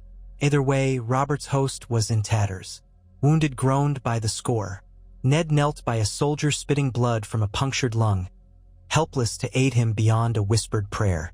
They soon discovered that Barristan Selmy had been in the pass's leading column when the boulders fell. Rumor said he was pinned under a horse with a broken leg. Others reported seeing him rally men in a last stand near the blocked path. No one knew if he was alive or dead.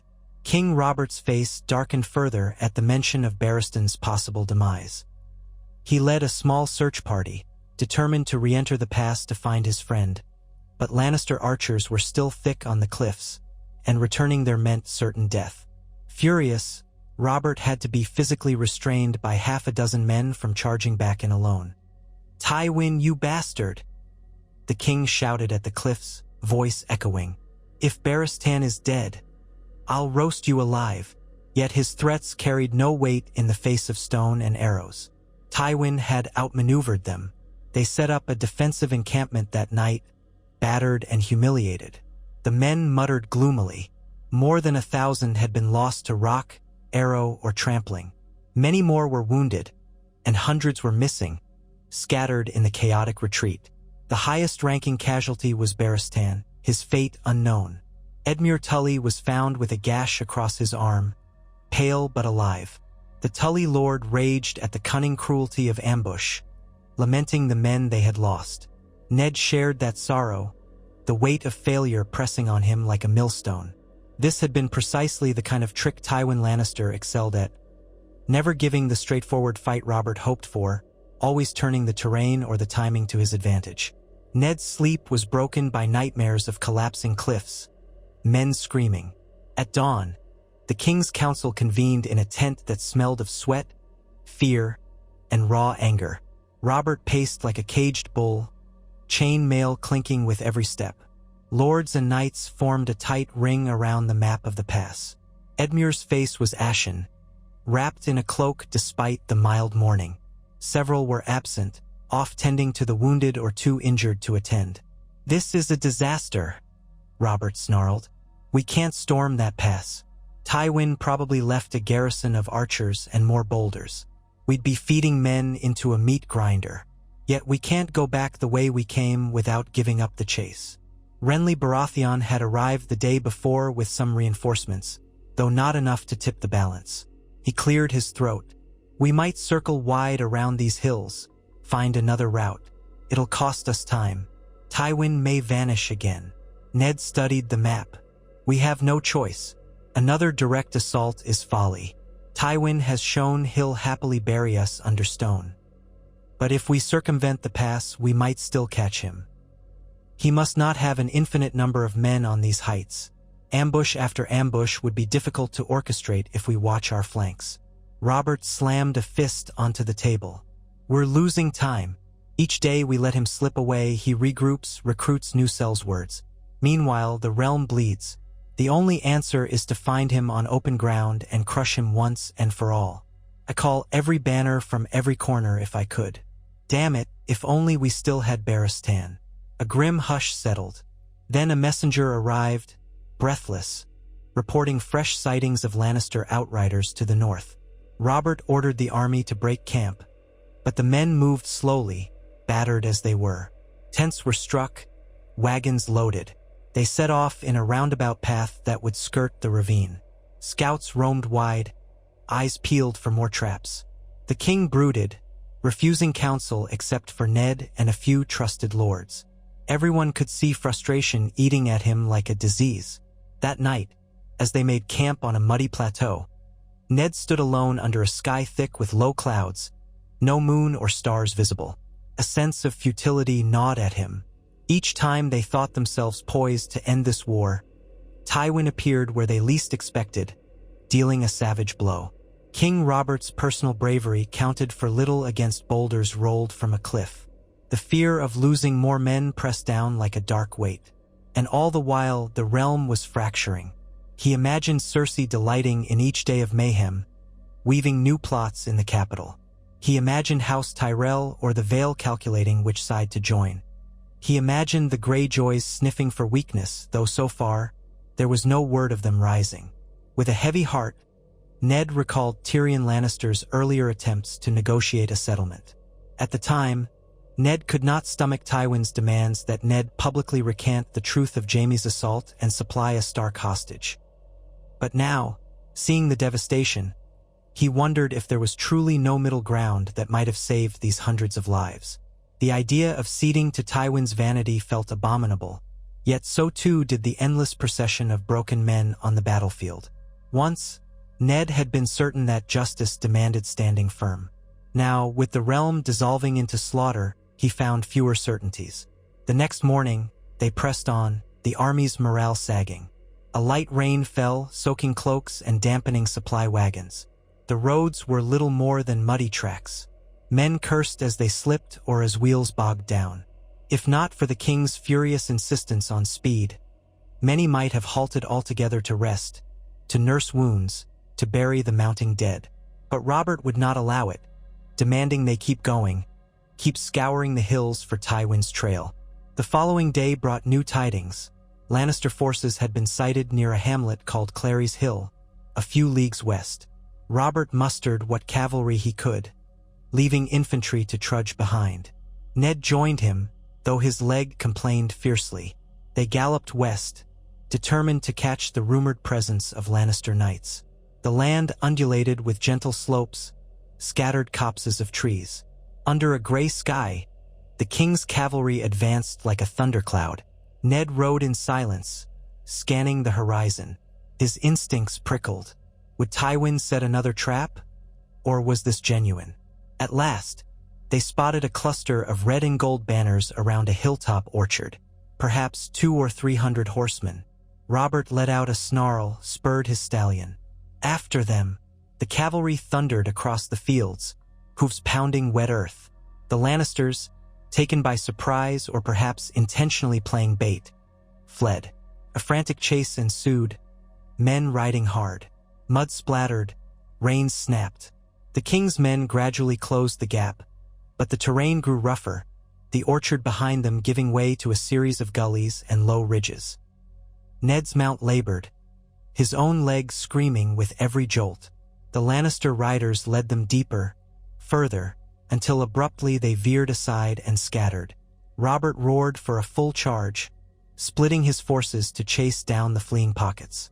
Ned tried to stay close, but in the swirling confusion, he lost sight of the king. He reined in, panting, scanning the immediate surroundings. A half-dozen Northmen flanked him. Ahead, a small band of Lannisters lurched over a ridge, vanishing from view. Ned considered following, but the ground was treacherous. He sensed that something was amiss. A distant horn sounded. Then, from behind the ridge, cavalry poured forth. Twice, thrice the number Ned had anticipated. They bore the golden lion on crimson, lances lowered. It was an ambush within an ambush. The scattered Lannisters had regrouped behind the crest, concealed from view until now. Caught off balance, Robert's forces were overextended. Men swore and tried to wheel about. The clash was inevitable. Ned braced his horse, drawing his sword. The Lannister cavalry crashed into the king's riders like a steel wave. Shouts and screams erupted. Ned parried a lance thrust, feeling the force reverberate through his arms. Another horse slammed his flank, nearly unseating him. Somewhere to his right, a Northman cried out and fell beneath thundering hooves. Mud churned, flecking Ned's face. He slashed at a golden lion surcoat, only to have the blow deflected by an upraised shield. The horse beneath him skittered sideways, hooves sliding. All around, men fell in a storm of lances and swords. The Lannisters showed no quarter, clearly determined to break the king's cavalry once and for all. Ned glimpsed a swirl of red cloak, a knight with a mane-like helm driving his lance through a Stormlander's back. Another Lannister raised a standard and hollered victory cries. Ned cut him down with a quick blow to the chest, then wrenched his sword free. Blood spattered his glove. The horse beneath him shrieked as a spear grazed its flank. Ned struggled to keep control. Somewhere ahead, Robert's warhammer rose and fell, the king bellowing curses. Through the chaos, Ned saw Robert strike down a pair of knights in rapid succession. But more Lannisters circled, forcing men away from their king. Ned tried to ride to Robert's side, but a wedge of enemy cavalry blocked him, the press too thick. The clash turned savage. Steel collided with steel, and the screams of wounded horses filled the air. Edmure Tully's cavalry reserves arrived, galloping in from the flank. They slammed into the Lannister formation, buying some respite for Ned and the others. In that moment, Ned forged ahead, hooking around the confusion, searching for Robert. He found the king embroiled in a tangle of men, his enormous stallion rearing. Robert's warhammer crashed into an enemy helm, caving it in, but another Lannister bore down from behind with a sword raised. Ned shouted a warning, though the king was too preoccupied to hear.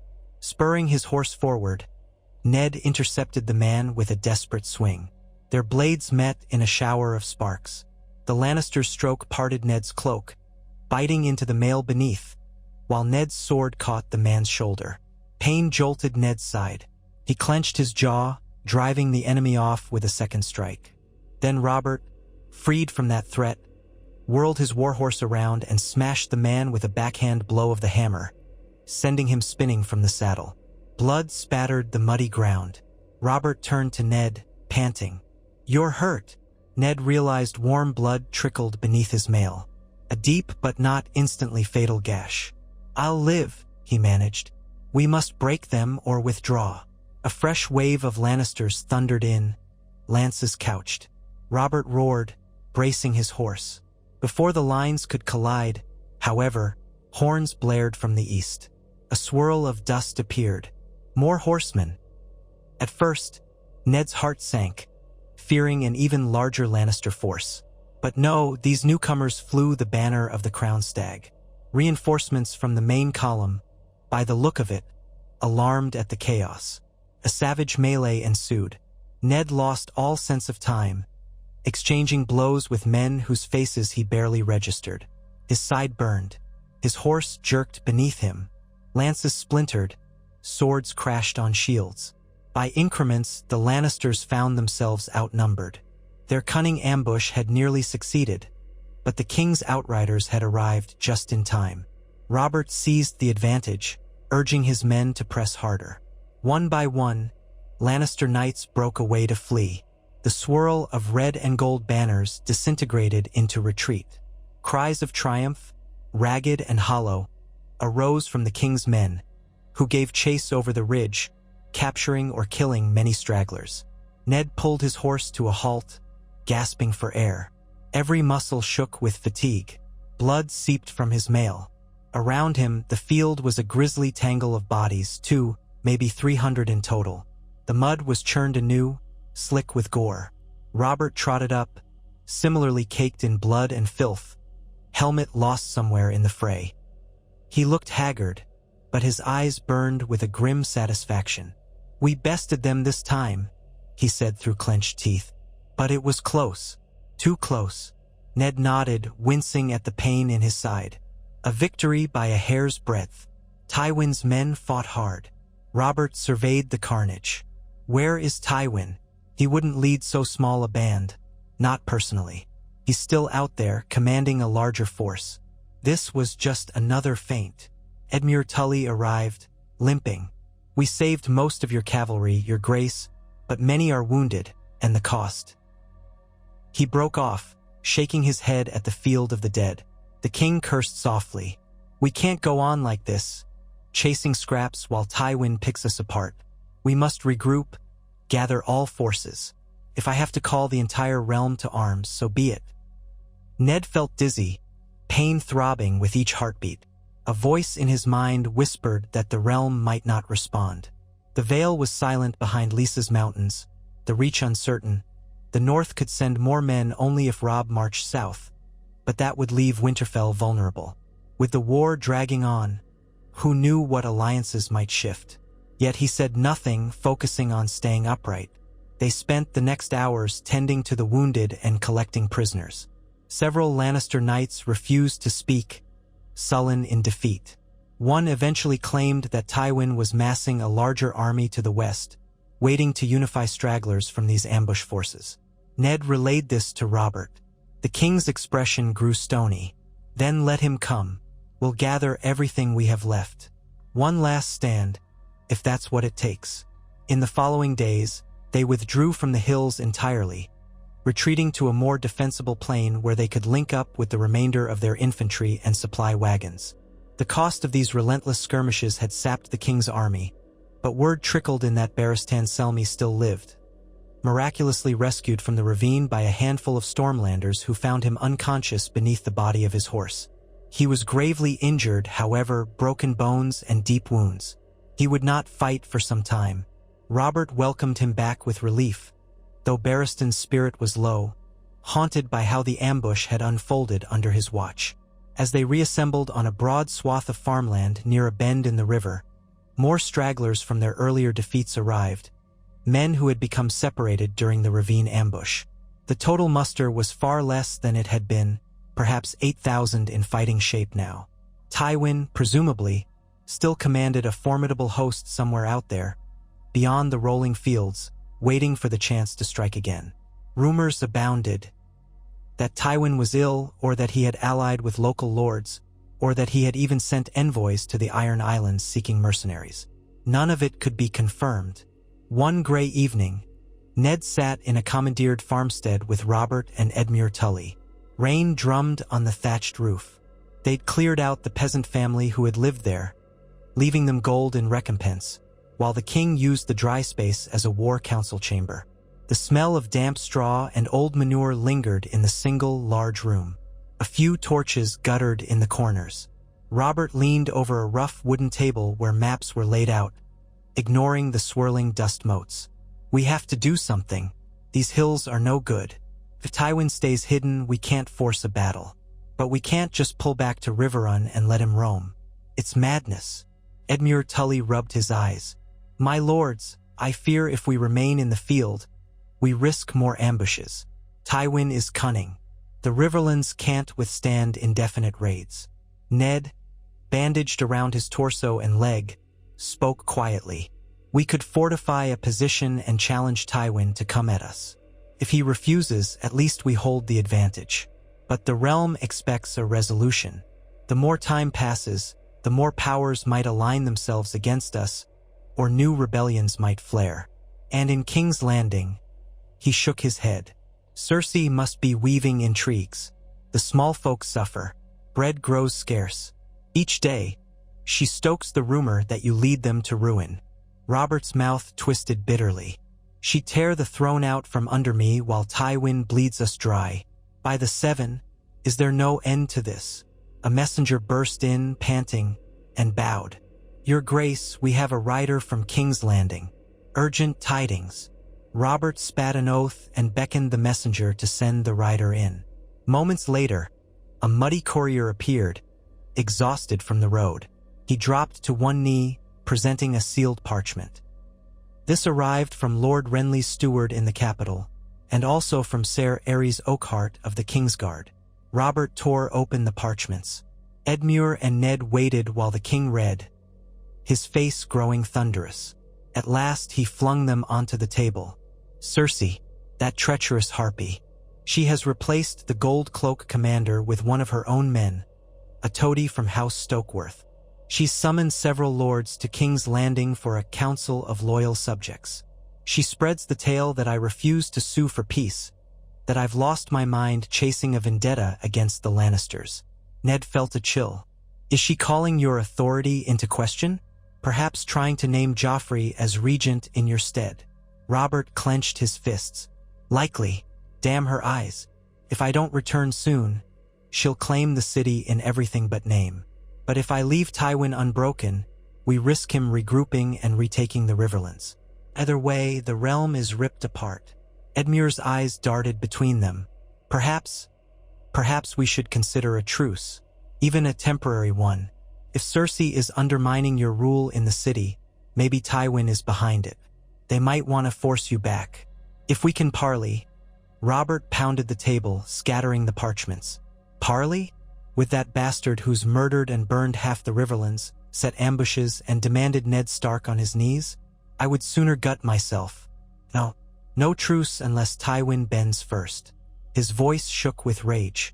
Ned recognized the same fury that had driven Robert to slay princes and dragons in the rebellion. But times were different now, the lines not so clear. He cleared his throat. If we remain here, we face a stalemate.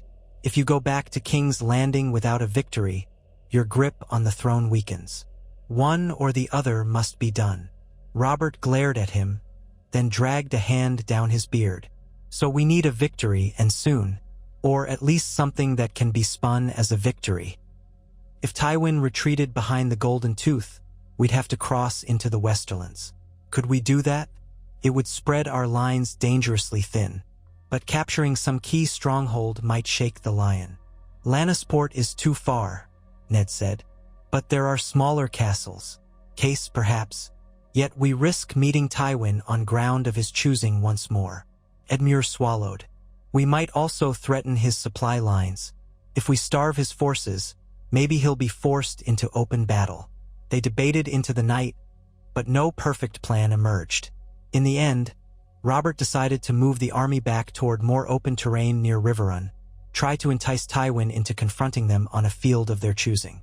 If that failed, they would at least be in range to defend the Riverlands from further sieges, and Robert could evaluate whether to risk returning to King's Landing. It was a half measure, yet no one could conceive a better alternative. At dawn, they marched again, weary and angry. Days turned into a grinding trek, punctuated by small clashes with Lannister outriders, fruitless hunts for the main host. Rain battered them intermittently, turning roads to muck. Villages they passed had been looted or burned, the small folk scattered. Ned felt despair creeping in. The soldiers were tired faces, caked with grime. In whispered corners, men asked how many more battles must be fought, how many more months of hardship. Some murmured that the king should yield or negotiate. Others demanded Tywin's head on a spike. None had the power to decide. In the midst of this slow dance of armies, a fresh shock arrived from the north. Ravens bearing news that Robb Stark had mustered a significant portion of northern forces and was preparing to march south. Ned read Maester Luwin's letter with conflicting emotions. Robb, still so young, yet forced by the realm's turmoil to gather the North's bannermen. Winterfell's lords, Umber, Manderly, Serwyn were pledged to defend House Stark. They stood ready to move if called. Luwin's letter politely asked for confirmation. Did Ned want the North to commit thousands of men to the war? Or should they remain behind their moors and mountains, waiting? Ned discussed it with Robert, who let out a bitter laugh. Would that help us? Yes, but it would leave the North exposed, and it might spark even greater fury from Tywin. But if your boy is resolved, perhaps that's the only way. The more men we have, the safer we can force a decisive victory.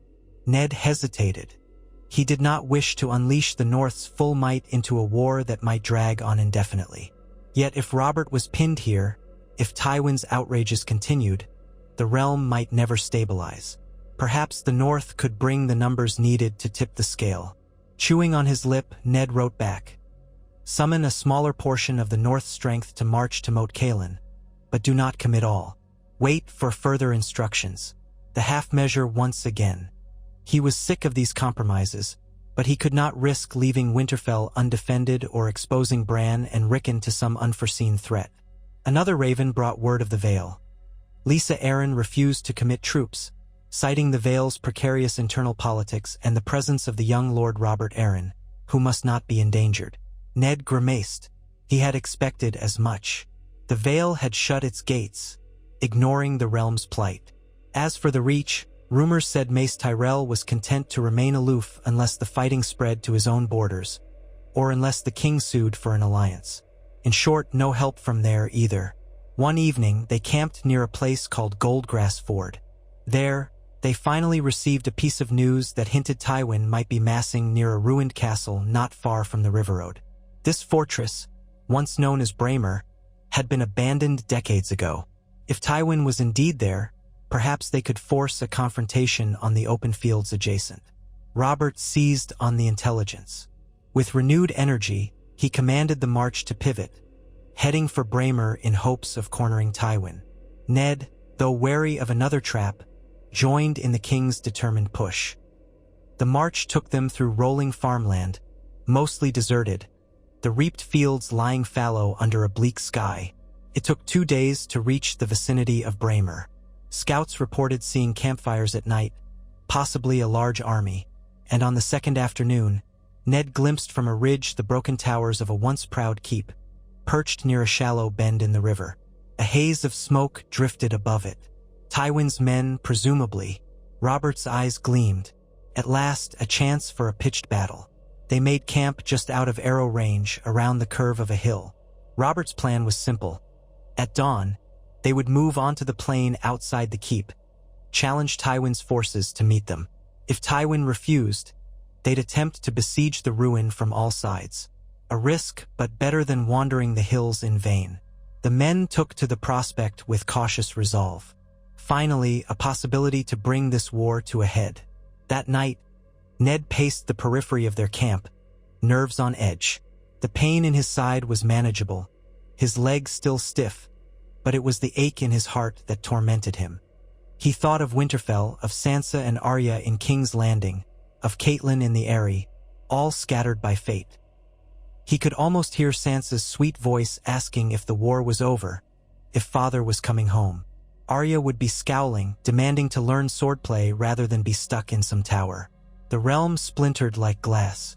He prayed that on the morrow, the gods might grant them a victory that could at least open the door to negotiations or some form of settlement. Dawn arrived under a steel-gray sky. The king's horn blasts roused the host. Men donned armor, ate a spare meal of hard bread, drank water. Banners were unfurled. Robert, resplendent in battered plate, addressed the troops in a booming voice, urging them to stand firm, to show the lion that the stag and direwolf had teeth. The men roared in reply, though the undertone of fear was undeniable. They had endured too many brutal fights to greet the prospect lightly. They moved out, forming lines upon the plain east of the ruined keep. The sight of so many armed men was impressive, though numbers had dwindled since earlier battles. Nonetheless, war drums thumped, horns signaled positions. Ned could see from afar the tumble-down ramparts of Braemar, half-collapsed walls. The Lannister banners flew there, a lion rampant snapping in the breeze. Inside those walls or in the fields behind them, Tywin must have an army. Whether it was as large as rumored remained to be seen. Robert advanced with the vanguard. A herald rode forth, proclaiming that King Robert challenged Lord Tywin Lannister to come forth and face the king's justice. The words echoed across the plain. For a tense while, nothing happened. Then, slowly, the gates of Braemar creaked open. A line of crimson banners emerged. The watchers on Robert's side murmured, tensed, weapons ready. A lone knight galloped forward. He wore no helm, letting his blonde hair stream in the wind, though older and flecked with gray. He did not appear to be Tywin himself, but rather some high-ranking retainer, for his surcoat bore the lion crest. He halted within hailing distance. Beside Robert, Ned strained to hear. The knight called out, "I am Ser Kevan Lannister, brother to Lord Tywin. My lord offers terms for parley." Murmurs rippled. Kevan Lannister was known to be Tywin's loyal lieutenant. Robert consulted briefly with Ned and Edmure, then shouted back, "Terms? If Tywin wants to treat, he may come himself or send envoys here, in sight of both armies. We have no trust left for private parleys." Kevan rode closer, accompanied by a single standard-bearer. Robert met him with Ned, Edmure, and a few knights, forming a small circle between the lines. The hush stretched across the battlefield. Kevan inclined his head politely. He was known as more diplomatic than Tywin, yet still a Lannister to the bone. "My Lord Tywin regrets the bloodshed," Kevan said, voice carrying in the still air. "He proposes a cessation of hostilities while you and he negotiate the necessary reparations. We can spare the realm further horrors if an accord is reached now." Robert's mouth curled. "Negotiations after all your ambushes and raids? Let Tywin come out in person if he's sincere." Kevan stiffened. "My brother is unwell. He cannot ride forth. If you would agree to an exchange of hostages to guarantee safety, a small party of your lords might come inside Braemar to discuss terms. My brother seeks peace if certain conditions are met." Ned's mind flashed to the earlier demands. Ned's kneeling gold, a hostage from House Stark. He eyed Kevan. "What conditions does Tywin propose now?" Kevan considered. "Lord Tywin requests that House Stark publicly rescind any claim that Jaime was the aggressor. The crown pays a restitution of 70,000 gold dragons to House Lannister. Additionally, the king must allow Lord Tywin certain rights to garrison men in the Riverlands for a period of 2 years, ensuring no further aggression. In exchange, Tywin will cease all hostilities, withdraw to the Westerlands with his men, and release any prisoners taken in prior clashes." Edmure's face flushed. "You'd put Lannister men in my lands after you've slaughtered and burned half of them?" Kevan's expression did not waver. "A necessary guarantee, my lord." Robert's anger rose. "This is naught but an attempt to claim the Riverlands for yourself. You think I'd let Tywin set up camp in Tully territory for 2 years? His laugh was devoid of mirth. "We'd be at your mercy." Kevan's lips pressed together. "War or peace, my lords. If you continue, more will die. My brother will fight to the bitter end, and House Lannister is not easily broken." Ned studied Robert, seeing the veins in his neck stand out. This was exactly the sort of humiliating demand Tywin had tried before. Robert turned to Ned and Edmure, speaking softly enough that Kevan could not hear. "We can't accept this. It's a travesty. Surrender half the Riverlands in all but name? We'd look weak, and Cersei would seize on that at once." Edmure's voice was tight. "I'd rather fight than place my people under Lannister boots for 2 years. That is no peace." Ned weighed the cost. More battles, more ambushes, more devastation. The realm teetering. Yet Tywin's demands were monstrous indeed. He took a breath, turning back to Kevan. "If Lord Tywin truly desires peace, he must offer more reasonable terms. We will not accept Lannister garrisons in the Riverlands. As for restitution, we might discuss gold, but only if Tywin compensates the Riverlords for the damage done. And House Stark will not recant the truth about Jaime's attack." Kevan's eyes flashed. "Then it would appear we have no accord." Robert stepped forward. Tell Tywin if he wants to stop this war, he must bend the knee to the crown, withdraw unconditionally from the Riverlands, and accept the king's terms. If not, we settle this with steel." Kevin gave a curt bow. "I will deliver your words. Expect an answer before dusk." He wheeled his horse, rode back to Braemar with the standard-bearer trailing. Robert let out a savage exhale. He's stalling, or they're preparing another cunning scheme inside those walls. Well, if they want war, we'll give it to them. They returned to their lines, bracing for whatever Tywin's response might be. Hours crept by. The sun rose higher, clouds drifting overhead. Soldiers waited tensely, exchanging rumors. Ned paced, the bandage under his mail damp with sweat. He prayed Tywin would yield, but that hope felt flimsy. By mid-afternoon, a messenger emerged from Braemar, bearing a sealed scroll. Robert summoned Ned, Edmure, and a group of knights to hear it read. The scroll reiterated Tywin's demands, refusing to budge on the question of garrisons in the Riverlands. Tywin expressed regret for the fighting but insisted it was the king's aggression that started it, referencing Jaime's killing. Not a word about mutual compensation. The message ended with a thinly veiled threat that if the king attacked Braemar, Tywin would burn the entire region and put any captured lords to the sword. Robert tore the parchment in half. "That's it, then. We attack at dawn. War without quarter." Ned's stomach nodded. "Braemar's walls are half ruined. We might breach them, but at what cost if Tywin's men defend fiercely?" Robert's jaw set. "We have siege engines. We have men enough to ring the fortress, starve them out. If Tywin is truly inside, we'll smoke him out if we have to. No more dancing in the hills. This ends here." Thus resolved, the king ordered the building of siege lines around Braemar, archers stationed to harass the walls. The Lannisters responded with arrow fire, picking off any who ventured too close. Throughout the evening, the war drums beat. Morale soared and dipped in alternating waves. Some men craved a final showdown. Others dreaded the carnage. Ned oversaw the placement of ballistae and scorpions, ensuring they had vantage points. If Tywin truly was within, he would not escape easily. Night fell. Torches ringed the ruined castle, a circle of fire in the darkness. The Lannisters answered by lighting their own torches on the parapets, revealing glimpses of a stronger defense than the shattered walls suggested. Reports came in of half-hidden barricades and sharpened stakes in the rubble, pitfalls around certain approaches. Tywin or his captains had prepared meticulously. Ned barely slept, plagued by memories of the ravine ambush. But come dawn, the king gave the signal to commence the assault. Drums thundered, horns blared. Archers loosed flights of arrows at the ramparts, while men pushed ramshackle siege towers across the broken ground.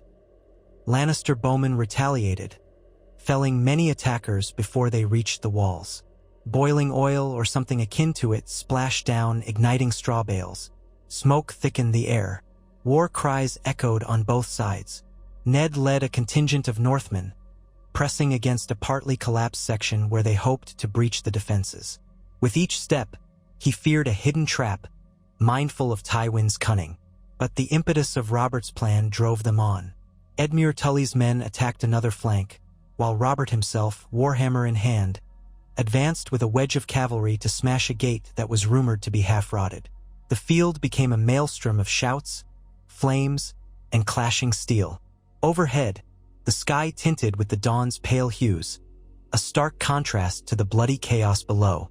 As Ned's force neared the broken wall, a volley of crossbow bolts erupted from slits in the fallen masonry. Men screamed, shields raised. Ned crouched behind a battered shield, pressing forward. Then the defenders heaved down great stones. Two crashed near Ned, hurling shards of rock. One chunk glanced off his helmet, sending his ears ringing. He stumbled, nearly toppling. A Northman yanked him upright, blood streaking the man's cheek. Step by agonizing step, they scaled the rubble. Ned gasped for air, sweat running under his armor. He swung his sword at the first Lannister soldier who emerged from behind a jagged block of masonry. Their blades rang. The man's face contorted in a snarl, and for a heartbeat, Ned thought he saw echoes of Jaime's grin. Then Ned's steel found the gap in the soldier's mail, drawing a gush of blood. The soldier collapsed.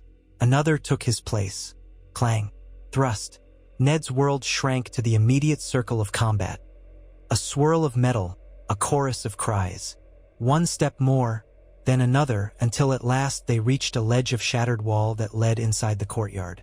Tully men on another flank had similar success, though the going was brutal. Flames leapt from a barricade near the inner gate, choking the air with acrid smoke. Robert's cavalry battered at the main gate, splintering it, letting foot soldiers rush in behind. The Lannisters fought with desperation. The ground was soon slick with blood, rubble, and corpses. Ned's ears rang with the clang of iron on iron. Bit by bit, the king's army pushed deeper into Braemar. Men poured through breaches in the walls. Shouts for quarter occasionally rang out, seldom answered. This was a savage fight, each side convinced the other had committed atrocities. A squad of Lannister knights counterattacked with short pikes, driving a wedge into the Tully lines. Ned saw them skewer men like fish, only to be flanked by Robert's personal guard. Everywhere, the noise overwhelmed thought. Within an hour, the outer courtyard was mostly taken. Ned found himself near a battered old keep tower where the door was barred from within. Northmen hacked at it with axes. A small group of Lannister archers took potshots from the top windows, but soon ran out of arrows or found themselves threatened by a swarm of attackers below. One archer leapt from the tower in desperation, smashing to the ground. Another tried to surrender. Across the courtyard, Robert advanced with a handful of knights, warhammer dripping. Smoke and debris made it hard to see. The king hollered for Tywin, challenging him by name. No reply, only the screams of the dying. Eventually, the keep door gave way, and the king's men swarmed inside. Ned pushed through the jostling crowd. The interior was cramped, corridors caved in or blocked by rubble. Torchlight danced on ancient stone. Up a narrow stair, they found more Lannister soldiers mounting a last stand, refusing to yield even as the onslaught overwhelmed them. Ned fought his way through in Robert's wake, though every breath burned his lungs. By the time they reached the top of the stairs, the floor was slick with blood. Robert had smashed down the final door. Inside was a circular chamber, half collapsed, letting in a beam of dusty sunlight. Broken furniture lay scattered. Lannister banners had been hung on the walls, though many were now torn or stained. A handful of bodies wearing lion-embroidered cloaks sprawled about, throats slit or skulls caved in. But Lord Tywin Lannister was nowhere to be seen. Robert let out a bellow of rage, spinning to face a pair of half-dead Lannister men cowering near a splintered table. "Where is he?" the king demanded. One soldier coughed up blood. "Gone, left at dawn. Only a rearguard stayed to slow you. My lord was never truly here." His words deteriorated into a gurgle. The other soldier moaned for mercy, offered no coherent answer. The truth struck Ned like a punch. This entire fortress had been a sacrificial lure, filled with defenders to bleed the king's army once more. Tywin had apparently long since departed, leaving instructions to hold Braemar to the last man, or at least to make it appear that he might be within. Robert, in a fury, slammed his warhammer against the wall, sending chunks of mortar flying. The men who had fought so hard to seize the keep were left staring at each other, robbed of the victory they craved. Braemar was theirs, but Tywin was free. They emerged into the smoky courtyard, the king's standard raised high, men cheering half-heartedly at the apparent conquest. Ned could only feel hollow. Dozens more had died in this assault, and for what? Another ruin, another round of orphans and widows. The realm had not advanced one step closer to peace. Robert's expression showed the same grim resignation as he surveyed the carnage. A few hours later, they cleared the last pockets of resistance. The surviving Lannisters, perhaps 100, were taken captive. Some begged to be spared, insisting they had no idea Tywin was gone. They had simply followed orders. Robert wanted to execute them all in a rage, but Ned managed to urge restraint, pointing out that mass slaughter would only deepen the realm's wounds. Instead, they placed them under guard. A field maester worked to treat the many wounded on both sides, though supplies were short. As night fell, Ned stood atop a half-collapsed parapet, gazing out over the subdued campfires below. Braemar was silent now save for the occasional groan or shout. Robert had retreated to a corner of the keep with a keg of ale, refusing visitors. The victory rang hollow. Tywin's cunning had drawn them yet again into a fruitless siege, costing hundreds of lives, sapping their will. Rain spattered on the stones. Ned leaned on his sword, trying to ignore the throbbing in his side. His reflection was a litany of sorrow. Each day he remained in the field. War raged on. The people of the Riverlands suffered, and the realm slid further into chaos. Yet, if he returned to King's Landing, Tywin would roam unchecked. If he pressed further, Tywin might spring more traps. No matter what choice he made, blood followed. He recalled Sansa's sweet, naive question, "Why does it have to be so cruel?" War had always been cruel, but this one, sparked by a single street duel that ended Jaime Lannister, was crueler still. Ned felt no regret for staying alive that day, but oh, how he wished Jaime had yielded rather than forcing his own downfall. A flicker of lightning illuminated the night. Far off, thunder rumbled. The wind carried the smell of char and rot from the courtyard below. Ned closed his eyes and whispered a prayer to the old gods, though they seemed deaf to his pleas. House Lannister was unyielding, and King Robert was consumed by anger. The realm bled in the space between. Somewhere, Tywin plotted his next move. Somewhere, Cersei tightened her grip on the capital. Somewhere, in the north and the Vale, families prayed for the conflict to end. Ned opened his eyes, staring at the darkness beyond the ruined battlements. He could not see the path forward, yet he knew dawn would come, and with it, another day of war. Perhaps the next day would bring new tidings, new tragedies, or some faint glimmer of hope.